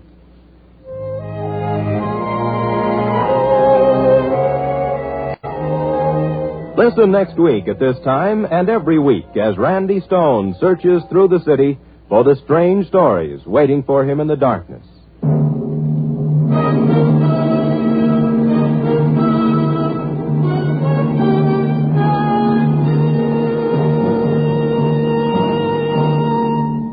Night Beat came to you from Hollywood.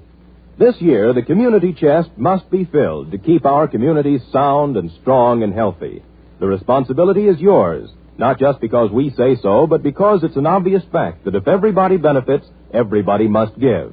And remember that it isn't necessary to make your red feather donation immediately. If you want, pledge the amount you can contribute, then pay as you wish during the year. You'll be giving to the community in which you live, sharing its problems with your fellow citizens. It's a big campaign, many, many campaigns in one. So don't let it down. Give enough for all red feather services. 3 chimes mean good times on NBC. Screen stars Joan Fontaine and Herbert Marshall appear in this Sunday's Theater Guild presentation of A.A. Milne's fascinating story, Michael and Mary. Another Sunday night chime favorite is the American album of familiar music. Chester William Bendix Riley speaking. Now hear Counter Spy on NBC.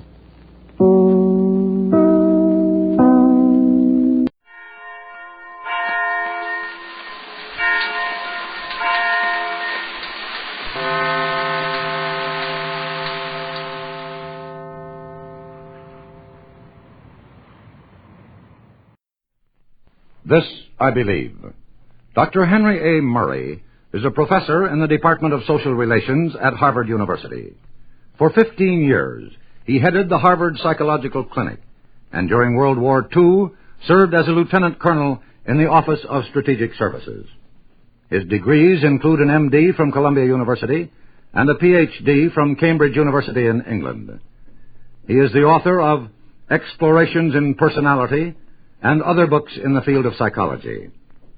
His usual occupation is examining and evaluating the mental processes of others, but now he looks carefully at his own thoughts. Here is Professor Henry Murray. I believe that the word believe is, in its various meanings, slippery as a snake, and like the fabled snake, all too apt, in a bewildered age like ours, to lead us into evil, the evil of hypocrisy. The word comes as a temptation to retreat for peace of soul, to some pious platitude or comforting banality, rather than brave the realization that we have not yet conceived a sufficient remedy for the agues of our time.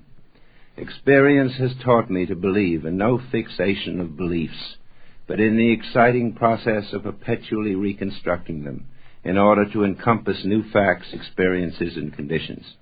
This, as I see it, is the essence and responsibility of freedom. I am strongly inclined to shun inert ideas and cleave to live ones, born out of joy or tribulation, that demand embodiment in action. As for personal history, I confess to constant gratefulness for the belief-engendering delights of mutual love, fellowship, nature, travel, literature, and the vocation of psychology. My faith in the potential value of psychology has never wavered, but I cast no vote for the omnipotence of science, and am appalled by the popular assumption that what is good for the machine is good for man. I believe, of course, in the cardinal virtues of honesty, courage, charity, and dedication, and am still trying to bring my atom into line with them. But the reiteration of these verities is evidently not enough, since after more than 2,000 years of earnest preaching, that large part of the human race which appears, in its own eyes, most advanced in these respects, is on the verge of proving itself an utter failure. The gravity of the world's strait, in truth, has so overshadowed my own vibrations and fruitions that I have come to believe that nothing is of signal significance today save those thoughts and actions which in some measure purpose to contribute to the diagnosis and alleviation of the global neurosis which so affects us. There will be no freedom for any exuberant form of life, in my estimation, without freedom from atomic war, and no freedom from war without a democratic world government and police force, and no world government without a radical conversion and re-education of thousands of personalities in the light of a new conception, synthesis of Eastern and Western wisdom. Many persons from one angle or another have envisaged the shadowy contours of such a faith, one which portrays the path of development through mutual affections and reciprocations, interpersonal, intercorporate, and international, as more gratifying, maturing, beneficent, and creative than the rewards of unitary ambition, conflict, and vainglorious superiority.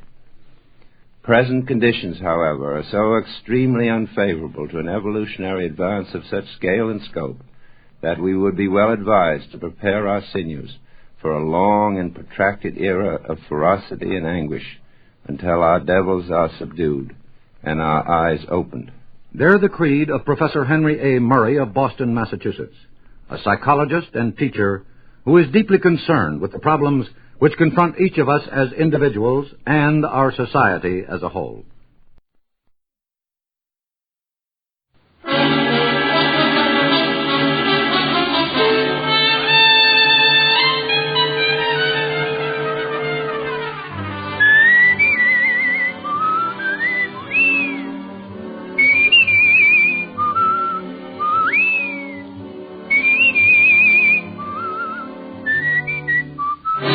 The National Broadcasting Company presents Dick Powell as Richard Diamond, private detective.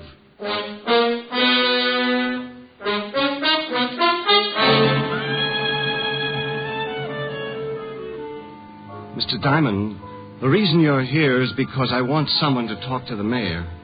I don't know whether it was explained to you or not, but unless His Honor has done away with himself by noon, a lot of people are going to get hurt. Including yourself. Oh, that doesn't really matter. You see, in making my escape, a guard attempted to stop me. I had to kill him. Here's another exciting half hour with Richard Diamond, private detective, starring Dick Powell.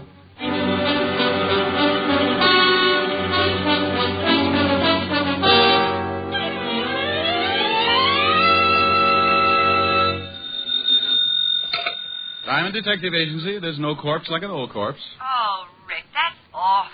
Yeah, but what am I going to do? I can't be witty and handsome at the same time. Well, don't be greedy. Just concentrate on one of them. Oh, you're pretty nothing today. Why don't you come on over and we'll both try and improve? Shame on you. You know I've got to work. Oh, have you got a client? Well, not yet, but I've set bear traps all the way down the hall. Well, now that's silly. How can you be sure you'll catch a client? Well, I can't be, but, I get so lonesome up here with no one to talk to. It's fun setting broken legs. You're impossible. Diamond! Oh, my gosh. What's wrong, Rick? Those traps. I think I've caught something terrible. Diamond, I gotta talk to you. Who is it, Rick? Sergeant Otis says he's got to talk to me, but I'll be darned if I'll teach him how. Oh, say hello to me. Helen says hello, Otis. Tell her hello, then get off the phone. This is serious. Hey, what's with you? Somebody steal your catnip? Can't just stop being funny, Shamus. I mean it. This is serious. Helen, I'll call you back. Why, something wrong? Well, Otis looks worried, and he's making sense for the first time in 11 years. Oh, well, call me later and tell me about it. Bye. Bye. Now, Sergeant, what's on your pretty I want mind? you to come down to the station with me in a hurry. Of course, you'll think this is a silly question, but why? You remember Louis Spence? Louis Spence? About 4 years ago. Caught him running around sticking dynamite under the homes of some of our city officials. Oh, yeah. Socialistic nut. Put him away, didn't they? Yeah, crazy as they come. Well, he's out. What do you mean he's out? If they cured his head, he'd still face a lot of years up the river. Oh, he ain't cured. Not a bit he ain't cured. You mean he busted out? Yesterday. Now, do me a favor and come on down to the station. Oh, wait a minute, and take it easy. What's going down to the station got to do with Louis Spence? He's down there with the lieutenant. Well, great. Put them both in fancy jackets and send them home. We can't. He walked in 20 minutes ago and asked to see the lieutenant. I didn't recognize him, so I let him in. Now we can't get him out. Well, why the devil can't you? He won't let us in, and he won't let the lieutenant out. He's sitting there holding a big bomb, and it's ready to go off.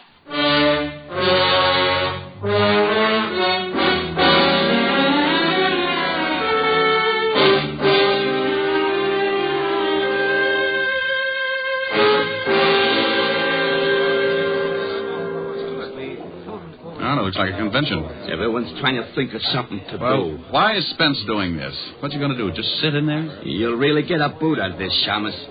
If the mayor don't jump off the top of the city hall by noon, Spence blows up the whole 5th precinct. What? That's right. Hey, Otis, get Diamond in there. It's 11 o'clock. Hello, Charlie. Hello, Rick. What do you mean, get me in there? Didn't you tell him, Otis? No, I ain't had time. Well, come on. Why me? What do you want me in there for? Spence wants someone Levinson can give direction to. He says no cop. Levinson buzzed out and told us to get hold of you. Okay. Wait a minute. Talk to the lieutenant on the intercom. Spence won't know who's walking through the door and maybe blow the whole joint up. Otis, you amaze me. I ain't so smart. It was Spence's idea. Come on. Here. Go ahead. Walt? Rick? Yeah. Wait a minute. Diamond's outside now. Okay. Tell him to come in. But just him. Anyone else? Okay. Rick, come on in, but no one else. All right. Otis, stick right here. I may want to talk to you. Sure. Diamond. Yeah? Nothing. You're so right. Hello, Rick. Walt? This is Mr. Lou Spence, Rick. Mm-hmm. How are you, Mr. Diamond? What's the matter, Spence? You want an early 4th of July? Rick. Do you think I'm kidding, Mr. Diamond? You think I'm not serious about this thing? Is that the bomb? Right here in my lap. He's got it rigged so it goes off the minute he relaxes his hand. You see, I thought maybe the police would want to take it away from me. If you shoot me, try to knock me out, well, it goes off. Then you won't mind if I take a look, huh? Rick, please. Stay right where you are. And I'll stay over here. Well, just as you say, Mr. Spence. Mr. Diamond, the reason you're here is because I want someone to talk to the mayor. I don't know whether it was explained to you or not, but unless His Honor has done away with himself by noon, a lot of people are going to get hurt. Including yourself. Oh, that doesn't really matter. You see, in making my escape, a guard attempted to stop me. I had to kill him. He split his head open with a crowbar. That's right. Oh, mind if I sit down? Not at all. But it's 4 minutes after 11. I hope you don't plan on staying too long. Cigarette? No, thank you. You look like a pretty reasonable guy, Spence. Well, thank you. It's too bad Lieutenant Levinson didn't think so when they arrested me. Now I'm going to have to show him I'm not as insane as he thought I was. Oh, well, you'll have to excuse that, Spence. Walt thinks everybody's a little, well, you know, even me. That's very interesting. Oh, and with good reason. Ever take a look at his sergeant? Mr. Diamond, when the lieutenant arrested me, I was putting an explosive under the mayor's house. He stopped me in my first attempt to rid the community of a political Judas. But now, as you see, I have a second chance. You really think the mayor's going to jump off the city hall? He better. And by 12 o'clock. By the way, you have 55 minutes. Now, look, Spence, Forget it, Mr. Diamond. I know just what you're thinking. How to get me without the bomb going off. You'll never make it. It's too well thought out.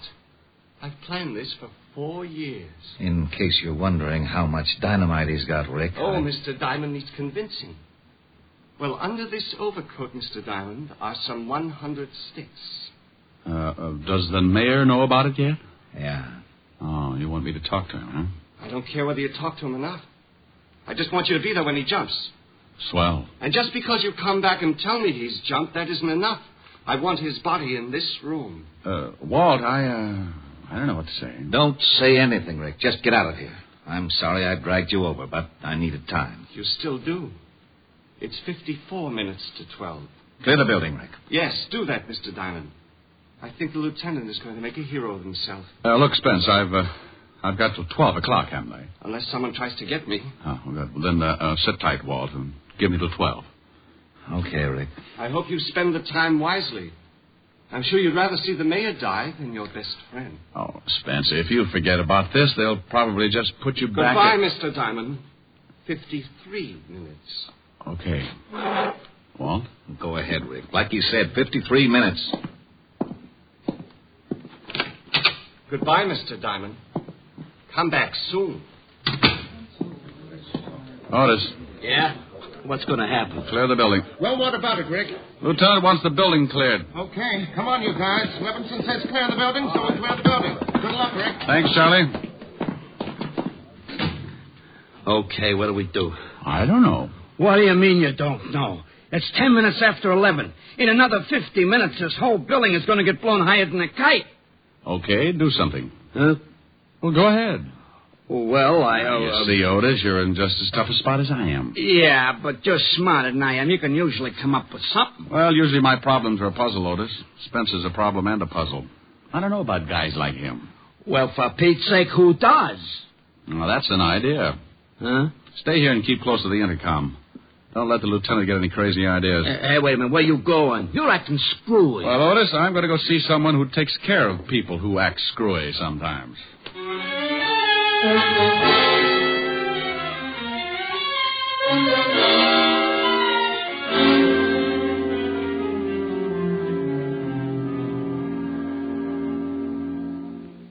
Well, that's the story, George. You're a psychiatrist. What do I do now? Well, we solved your problem with that little blonde dancer in Flatbush. Maybe we can do something about this. Of course, she didn't have 100 sticks of dynamite. Oh, she didn't, huh? What do you think I talked about for 6 weeks on that couch over there? Look, George, this isn't anything like that. This is a real mess. Now, Rick, take it easy. It's only a mess because you're used to working with something that has a pattern. Maybe not at first, but you know there's one there and you set out and find it.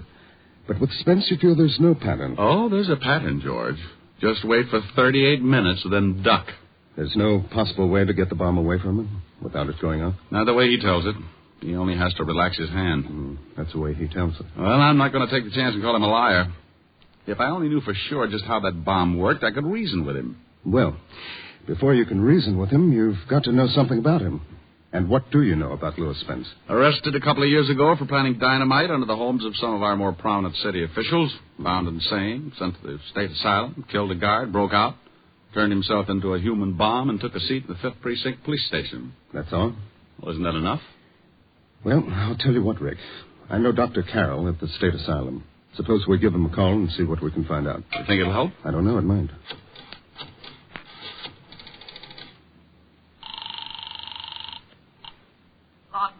Operator, this is an emergency. This is Dr. George Thacker, and I want to speak to Dr. Robert Carroll at the state asylum immediately. What was the name again? Dr. Robert Carroll. One moment, please. It'll be a minute, Rick. What time is it? 25 after. You got another phone here, George? Yes, I've got several lines in the other office. Good, I'll make a call. Let me know when you get Dr. Carroll on the line. Operator, would you please hurry? I hate the use of the expression, but this is a matter of life and death. You're on my line, Rick. Use the other phone.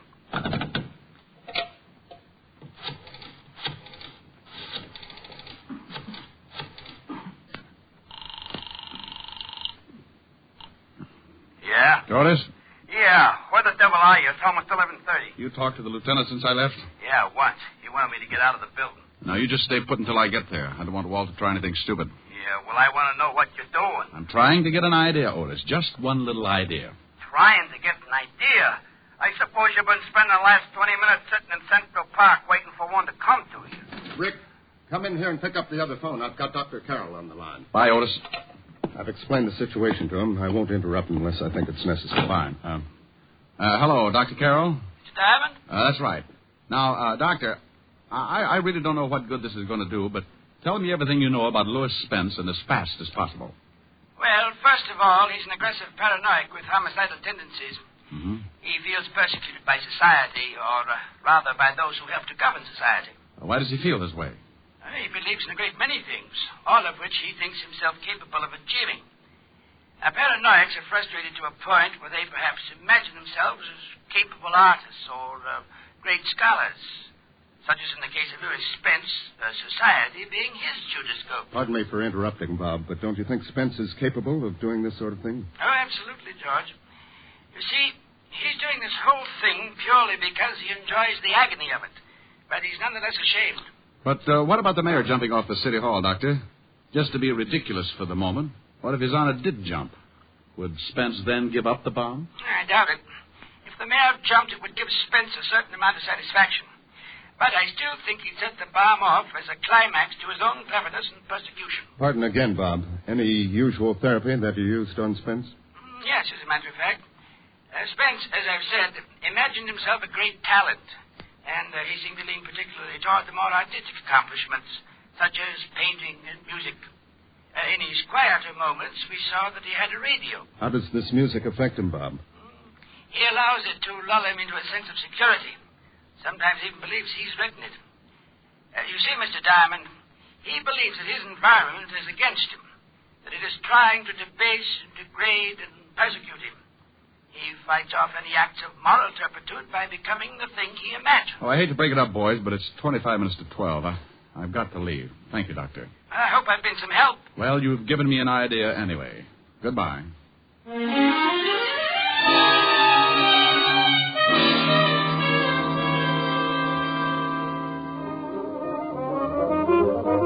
Oh, miss. Just a minute, just 1 minute. I'll be right with you. Oh, look, I'm in a hurry. So you're in a hurry. So's everybody else. You'll have to wait until I'm through with this gentleman. Sweetheart. Now look. You look. Oh, a badge. Yeah, now this is police business. Got to be in a hurry. Is that clock right? Yeah, it's 11:45. 16 minutes to. All right, 16 minutes. You want to split hairs? No, I want a portable phonograph and quick. Okay. Here's one right here on the counter. 3 speeds, interchanging. I'll take it. Okay, I'll go back to the storeroom and get you a new one. Now, forget it. I'll take this one. Look, mister, we got a policy here. I can't tell you nothing off on the counter, supposing it don't work when you get it home. You'll hear about it. You see, that's just what I mean. Well, does it play now? Certainly, like everything. Listen. Oh, boy, that's Pete Rugelow's new arrangement. He's crazy. Okay. Don't dig it, huh? Give me a record by Debussy or Ravel. Oh, no wonder. Well, let's see. We got the Engulfed Cathedral by Debussy. No, something with a little more excitement. All right. I'll read them off. Debussy or Ravel? Ravel. La Waltz, I guess. And we got Bolero. I'll take it. Which one? The Bolero. Okay. I'll have to play it for you. I've heard it. So what? It's another policy of the store. There might be an imperfection. Give me the record. Hey, don't get so grabby. Now, look, dear.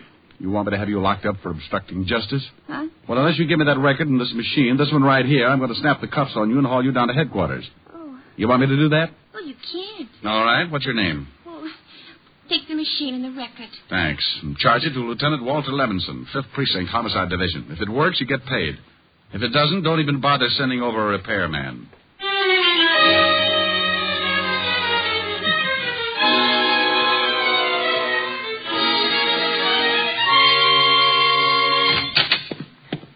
Diamond, oh, my gosh. Do you know what time it is? What, exactly? Exactly 6 minutes, too. What the devil you got there? Your photograph. A phonograph? You talked to Walt since I left? No. Now, what's the idea with a phonograph? Hunch, Otis. Maybe we can save this whole mess. Well, for Pete's sake, can I help? Sure you can, Otis. Now, take this machine in the other room and play this record. You know how it works? Well, I can find out. You got less than 5 minutes to find out, so make it good.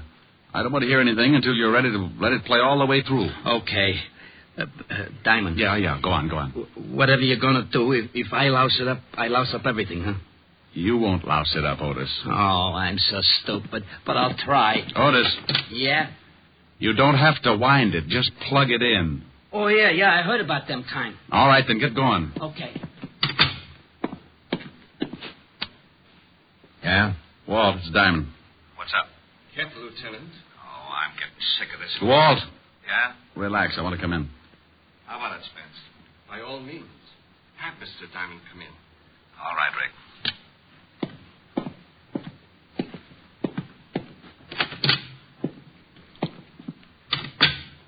have some news for me, Mr. Diamond? Well, in a way, yes. Mind if I sit down? Not at all. How do you feel, Walt? Dandy. I'm afraid the lieutenant is growing uncomfortable. It is getting late, isn't it, Lieutenant? Rick, I want you out of this building. This crackpot has What? been... Oh, wait a minute now. What did you Wait a call minute. me? Now, look, I've taken enough. What difference does it make now at 12 o'clock? Well, sure it does. Why? Because the mayor may jump. What? Yes, he's locked himself in his office. They can't get him out. He just may jump. Really, Mr. Diamond? Well, what's the matter? I know the mayor won't jump, no matter how many people die when I release this trigger. I just want him to have to face it the rest of his life. I want everyone like me that his kind won't let fulfill their potential talents to realize what a Judas he really is. What all men like him really are. Well, you know, that makes sense. Don't try to get on the good side of me, Mr. Diamond. I know what you think about me. I know what you all think. It doesn't make good sense to you or anyone else. How could it? You don't understand those of us who have a truly great talent. Well, I'll buy that. I don't understand it. Of course not. Well, maybe he doesn't, Spence, but how do you know? Maybe I do. Stop playing, Mr. Diamond. Look at the time. 5 minutes. 5 minutes and I become a martyr. We'll all get blown to kingdom come. Rick, get out of here. All right, Spence, I'm going to prove you're wrong. Rick, for the love of... Shut up, Walt. All right, go ahead, Mr. Diamond. What are you going to prove? I'm going to prove that I know more about you than you think. Of course you know a lot about me. Criminals have records. Oh, I don't mean that. I mean more about yourself. What you think, your talents. What do I think, Mr. Diamond? You fool. How could you know what I think? Because a talent like yours is easy to spot. 4 minutes, Mr. Diamond. Oh, it's not hard to tell about people like you. People like me? What about people like me? Well, Spence, I meant that, well, there are not many of them. They're few and far between. They're gifted. What? Certainly. There's something you have that very few are lucky enough to be gifted with. Rick, please. Nearly 12, Mr. Diamond. I can tell that you are an artist, Spence. An artist? Yes, and a very good one. How do you know this? Very few people spot it. Do they, Spence? Very few. You surprise me, Mr. Diamond. He surprises me, too. Walt, keep quiet. Yes, Walt, keep quiet. It's 2 minutes to 12, Mr. Diamond. You can leave because maybe you have been honest with me. Perhaps you do recognize something that... What's the matter, Spence? Music. Music? I don't hear anything. Music. Beautiful music. Well, I don't hear a thing, Spence. Do you, Walt? No? Oh, you must hear it. It's beautiful. Don't you hear that wonderful rhythm? Now, you see, Spence, we're not as lucky as you are. No one is. This is my music. This is what I would write if it wasn't for the people who won't let me. What does the music sound like? Oh, poet's words. The power and strength of death. It makes you imagine things, doesn't it? Yes. You hear the music and you become powerful. Like making that bomb. Not just anybody could think of that. It takes genius. You understand. You do understand. Well, of course I do, but I'm still amazed. There you sit with the power of life and death in your hands, and no one can do a thing. It must be wonderful. It is. Like the music, it's wonderful. In seconds, we'll all be torn from our earthly bonds, taken away from this dirty, filthy world to a place of clean, wonderful things like that music. Oh, but you're an artist. How could you ever take a thing like that bomb and put it together? A thing like this bomb? Oh, this is a masterpiece. Just looks like a small box to me. Oh, it took me weeks. Just a small box. Oh, no, you see, if my finger relaxes... Yeah, I know about that. But this took genius. It's not just relaxing my finger. It's how I put it together so as to get the required result. It's like the hammer action on a gun, but it's reversed. Well, I'll be darned. You mean when you release your finger, that makes the hammer fall? I can see you appreciate things of genius. I wish you could hear the music, too, Mr. Diamond. You'd really appreciate that. It's so wonderful. Well, tell me more about the bomb. When you release your finger and the hammer falls, what does it hit? Well, that's a simple part. I'm surprised at you. I just wanted to hear you tell me. After all, you invented it. Yes. It strikes a cap. It's that simple. Simplicity can be beautiful. Don't you agree? Absolutely. Listen to that music. It builds and builds. Tell me, Spence, what would happen if something got in the way of the hammer? I mean, between the hammer and the cat. Nothing can. There's nothing big enough in the box that the hammer wouldn't tear right through. Simplicity, Mr. Diamond. I'd sure like to take a look at it. Of course. There's nothing you can do. So by all means, look. Well, you've got glass over the end of the box. That's right. See my finger on the trigger? If I release it, that hammer falls and strikes that cap. Why the glass? So I could look in when I set it and see that everything was all right. Oh, that's very clever. That music is getting so big, I can't think. What time is it? Plenty of time, Spence. Yes. When the music finishes. It's nearly done now. Wow. I thought you said you couldn't hear it. It's a phonograph from the other room, Spence. What? Tell me, Spence, what happens if I jam my hand through that glass between the hammer and the cap? What? That music. That music. Grab him, Ork. Grab him. Let me go. I don't understand. You cheated. You did lie. Let me go. Well, that does it. Otis, take him away. With pleasure. And you, Rick. Yeah? How'd you know that music would work? How'd you know you could stop that hammer? How'd you know you wouldn't... Oh. Did you hurt your hand? Well, of all the... Well, did you? No. Well, all right. You just bet it is. Goodbye.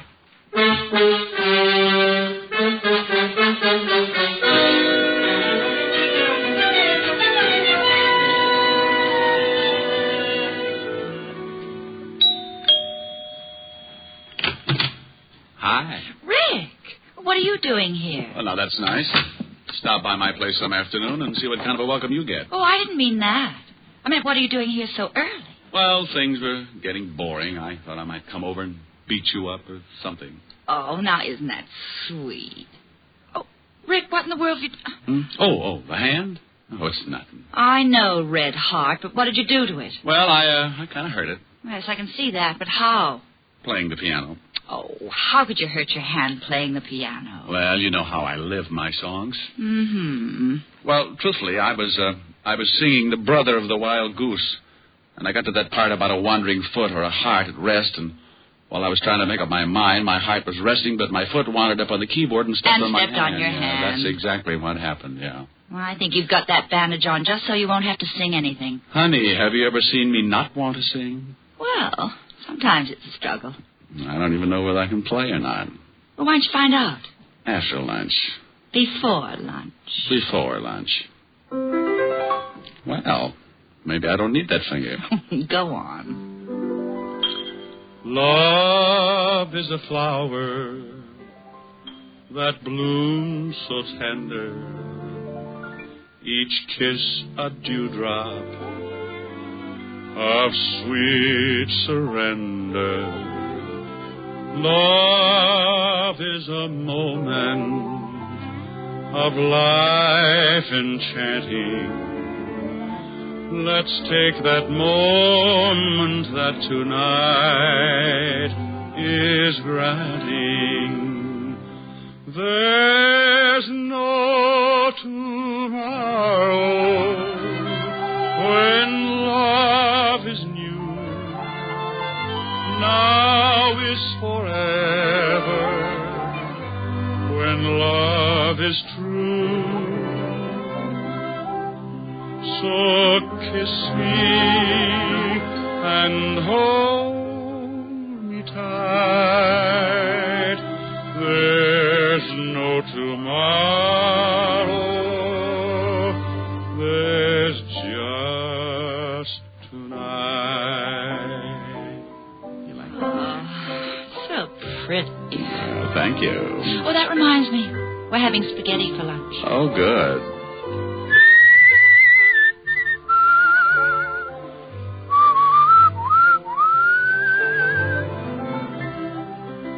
So kiss me and hold me tight. There's no tomorrow. There's just tonight. That was nice. Now Now tell me, how did you hurt your hand? Simple. I was grabbing. Grabbing? Mm-hmm. Like this. Come here. Oh, Rick. Oh, of all times. Hello? Hello? Walt? Yeah, I just thought I'd call and... Oh, you did you? Well, you sure picked a nifty time to do it. Did I bust up something? Yes, you did bust up something. Well, you don't have to get sore. Well, who's sore? I am. That's the last time I'll let you do me any favor. Okay. If that's the way you feel about it, goodbye. Goodbye. Well, what in the world was all that about? Oh, well, honey, you see, it's like this. Walt got in some trouble, and I helped him out of it. No, you see, I don't want him to feel obligated. But, well, that's not actually it. He doesn't want me to know how he really feels.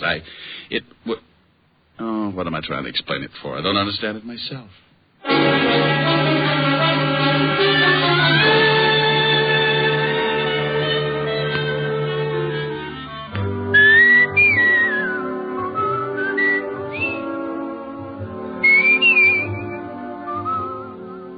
You have just heard Richard Diamond, Private Detective, starring Dick Powell. Ed Begley played Lieutenant Walt Levinson. Also in the cast were Wilms Herbert, Francis Robinson, Stanley Waxman, Cynthia Corley, and Paul DeBob. Music was under the direction of Frank Worth.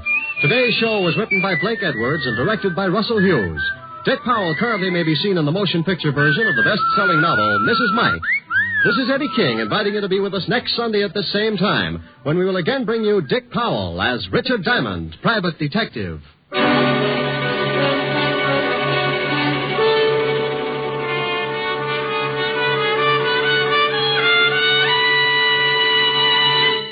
There's more great listening in store for you today on NBC. You'll hear the hilarious Phil Harris and Alice Faye show. And this evening on Theater Guild on the Air, Gertrude Lawrence and MacDonald Carey will star in Lady in the Dark.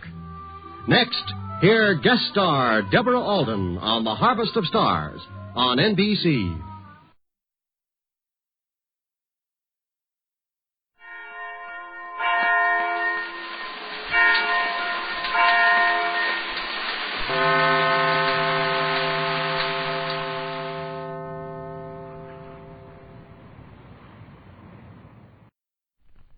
This, I believe.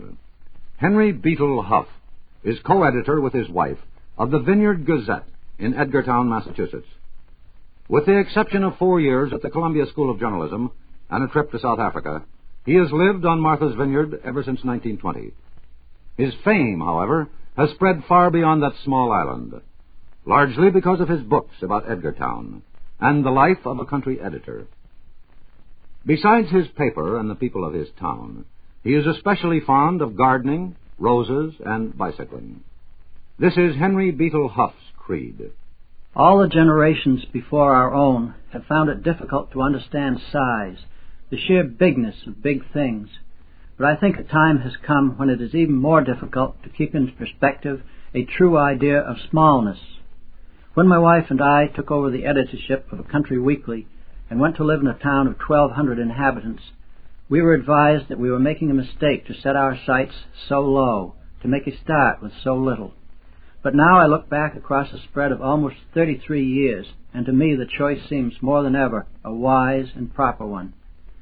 It seems to me that too many modern people assume that anything small is necessarily an early and imperfect version of something that should be bigger and better. They take it for granted that in terms of usefulness and worth and importance, our world has gone beyond the things that are small. But to me, after 3 decades and more, the particular small things I know are more different in kind than in size. They are not underdeveloped or outdated.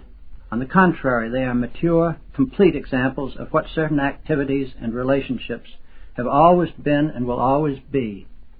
I believe that a big world is not necessarily a grown-up world, and that the values of life are not measured by any standard of size. In the truth of the human adventure, the truth that has been since the beginning and does not change for the building of vast skyscrapers or even with the unloosing of the power of the atom, there is no largeness beyond that of the spirit of understanding. Humanity now, as always, is contained in small relationships, flourishes in small places, and finds some of its best blossoming in small tasks. I know of no vastness of enterprise that can outweigh a single human heart. I believe that to be concerned with small things does not mean renunciation of an advancing age, nor a failure of ambition. Human beings must rightly choose varying goals. Whether one is concerned with a small field or a greater, he must accept the discipline of the selected task, a self-discipline having its basis in reason and understanding. Each human being forgoes much and gives up much in devoting himself to a particular share of the human adventure of his time, for he cannot have it all, and to be misled by a false lure of vast things is the surest path to disappointment. Once accepted, this self-discipline discloses another side, and that other side is freedom of the spirit. There is no truer emancipation than the discovery of opportunity in oneself. Our age is one of internationalism and of the broad outlook, but internationalism of viewpoint does not consist in turning one's back upon the local and small, but rather in joining local enjoyment of freedom and humanitarianism with these principles as they exist in other places. I have come to look upon my neighbors not only as the fellow townsmen I see from day to day, but also and accurately as the human race. And in the long run, this should find me looking upon the human race as my neighbors. They're the beliefs of a Martha's Vineyard country editor, Henry Beetle Huff. The latest of his 7 books is called Singing in the Morning, and like the others, testifies to his love of life. Mr. District Attorney, champion of the people, defender of truth, guardian of our fundamental rights to life, liberty, and the pursuit of happiness.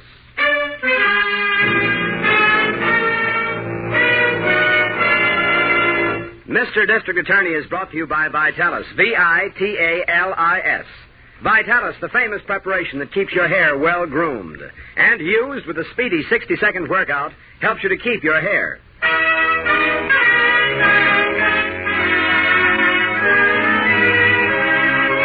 And it shall be my duty as District Attorney not only to prosecute to the limit of the law all persons accused of crimes perpetrated within this county, but to defend with equal vigor the rights and privileges of all its citizens.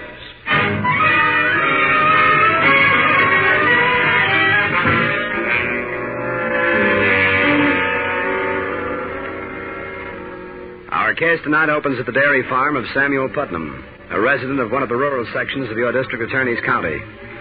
Mr. Putnam and his 15-year-old son, Billy, are working in their barnyard. Their chores are interrupted as a car enters the yard, and a man hails them from the driver's seat. Hello there. Yeah? Are you Mr. Putnam? That's right.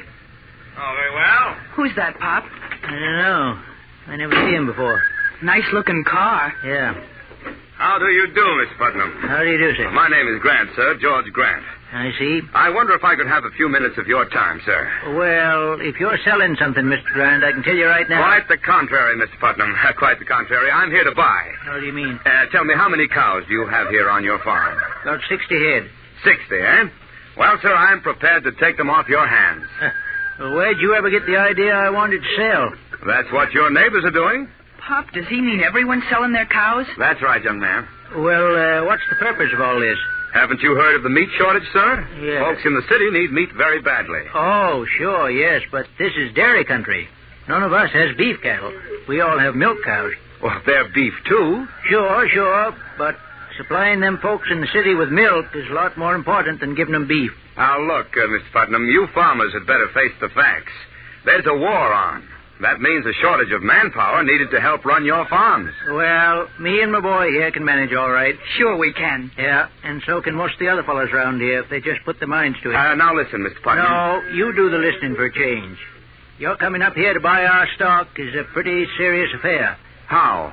Well, if my neighbors sell the cows to you, they're just killing off their only means of livelihood.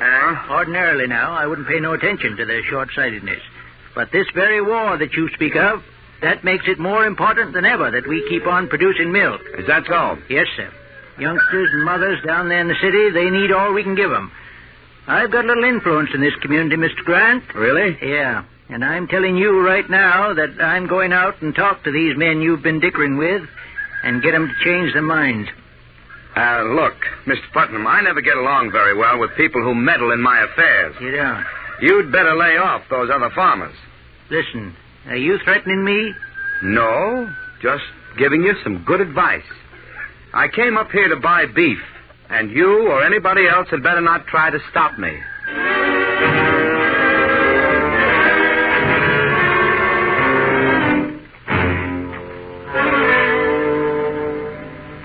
Oh, Chief. Yes, Miss Lim. Do you know where Harrington could be? I haven't had any word from him all day. Well, I can explain that. He's doing a special job for the mayor's office. Oh, I see. Yes, His Honor is trying to put a check on some of the black market activities that have been overrunning our town. How?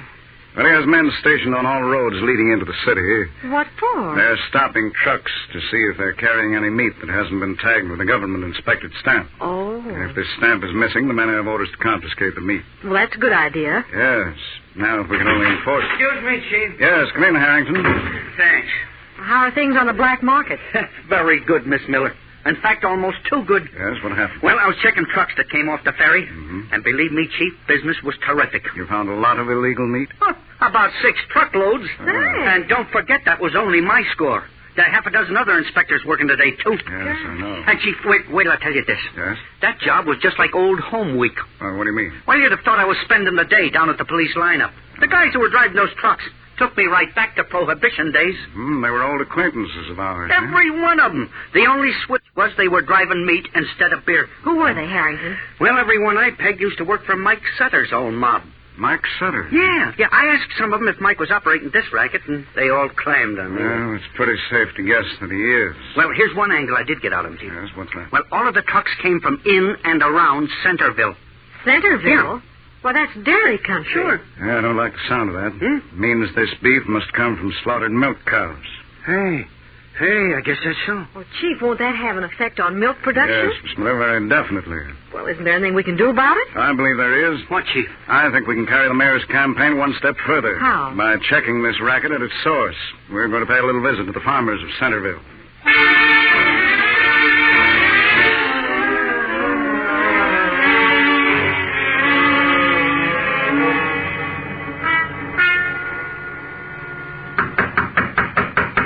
Who is it? It's me, Brent. Oh, come in. Hello, Mike. What are you doing in town? I came in to see you. Yeah? Yeah. Looks like we're in a little trouble. You mean the trucks? Well, that's just the mayor trying to grab a headline. I put a mouthpiece to work. We'll get the meat back. Think so? Sure. Same thing happened out west. The operators got their meat back before the headlines even got cold. Oh. There's things going up in the country. Well, that's what I come into the office to talk to you about. What's the matter? Something wrong? To be truthful with you, yes. Well, what? What is it? Well, a lot of the farmers have canceled out on me. Well, how do you mean? They changed their minds about selling their cows. Well, how come? There's one man who's responsible for the whole thing. Oh, yeah? He's called several meetings and influenced them to hold on to their stock. Who is this guy? A man named Putnam. What's his angle? Is he moving in on us? No. Just some stupid patriotic motive. Patriotic? He feels that milk is more important than beef. He's got the others thinking the same way now. Did you talk to him? Sure, but he just won't listen to reason. Reason? Now, listen, Grant. You never get nothing with that stuff. I know, but... This guy has really jammed up the works, Sam. Yeah. Well, it looks like maybe it's time for me to take over. What do you mean? Now, listen. I put you in the front for this thing because you're the white-collar guy with the smart approach. I figured that would work a lot better than muscle. Yes? But the collar's no good on a deal like this. Your Putnam guy needs a different treatment. Oh, now, look, you're not going to use any violence. Remember, you promised me when I came in to work for you there'd be no rough stuff. Who said anything about rough stuff? But you... This old farmer just needs a lesson, that's all. And we can give it to him without ever seeing the guy.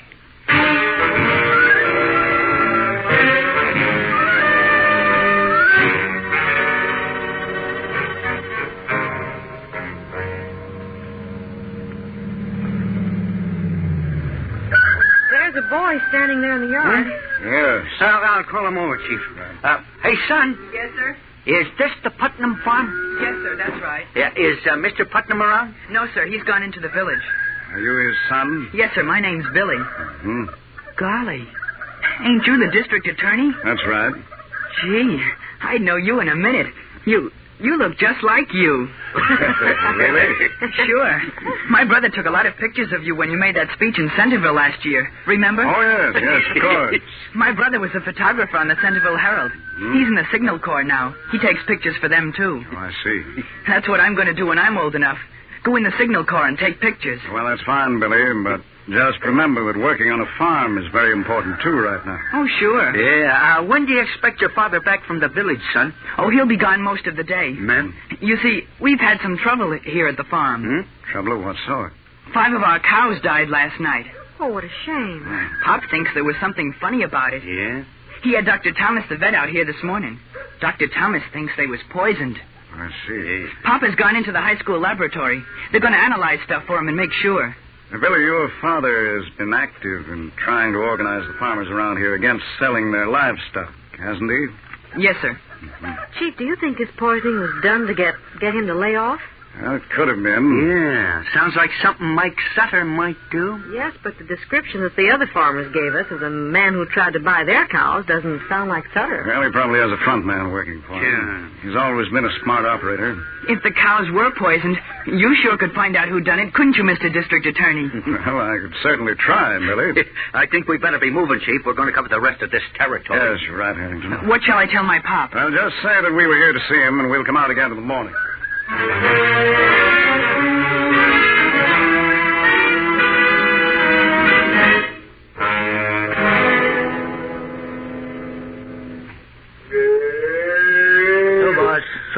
So. That's the girl. That you, Billy? I got a pail of water once this evening, son, but if you want to... Good evening, Mr. Putnam. Huh? Remember me? Grant is the name. Oh, yeah. Yes, I'd like you to meet an associate of mine, Mr. Sutter. Hi. What'd you come here for? Just dropped in to see you. Yeah? I wondered if you'd change your mind about selling your cows. No, sir. We heard down in the village that you'd had a little tough luck up here last night, Putnam. Yes, we understand you lost some of your livestock. That's right. Too bad. What happened to him? I was just wondering whether you fellas couldn't answer that. Why? Them cows was poisoned. Is that a fact? Now, why should anyone want to do a thing like that to you, Mr. Putnam? Well, I sort of have an idea. Really? Yeah. I got to thinking that if somebody wanted to show the other farmers hereabouts that it didn't pay to interfere with certain transactions, why, killing off my cows might be a good way of doing it. Oh, now, Mr. Putnam, surely you aren't implying that we had anything to do with your misfortune? I am. Well, you make us sound like very desperate characters. I imagine that's what you think you are. Well, that's hardly Wait a the minute, attitude. Grant. Quit kicking the words around. The old guy knows what goes on. You mean to say that you're admitting that you did poison my cows? Sure. That's only the beginning, mister. Is that so? Yeah. We got a nice touch working here. And we ain't going to let you jam it up first. How do you intend to stop me? We'll kill every cow you got in this barn if we have to. I wouldn't advise that. Now, listen. We're running this show. You do as we tell you. Do what? Get to them other farmers. Tell them you was wrong about not selling their beef. Not a chance, mister. Hey. You can't pull any cheap gangster stuff on me. Them farmers are keeping the cows. Yeah? Yeah. And furthermore, I'm having you both arrested for what you've already done to me. You talk real big. This is more than talk. Yeah? I happen to know that the district attorney is in Centerville right now. I'm going to call him up. Wait a minute. You stay right here. Let go of my arm. Now, take it easy, Mike. This guy ain't calling no district attorney. Oh, ain't I, though? Come back here. Oh, no, sir.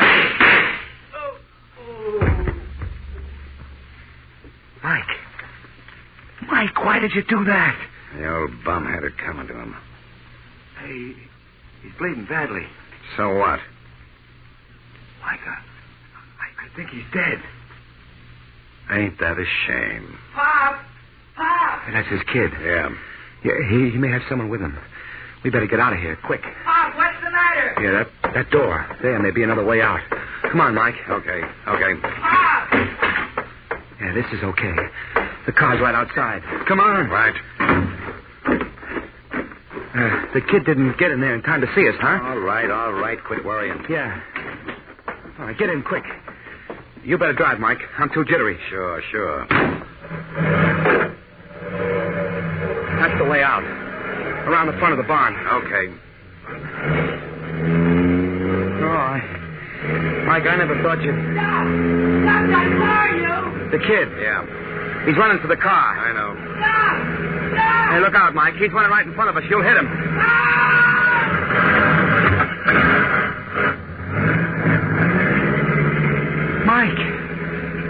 Mike, you ran over him. Sure. That's what I was trying to do.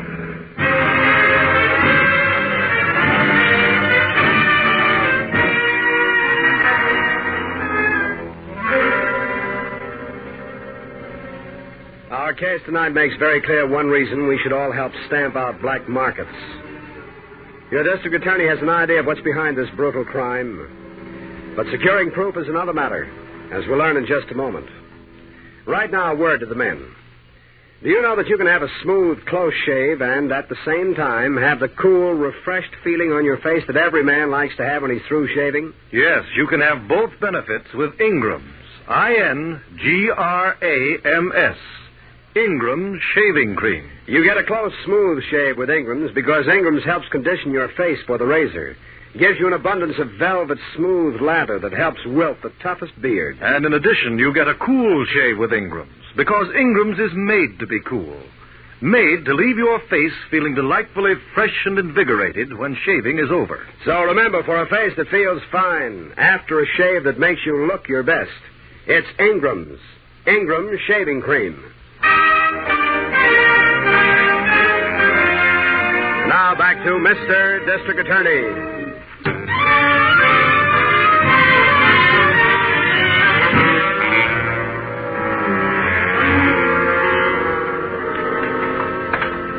Nobody answers in the farmhouse, Chief. Well, maybe they're down in the barn. Yeah, okay, we'll take a look down there. Right. Oh, you know, it's mornings like this that make you wish you lived in the country. Yeah, this is swell. Huh? I'll say. Say, Harrington, have you any idea where Mike Sutter makes his headquarters? Sure I have, Chief. I think I can put my hands on him any time we want him. Good. Say, Chief, I wonder where he ever got the idea. Hey, wait a minute. Yes, what is it? Hey, look right there beside the road. That grass is covered with blood. Yes. Well, what in the world? Yeah, trails on up the road. You see? Yes, in the direction of the barn. Yeah. Do you suppose it could be some animal? Well, I don't know. I think we should find out. It's easy to follow, all right. Wait. Huh? Whoever or whatever it was seemed to have fallen down right here, then got up again. Yeah, that's right. And then the trail leads right into the barn. I don't like the looks of this. Neither do I, Harrington. Come on, let's go into the barn. Right. Go ahead, Miss Smith. Yes, sir.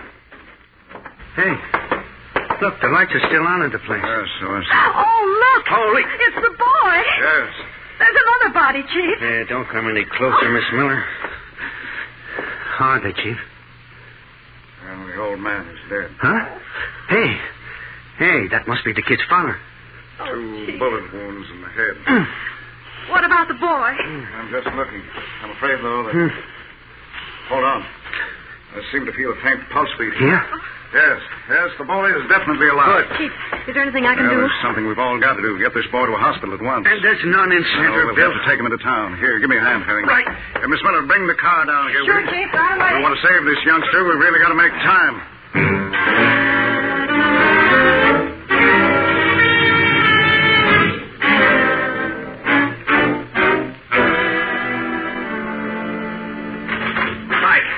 Mike, look at this. How many times have I told you to knock before you come into my office? I just got the afternoon papers. They got the whole story. About the farmer? Yeah, look here. The kid didn't die. So what? He may identify us. Is that what it says in the story? No, according to this, he's still unconscious. Very close to death. Well, what are you worried about? Well, I guess... Look, you said yourself last night that the kid never seen us when we did it. Huh? He didn't even know we were in the barn. I know, but... And even if he lives, what have they got on us? The boy might have seen the license plates, or the tire marks might even be traced. And that makes it tough on somebody else, not us. Why? That was a stolen car, you chump. Oh. Well, the boys picked it up for me before we went out to the sticks. Oh, I see. Now, listen, Grant.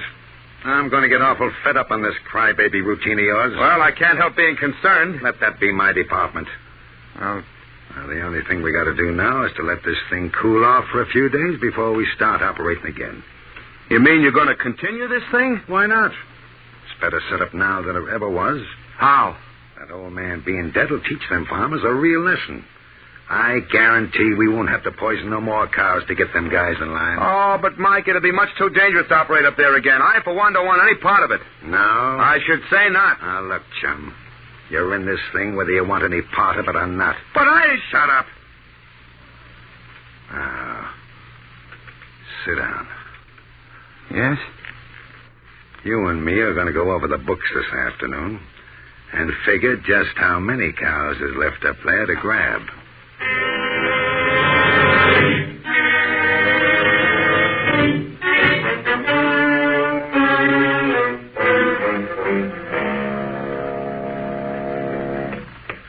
I'm over here, Miss Miller. Oh. Did you call the office? Yep.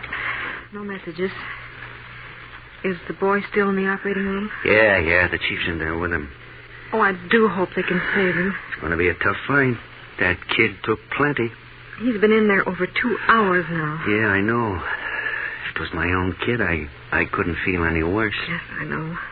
Harrington, do you think Sutter was behind this thing? Sure he was, the dirty punk. But how are we ever going to be able to prove it? We got to, Miss Miller. But there wasn't a clue even. I know. Our only hope is this kid. If he pulls through and can talk, we may get some. Oh, I wish that... Here's the chief. Oh, how is he? Oh, he's still alive. Oh, good. Has he got a chance? We don't know yet. Is there anything I can do? Yes, Miss Miller, they're taking the boy up to one of the hospital rooms. Yes. I want you to go up there and stay with him. I'll join you up there as soon as I talk to Harrington. Yes, sir. He's on the 5th floor. Right, I'll find What him. have you got for me, Chief? I want you to pick up Mike Sutter and take him to my office. Oh, Chief, believe me, this'll be a pleasure.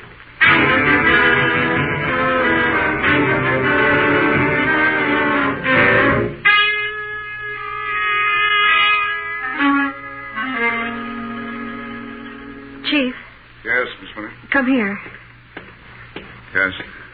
Look, the boy's moving his hand. Do you think we should call a nurse? Oh, she'll be right back. Do you suppose he's coming around? I don't know. Well, what should we do? Nothing. Just watch and wait. Oh. Did you hear that? Yes. Yes, he seems to be regaining consciousness. Bob. What happened, Pop? No, it's all right, son. It's all right. Just take it easy. Bob's been hurt. Don't try to raise your head, Billy. Huh? What? Where am I? You're all right, Billy. And just try not to talk too much. Yeah. Billy, you recognize me? Sure. District Attorney. That's right. Now, can you understand what I'm saying? Sure. Good. Now listen carefully, Billy. Can you tell me what happened to your father? To Pop? Yes, your pop. What happened to him? I don't know. Oh. I gotta get back to the barn, though. Back to the barn. Oh, easy, son. Easy. The door. The side door of the barn. Hmm? District Attorney will get you. He knows. He's delirious, Chief. Yes. Signal Corps. Side door barn. Billy, please. Signal Corps. Side door barn. Chief, I think he's trying to tell us something. Miss Miller, I think he has.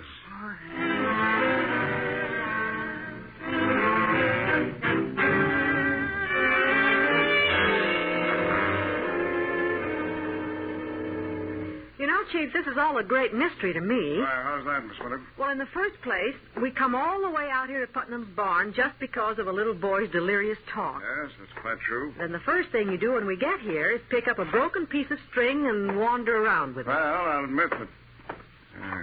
just a minute. Do you see something, Chief? Yes.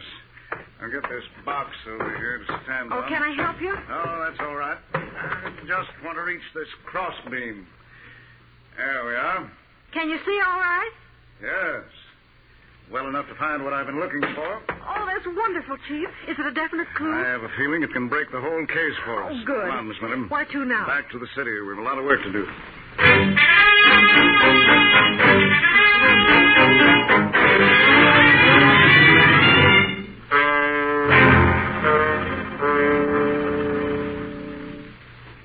Listen, copper. Yeah? How much longer do we have to hang around this mousetrap? Until the district attorney gets here, and, brother, that may be a long time. I hope you know that you're violating our rights as citizens by detaining us here. No kidding. What about the rights you violated, Mr. Grant, when you guys knocked off that old man? Now, listen, are you digging that one up again? Sure, Sutter. I'm just keeping in practice for the time when I really go to work on you. You ain't never going to get a chance to work on me. Don't be too sure. Look, we don't know nothing about that old farmer. Oh, hi, Chief. Oh, hi. Did Miss Miller get here yet? No, but I got some customers for you. Good. This here is Mike Sutter. He knows me. And this added attraction is Sutter's front man, the one he used on the farmers. I see. He was in Sutter's office, so I brought him along. I demand to know why we're being held here, sir. Hasn't Mr. Harrington explained that to you? I did, Chief. But we know absolutely nothing about the death of that man in the country. I'm inclined to think otherwise. Now, look, DA, I can tell you right now. You're wasting your time on this. I don't think so. What does he mean? What happened to that old man and his son was one of the most vicious crimes I've ever encountered. Listen, save the speeches, DA. What evidence have you got? Excuse me, Chief. Yes, come in, Miss Miller. This may be the answer to your question, Sutter. Here's the envelope. Thank you, Miss Miller. What do you got there, Chief? It's the evidence we've been waiting for. Huh? Definite proof of who killed Mr. Putnam. Yeah? Harrington, you may arrest these two men on a charge of murder.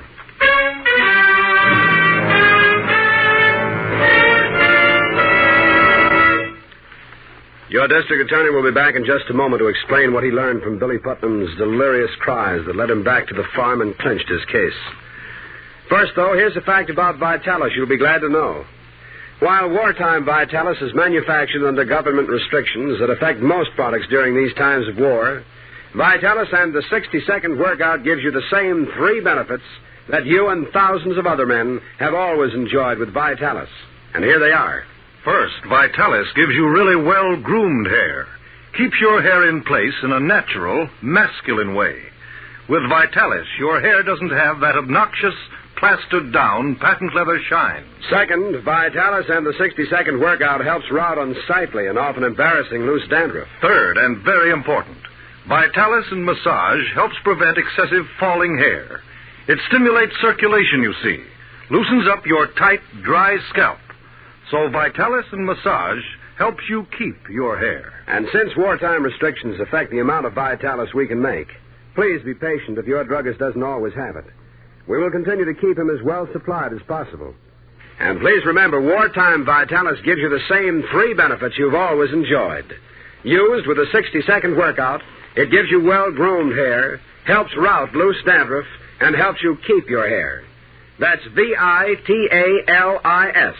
Vitalis.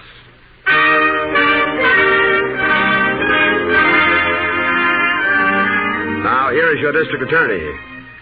Well, ladies and gentlemen, the evidence that solved tonight's case was given to us by a very alert and courageous young man, Billy Putnam. It was his timely thinking that enabled us to try and convict Mike Sutter and his accomplice Grant on the charge of first-degree murder. And they paid for their crime with their life. Chief, don't you think you ought to tell the folks just what that evidence was? Well, yes, Miss Miller. I learned about it in young Billy's hospital room. In his delirious ravings, Billy repeated two important things: side door of the barn and signal corps.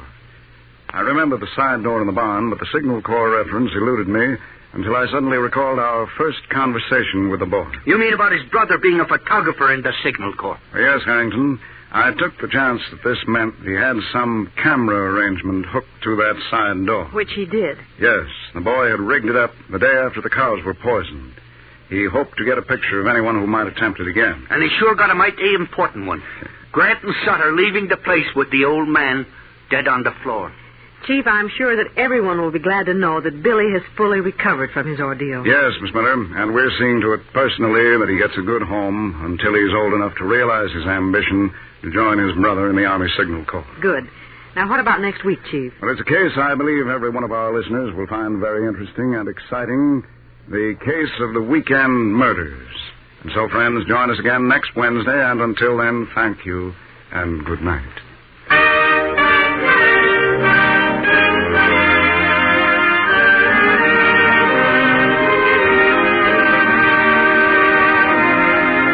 The names of all characters in tonight's dramatization are fictitious, and any resemblance to names of living persons or actual places is purely coincidental. Jay Johnston was featured in the title role, Len Doyle as Harrington, Vicky Vola as Miss Miller. The music was under the direction of Peter Van Steeden, and the author was Jerry Devine. Mr. District Attorney is brought to you by the Bristol-Myers Company, makers of Vitalis, used by more men to keep their hair well-groomed than any other preparation of its kind. Now, just think of the word vital and add I-S, Vitalis, Vitalis for your hair.